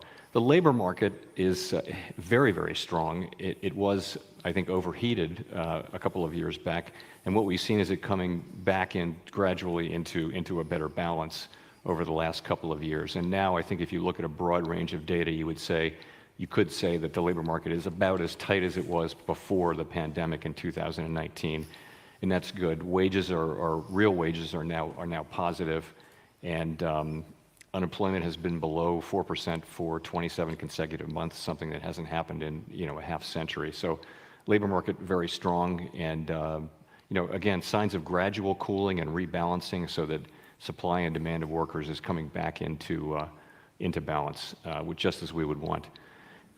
Inflation, it's worth starting with the fact that on a 12-month basis, headline inflation got as high as 7.1%, is now down to 2.7%. Core inflation got as high as 5.6% and is now at 2.8%, so it's down by half. That progress, though, really happened over the course of last year, particularly the second half of last year. The first quarter in the United States was notable for its lack of further progress on inflation. We had higher readings in the first quarter, and higher than we expected. We did not expect this to be a smooth road, but these were higher than I think anybody expected. And so what that has told us is that we'll need to be patient and let restrictive policy do its work. If I turn to the outlook just for a second, I would say we expect continued growth, 2% or better. We expect the labor market to continue to be strong, but to move further and further into balance. And I expect that inflation will move back down on a monthly level, on a monthly basis, to levels that were more like the lower readings we were having last year. I would say my confidence in that is not as high as it was, having seen these readings in the first 3 months of the year. So we're just going to have to see where the inflation data fall out. And I'll stop there with the economy. Thanks. Thanks very much. We'll be digging into some of that later in the discussion, but now I'd like to turn to President Knut. Could you maybe give us a little bit of a sense of how you judge the state of play in the Eurozone and here in the Netherlands? Yeah, I think the state of play in the Eurozone is not entirely comparable to that of the US. We just came out of more than a full year of economic stagnation. Now, luckily, the signs of recovery are clearly there. We started off the new year much stronger than we had expected. And if you look at the soft indicators, that recovery is expected to continue into the second quarter, and it's even expected to accelerate in the second half of the year. And this is mainly on the back of ongoing recovery in real wages, ongoing recovery in purchasing power, and strong consumer demand. Now, there are two ways in which you can look at this recovery. Of course, you can say, on the one hand, the economy has proven to be resilient. We've went through quite a number of shocks. Monetary tightening, unprecedented, and yet we did not really go into a recession. The sacrifice ratio of the disinflation process that we had to go through was virtually zero. Unemployment did not budge. So resilience was there. But on the other hand, the growth was clearly not as abundant as it was in the US. And that is clearly remarkable. Now, I think there is a multiplicity of factors behind this growth differential, but if you allow me to single out the two most important factors in my view. First of all, fiscal policy.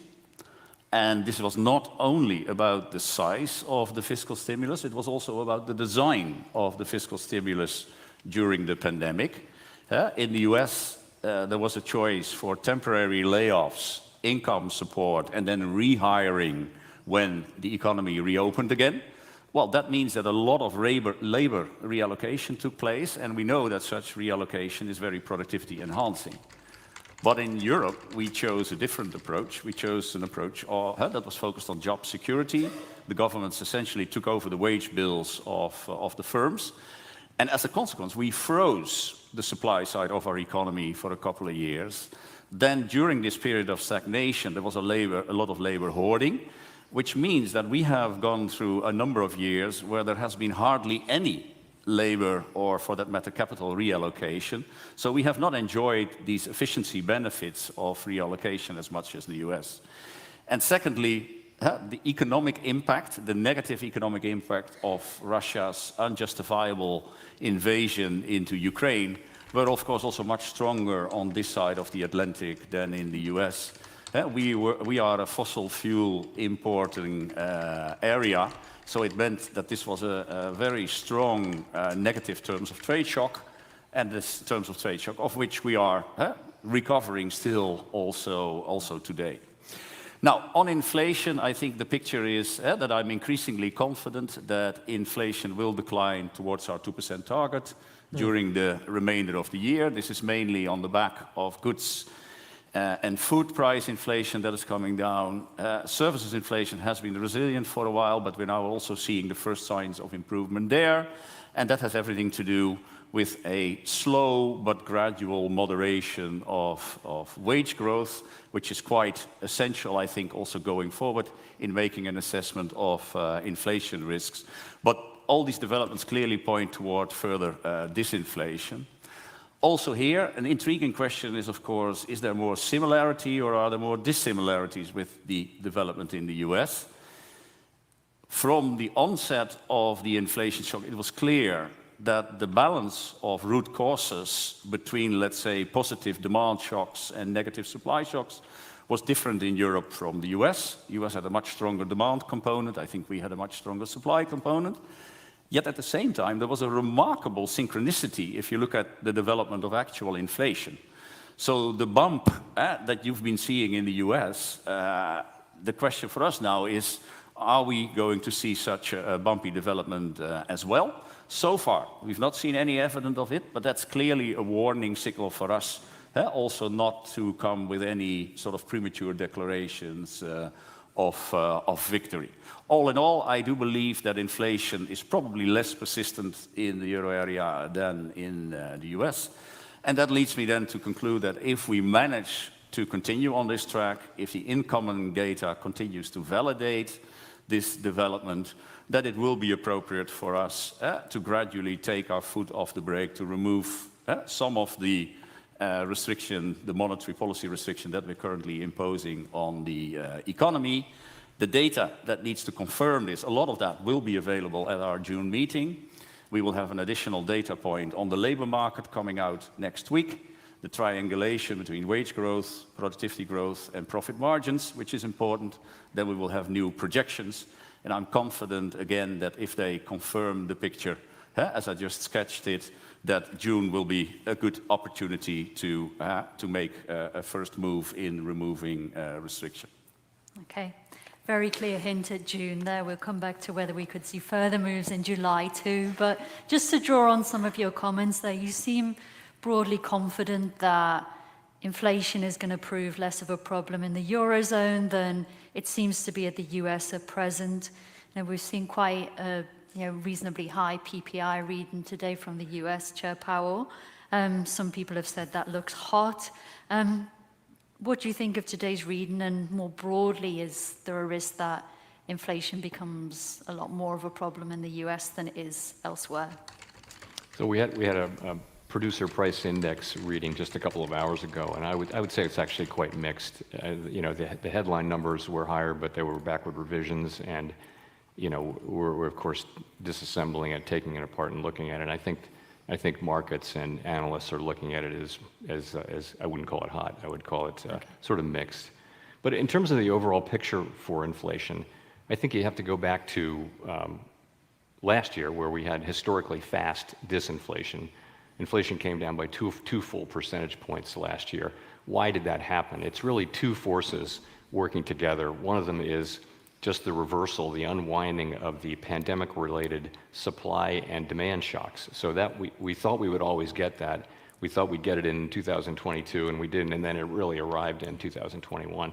So that was a big part of this, was just the reversal of distortions really to both supply and demand. The second thing is just restrictive monetary policy, and restrictive monetary policy cools the economy and makes room for the supply side to heal, but also lowers demand and ultimately lowers inflation. So I do think those two have been working together. And the question you ask is inflation going to be more persistent going forward? I think, and that would essentially mean that we've gotten the supply side gains that we're going to get, and now it's down to lower demand, which would take longer and potentially be more painful. Market spiking. I don't think we know that yet. I think we need more than a quarter's worth of data to really make a judgment on that. We know that there are still businesses still report that there are shortages and labor shortages and things like that, which are now being addressed. In addition, even when the shortage is alleviated, there should be lags before that shows up in economic activity and inflation. So there may be some more there. I don't want to give up on it yet at this point. I also think that, you know, having restrictive policy, we have the highest interest rates in some time. I think that it may be that takes longer than expected to do its work and bring inflation down. I am confident that we will do that, but that we will get inflation down to 2%, and ultimately we will do what we need to do with our policy rate. And just to bring in a question that one of our members of the audience asked here, I mean, you referred to it briefly then, but from Edin at ORV, he asked, do you entertain the possibility that returning to the 2% target will not be possible with the current level of the Fed funds rate? So I think, as I just mentioned, I do think it's really a question of keeping policy at the current rate for a longer time than had been thought. I think by many measures, the policy rate is restrictive. The question is it sufficiently restrictive? And I think that's going to be a question that time will have to tell. Entertain the possibility is, you know, that could be a very small probability, but I have said that I don't think that it's likely, based on the data that we have, that the next move that we make would be a rate hike. I think it's more likely that we'll be at a place where we hold the policy rate where it is. And is there any particular component of inflation that concerns you? A lot of people in the US have been focusing on housing and that segment, but is there that, or is it something else that? So we think of it in three buckets, the first of which is just goods inflation, and goods inflation was negative for 25 years, mildly negative because, of course, globalization and many goods were manufactured elsewhere and shipped at lower costs. So that, I think, is performing broadly as expected over time. You know, we had very high goods inflation at the beginning of the pandemic because of the supply chain issues. That came down a lot, and I think we expect that. Housing inflation has been a bit of a puzzle because current rents have been low. Current rent increases have been low for some time, but they're not showing up. That's not showing up in rollover leases and in owner's equivalent rent. So, I think what we've learned is that the lags between a decline in market rents and it showing up in the measured inflation for housing services is long. Their lags are longer than we thought. But as long as market rents don't go, as long as they're going up at very modest levels, it will show up. It's just a question of when. I think our estimate of the lags is there, and so you've got to look at that. That may affect your confidence, but we have to wait for it to happen. In terms of the biggest part of it is services inflation. non-housing services, and that's more than half of the index. And it's less interest sensitive. It's very sensitive to wages and that kind of thing. We had made some progress there, particularly if you look at the market-based aspects of it. But that's the one that I think may take the longest. At the same time, it doesn't need to go to 2%. It wasn't at 2% before the pandemic. You need the three of those to come out in some way that they're at 2%. And I'm confident that we will get there. Excellent. And just to go back into this theme of divergence, I mean, to summarize your answer, it seems that, you think the geopolitical aspect of the Europe being closer to Russia, and also the aspect of the, I guess, not only the scale, but the design of the fiscal response, are the primary drivers of this divergence that we've seen between the US and Europe. Chair Powell, what would your thoughts be on this? Are there other factors that you think are worthy of consideration when trying to understand why the US and Europe seem quite different economic beasts at the moment? So I agree with all of the factors Klaas laid out. I would add we were probably also benefiting from a sort of strictly accounting GDP standard from new workers coming in to a large extent. I think the issue really is, and this is an issue that that the European economic policymakers are very, very focused on right now, is over the longer run, Europe's productivity growth has been about half of the US. And so ultimately all you've got is hours worked, and that's largely a function of population, hours worked and then output per hour. That's going to be your economic activity and growth. And so productivity is really the thing that can enable living standards to rise over time. And there are a lot of theories on why that might be. I think from an American perspective, I would tend to point to the more flexible labor market, and also a more fully built out set of capital markets, which is parts of which are very focused on funding early stage innovative companies. So it's not just a bank-centric system. We've got a very highly evolved financial system. That may be another factor.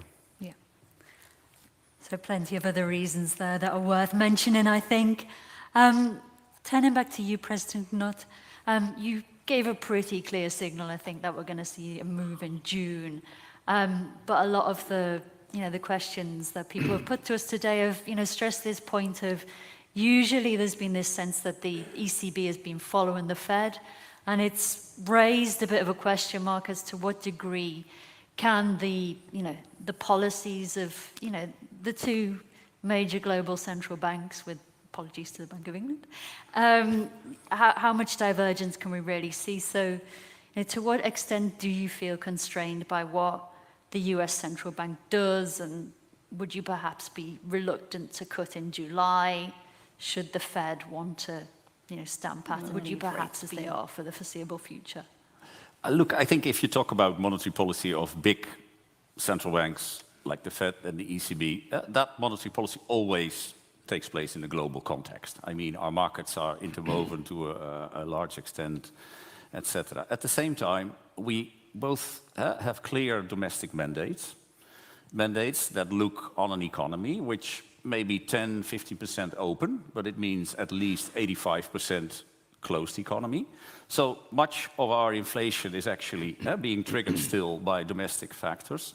So what we simply need to do is construct our own inflation outlook for the euro area. And yes, Fed policy is, of course, one factor that has an impact. And if you think about international spillovers, the first things that comes to mind is through the exchange rate.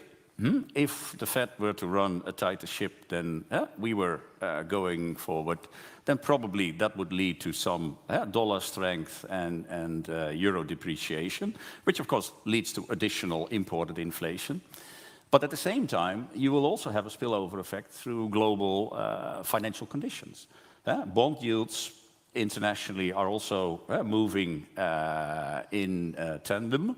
If you look at the last few weeks and months, bond yields in the euro area have gone up significantly without there being a true euro area reason for doing that. It was just the spillover from the US. And that effect is, of course, disinflationary. So if you look at the two effects, it's not so clear which of the two will dominate. And it's therefore also not so clear whether the developments in the US will really have a meaningful impact on the inflation outlook in the euro area. I don't think it will change the direction of travel in the euro area that much. So you'd be willing to cut in July too? Well, we've been saying all Don't do along that we follow a data-dependent and a meeting-by-meeting approach. And I keep repeating here, it is essential what is happening in the labor market in particular, because services inflation is still the main remaining driver of inflation in the euro area.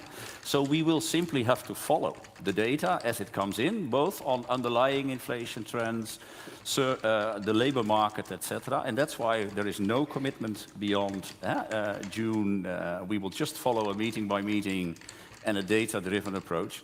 And data, when it comes to the labor market, it's really about the comprehensive assessment of the labor market. It's too simple to just look at sort of contractual wages. Contractual wages are coming down, but one of the problems now is that we have negative productivity growth in the euro area. We had negative productivity growth in Q4. In Q1, again, it seems as if growth in employment exceeds growth in GDP, which means that probably next week we will get another negative productivity growth number. And that means that unit labor costs are actually still going up. And then the question whether profit margins are capable of continuing to absorb these unit labor costs, that's something that we really have to assess over time when we decide on future steps. So nothing, no commitment whatsoever, open mind for anything beyond June. Wow, look at the Q spike up here, And just chat. to turn back Wow. to the issue of US inflation for a moment, even though there's this sense that we did see a remarkable drop of inflation last year because it was, just so aggressive the year before that, that there is this sense that, there's still a public perception that prices are very high.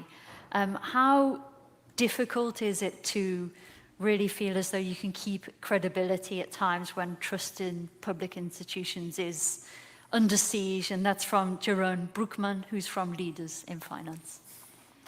So I think for central banks, credibility is kind of everything, and we only earn that one way, and that's by achieving our mandate for the benefit of the public over time. And also, I would add, a part of that is sticking to our knitting. Don't take on politically fraught issues that are really not our mandate. Do your job and explain as best you can what's happening in the economy. Of course, the economy the post-pandemic economy has surprised everyone. I wouldn't single out any single central bank or group of forecasters. It's just been many things that were not supposed to be able to happen have happened.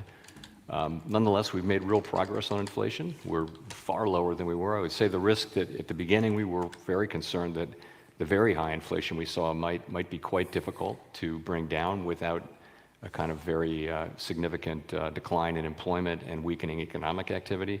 That didn't happen. That's just a great result. I think people are unhappy. You mentioned people are unhappy. That I fully appreciate that. And a big part of that, I think, is go to the store. Prices are high. You tell people inflation is coming down, and they think, I don't understand that. The price of all the things that I buy hasn't come down. Exactly. So it's slowing down. They're not wrong. I mean, they're suffering. Particularly people at the lower end of the income spectrum are very hard hit by inflation from the start, which is why we're so strongly committed to restoring price stability and keeping it in place as long as possible. So don't cut rates, bro. To Europe now and to the Netherlands in particular. We're sitting in a venue here that's really testament to the power of trade, for good and ill. In an era of deglobalization, when we're seeing daily headlines about tariffs, and how does the Netherlands as a small open economy, and indeed the Eurozone as a very trade-dependent region, really thrive? Yeah, that's a difficult question. I mean, it goes beyond saying that this is a development that is absolutely not a positive development for the euro area, and that we watch with a lot of concern. Now, fragmentation is there. The train has left the station. So, we have to think about sort of the ways that it can manifest itself and what we can do to try to best redress its consequences. there is a sense that international business is actually to some extent more resilient to political fragmentation than we have been thinking beforehand. So that international trade is a little bit like a river that sort of tends to find its way, even if some obstacles are being raised here and there. But of course, the fragmentation, it impedes the diffusion of technology across borders, so that means lower productivity growth everywhere. I would also not underestimate the limitations that it puts on our capacity jointly and internationally to solve global problems. In a fragmented world, suppose we had a global financial crisis again, like in 2008, 2009. It would be much, much more difficult to get the G20 around the table and to agree on a concerted remedial plan as we did in 2008, 2009. Think about climate change, etc.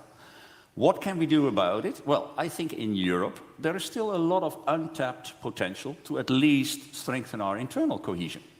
We're not tapping the full potential of the single market. In many, many places, the single market only exists in a name.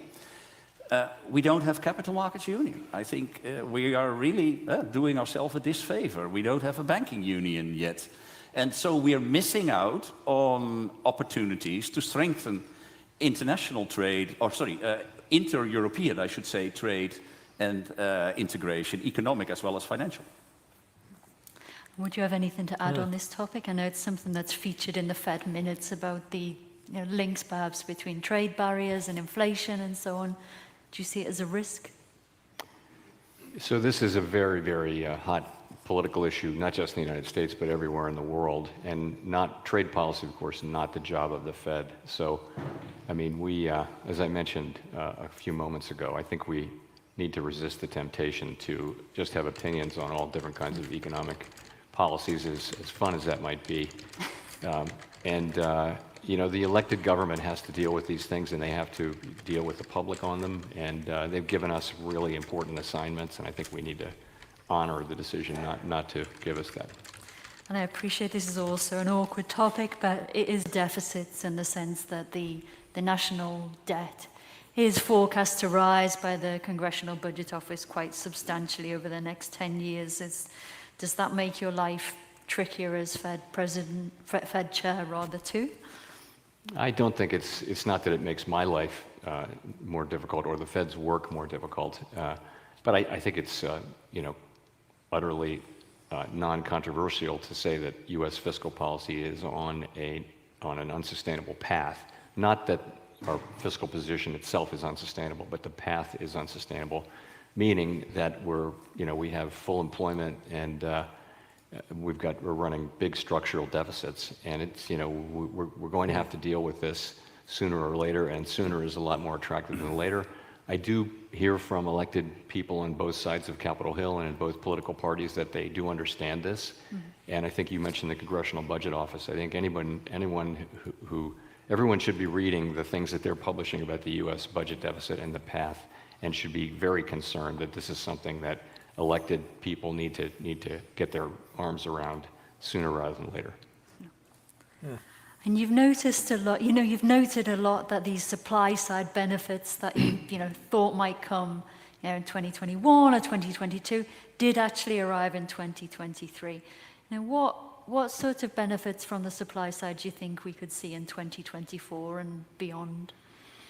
So I think we probably have realized most of the reversal of the pandemic supply side effects, but not all of it. But I think we could get more sort of the final parts of the supply chains really getting sorted out. As I mentioned, the surveys of businesses, they still say there are shortages. They still say that they have a hard time hiring people, for that matter. So I do think we're still getting very substantial numbers of people coming to the country and going to work. Let me add, immigration also not a policy that the Fed works on or has opinions on, but I'm just giving you the straight economics of it. People come in, they can get a work permit, they are getting work permits, and they go to work and they're paying taxes and they're creating economic output, and there are millions of them. So it's alleviating the labor shortage that we had in the industries that really had it the worst. So I think all of that, it probably helped at the margin a little bit, in cooling the labor market off. It's both supply and demand, but we think at the beginning, in the longer run, it should be neutral on inflation, but in the short run, it might have been positive. So I think that's a factor too. And just to kind of turn to these like broader demographic trends, there's been a lot of talk in recent years about how they will impact inflation, whether they have some sort of impact on R star, the kind of, you know, the Goldilocks level of interest rates in the longer term, one might say. I mean, how do you think about these kind of longer term demographic trends and other factors and how they're going to influence where you see this kind of magical Goldilocks neutral rate of interest? Market's pulling back a little bit. R star, for those of you who aren't, you know, central bankers who read every word of every story Claire writes about us, R star is really a longer run concept. R star is a neutral interest rate that would neither push up on economic activity nor bring it down at some hypothetical future time when we're at full employment, we're at 2% inflation, and there are no shocks hitting the economy. So think 5-6 years down the road, there's this sort of nirvana out there. Its relevance for current policy making is kind of limited, and I think you need to say that. Really what we're doing in an FOMC meeting is we're looking at, you know, the broad effect of the things that we're doing on the economy, and we're asking ourselves, is policy tight enough? Is it too tight? We're looking at what's happening in the economy. We're thinking about lags, and it's not a debate over the level of R star because that's a longer run concept. Now, and the argument is made that R star will go up, and this is a debate that economists have been having for some years now. But the idea is, between deglobalization and the need to fund the energy transition, and perhaps the need to spend more on military and the aging of the population, bigger deficits, higher, all of that could push up what is a neutral rate. And I think those are the interesting debates to have. But ultimately, we're not sitting around wondering what the longer run neutral rate is when we do policy. When we make policy, we're thinking today, is our policy delivering what the economy needs to move it toward the mandates that Congress has given us: stable prices, maximum employment. So would you divorce it? I mean, I think why this has come into focus, if you like, is because, now that, cuts are being considered in some parts of the world, at least there's this sense in which people are thinking, how low will rates go? Would you see that as part of the kind of R-star debate, or would you want to divorce the two factors of this current cycle and where R-star will end up being? I think the R-star debate runs in the background, but again, it's a longer run concept. You could, if you wanted to think about a shorter run R-star, that would be more relevant. But that's not the way we think about it. We think about the effect of the things we're doing on financial conditions more broadly and on the economy. And how is it affecting the economy, and why? And all of those things lead us to believe at this time that policy is restrictive, and that it looks like it will take longer for us to become confident that inflation is coming down to 2% over time. And how is this debate occurring around the table in Frankfurt at the ECB about longer run interest rates, or even, where are we going to end up? What's the rock bottom for this cycle? Yeah, I mean, that's, of course, a difficult question to ask because there are so many moving parts here. But what I would say is that if you look at the likelihood or the likely nature of the shocks that will hit us in the future, we came out of a period in which we had globalization, which was a slowly moving positive supply shock, ever more goods for ever lower prices coming from the rest of the world, which meant that for almost 10 years we continuously had to approach our inflation target from below. We had a low inflation problem. Going forward, with fragmentation, with aging of our societies, in my view, it's more likely that the shocks hitting our economy will actually be of the nature of negative supply shocks, not positive supply shocks. And if you think that through, that means that probably we will have to approach our inflation target more often from above than from below. And that probably suggests that we are not, at least I don't regard it very likely, that we will move back to the time in which we had a continuous sort of a fairly persistent low inflation equilibrium with very, very low interest rates. We probably have to, on average, run a slightly tighter ship because of the nature of these shocks that are currently relevant to our economy. And just to come back to something that I think has been kind of in the background here for quite a lot of the discussion about high interest rates taking possibly a while longer till they have the desired impact on some pockets of the economy. Now, how do you see that? Is this a legacy of this very low interest rate era? And how do you really address that when it comes to monetary policy? That, is there just going to be this lag from now on that didn't exist, say, relative to pre-2008? So I think if you look at the bigger picture, we've seen, the labor market's a good place to see this. You've seen demand for workers cooling off pretty substantially. The ratio of vacancies to unemployed people, for example, has gone from more than 2 to 1 to now 1.3 to 1, and it was 1.2 before. So that's a decline in demand. That's demand related. You also see wages coming down. You see quits coming down. So I think that tells you that policy is probably restrictive. I think it's also fair to say, though, that the U.S. economy is different this time for a couple reasons. One is that people financed themselves into very low rate mortgages, and now they won't move because they would be moving into a higher rate mortgage if they did, and they would be throwing a lot of value away. The same is true of businesses, many of which, as indeed you would expect, have termed out their debt. And so they're not feeling the effects of interest rates. So it may be that policy is hitting the economy not quite as strongly as it would have if those two things were not the case. Notwithstanding that, I think the overall picture still is policy's working, it's weighing on spending, it's weighing on interest-sensitive spending, and it's certainly weighing on the labor market. It's a question of restrictive policy. As I mentioned, our policy is the highest it's been in quite some time. The rate is, at 5.25% to 5.5% is high relative to recent history. So we think that it's probably a matter of just staying at that stance for longer, and that's how we're thinking about it. And I mean, you note about housing and about the standard model in the US being I think I'm right, the 30-year mortgage is kind of the standard mortgage product.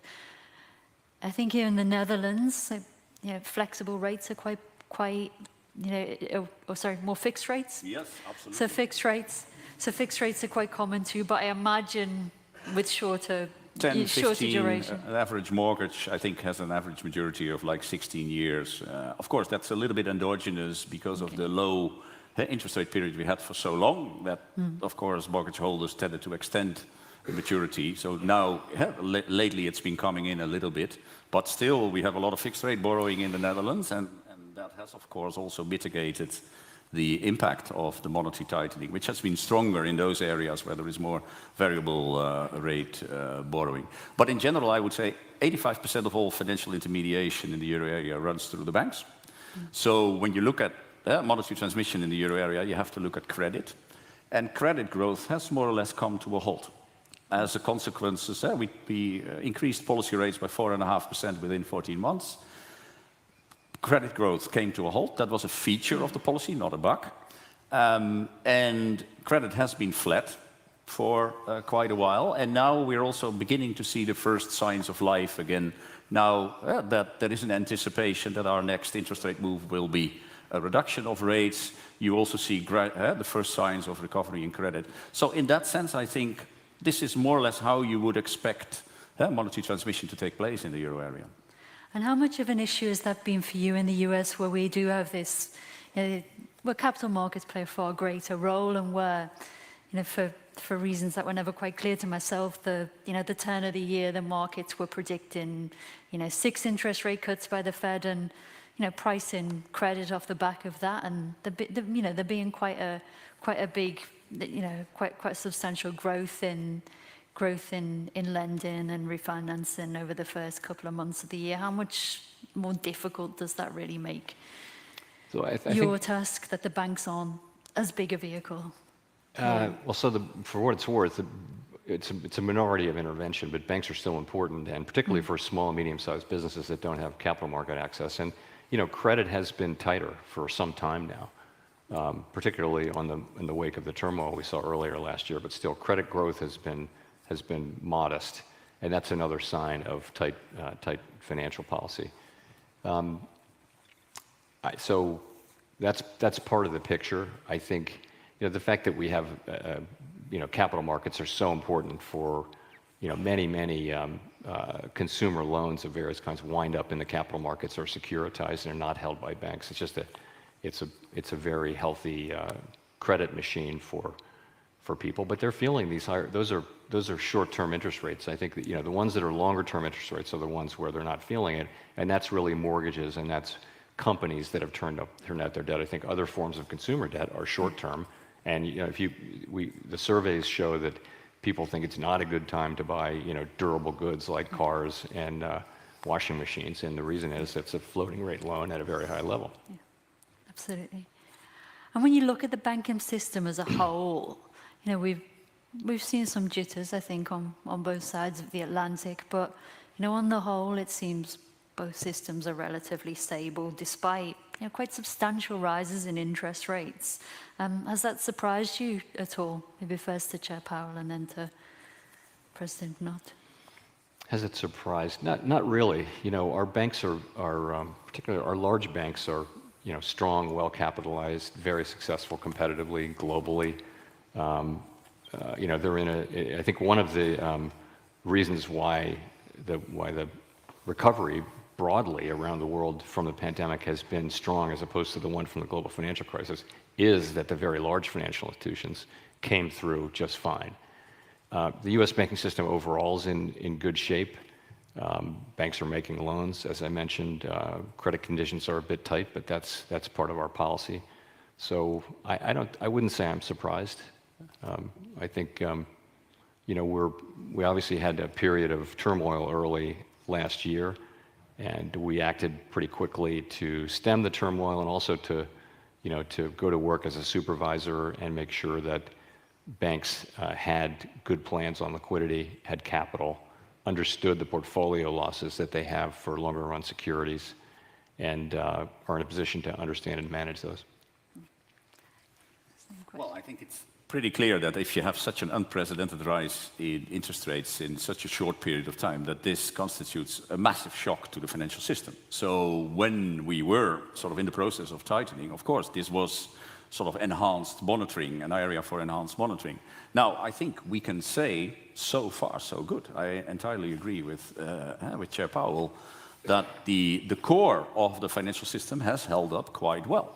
And I think this is in part, I think the success of the financial reform agenda that was rolled out after the global financial crisis under the aegis of the Financial Stability Board, which was very much focused about stronger capital, stronger liquidity, stronger risk management at the banks, which were at the core of the financial system, and that has clearly paid off. Now, there have been some idiosyncratic accidents here, the second-tier US banking system, Credit Suisse, but I think there were idiosyncratic factors behind it. The banks that arrived into trouble in the US were not even part of the Basel III arrangement and the financial reform agenda. But I would say so far so good. The question marks today are much more in the non-bank financial intermediation space, where we have seen a couple of quasi-near-miss accidents, I would say. The Dash for Cash, the LDI, the Archegos, the commodity traders in February 22. So these have all been pockets of vulnerabilities where you saw a combination of excessive liquidity mismatches combined with pockets of hidden leverage that we were unaware of before. And that is now also front and center of the work program of the Financial Stability Board, much more the NBFI space. Of course, we have to learn the lessons from the few banking failures that we did see, and that is continuous maintenance. But I think if you were to ask me, my main focus is more on the NBFI space than on the banking space. We'll come back to Credit Suisse because I know that's a topic that you've spoken about quite a bit, and a few of our audience have got questions on that. But non-banks, would you share that, that sense in which they're the big lurking danger in the financial system right now? I guess I would say it this way. In the U.S., non-bank participants by non-banks in lending activities, for example, has been growing very, very fast. And it's a fairly new thing, and in many cases, whole markets are being now taken over, or now majority for non-banks. And so our job is to monitor that very carefully, because I'll say a couple of things. One, there hasn't been a downturn yet. You worry about very fast growth in anything. It just kind of raises financial stability questions, and you wonder, is it a bubble? What will happen when will it deflate, and that kind of thing. And so you want to be watching it carefully. I will say though, it's different. You know, some of the we've spent a lot of time looking at it. I just point to a couple of things. One is many of the lending structures are not subject to run in the way that banks have traditionally been. The funding tends to be from limited partners who have their investment locked up for many years, and they can't get it out. So as opposed to the danger with a bank can be that all the depositors want their money at the same time. And that's the traditional problem that we've been trying to solve with bank regulation for hundreds of years. But these are different. They don't have, and runs are responsible, bank runs or things like that are really responsible for an awful lot of the problems that happen in one form or another. So the non-bank financial sector doesn't have that as much.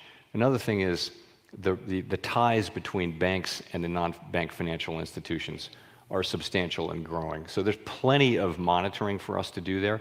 It's not obvious to me that at this point that it's a net loss to financial stability, but I would say our jobs are to monitor it very carefully and thoughtfully and understand the implications.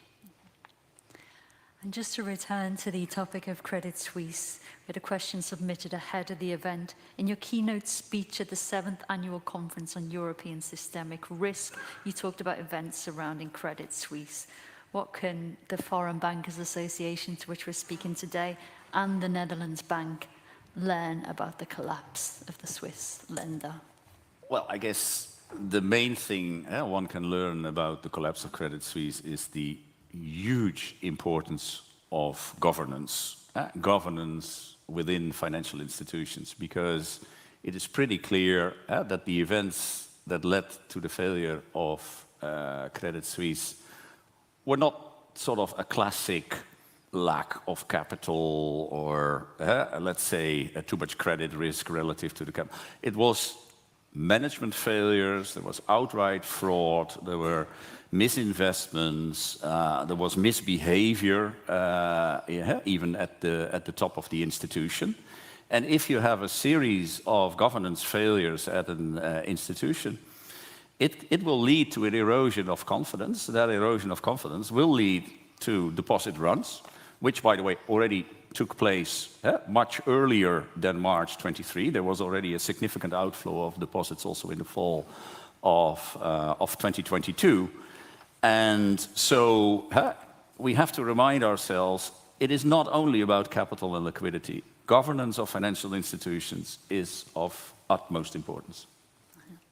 And are there any questions about AT1s and the treatments of those particular instruments that you think can be drawn in the Dutch context? Yeah, of course, there was a case where AT1s have been completely written down. So I think it behooves us to look a little bit deeper into this issue, why the AT1s were drawn down, whereas equity was not fully written off. This was, by the way, completely in line with the contractual provisions of the AT1. It was just that not all investors had really read the contractual provisions, so they pretended they were surprised by it. But I think from every case, I think we should try to draw some lessons. But in this case, at least, it allowed the authorities to write down 16 billion Swiss francs, which was helpful to generate the interest of UBS to actually take over. And now turning back to you, Chair Powell, we've got a very nice question here from Liu Zhan from ICBC, who asks, during COVID, the Federal Reserve applied high levels of monetary stimulus to further raise asset prices and support growth. Bloomberg called you Wall Street's head of state. as a reflection of how strong your actions were on asset prices and how profitable your actions were for Wall Street. How does that make you feel? And how do you look back at this with the benefit of hindsight? It makes no point of contact with the way I remember those days, so whatsoever. So I would just say this: if you put yourself in the place where we were in March of 2020, no one knew how long it would take to have vaccines.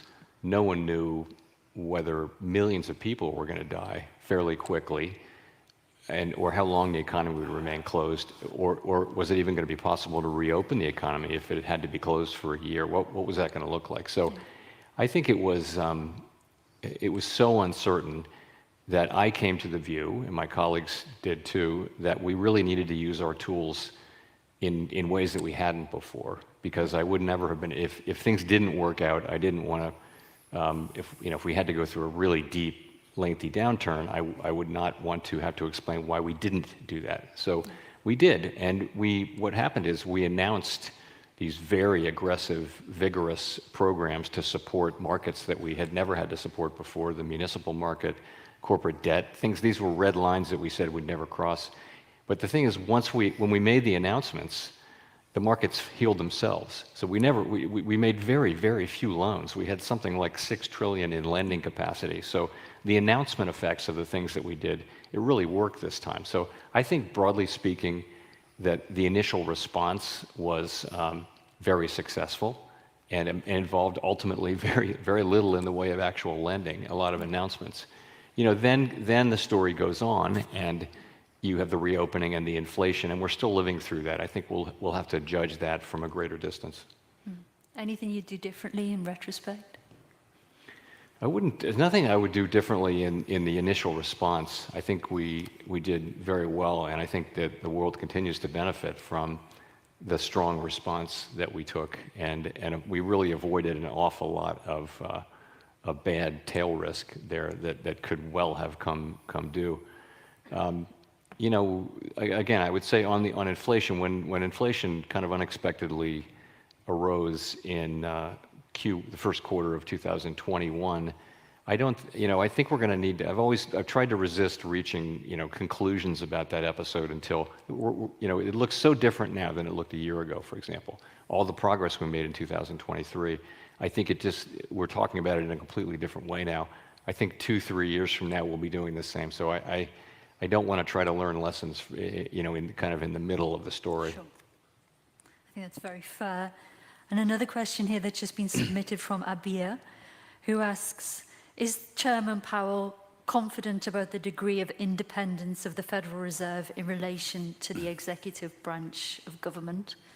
Do you think you have the powers that you need to defend your independence? Yes, without question, I do. I think when I talk to elected representatives in both political parties in the House and the Senate, and I think there's very strong support on both sides of the aisle, on both sides of Capitol Hill, for an independent Fed. I think people do understand that we're just there to do our job on a non-political, non-partisan basis. Nobody's perfect. Everyone makes mistakes, but the Fed is doing the absolute best we can with the tools that we have and the understanding of the economy that we have. I think that is very broadly understood and supported on Capitol Hill. So I'm less worried about that than the sort of things that have been in the press lately might suggest. Okay. The same question to you. Do you feel as though the ECB's independence is well enough enshrined? Oh yes, I think the ECB has one of the strongest statutory independencies of maybe all central banks in the world. And let's zoom out just for one moment. I mean, this inflation shock that we had, if you compare it to the previous inflation shock of the same magnitude, which was the 1970s, when we didn't have independent central banks, the main difference why I think now we have a credible prospect of getting the problem under control within, let's say, 3 or 4 years, while in the 1970s, it took 10, 12 years, and the disinflation was so much more painful. The sacrifice ratios were so much higher, high unemployment, etc. The big difference is central bank credibility. During this huge inflation wave, inflation expectations continued to be well anchored. They never drifted away from 2%. This is so different to the 1970s.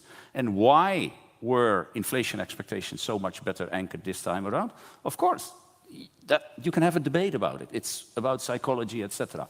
But I would posit that the higher degree of central bank independence is clearly an integral part of that story.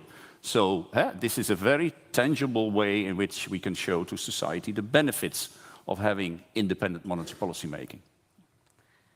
And would there be anything that you'd like to add to that on the case for central bank independence? I think Klaus said it very well. I mean, and I think in the United States, we don't have quite the constitutional, I think, support that you have for it. It's a statutory arrangement. It's an institutional arrangement that has benefited the public. And that's all it is. Congress can change it any time they want. It would take Congress to change it, though. There's nothing the executive can do. Again, I don't think that's likely, but as long as what we're doing is keeping our heads down, working on the things we're supposed to be working on, doing our absolute best, and explaining ourselves as best we can, acknowledging mistakes, and going forward, and that we will have the faith in our independence that we need, and I think we do have that now, and I'm determined that we'll continue to have it. And I think that's a very suitable note to end this discussion on. I'd like to take this opportunity to thank the Foreign Bankers Association for putting on this wonderful event, the organisers Richard and Maxine, at Cognito Media, our audience here, and many of you joining online, and of course our panelists. Both of you have been superb. Thank you for joining us, and enjoy the rest of your day.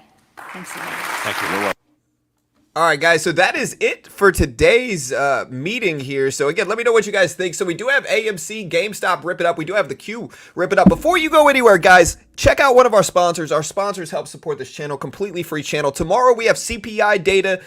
Inflation data tomorrow is a huge day. The market's actually up from this event. But again, check out our sponsors, a great way to help support the channel. If you want to learn to day trade, do not risk thousands of dollars. You'll almost certainly lose it. Instead, try a funded account program. In futures, you can basically day trade the QQQ price action, the SPY price action, and the NASDAQ E-mini and the S&P E-mini, basically what the Q and SPY track. No PDT rule. You can buy market, sell market, very similar to day trading stocks. There's no PDT rule in futures. And again, a great way to learn how to day trade is a funded account program. Apex is the most legit one in the world. They pay out millions of dollars in actual withdrawals every year. You can actually track to see their payouts, see their processing. Look at this $161,000 payout. What they do is they give you a demo and they test your skill with a demo account. If you could pass the test, they fund you the same amount. The base one's $25K. They give you a $25K demo account. If you pass it, you get funded with $25K. All you got to do is make $1,500 in profit without losing $1,500 on the base one and following their rules and conditions. If you pass it, you get a 90% split. So if you pass that and you take the $25K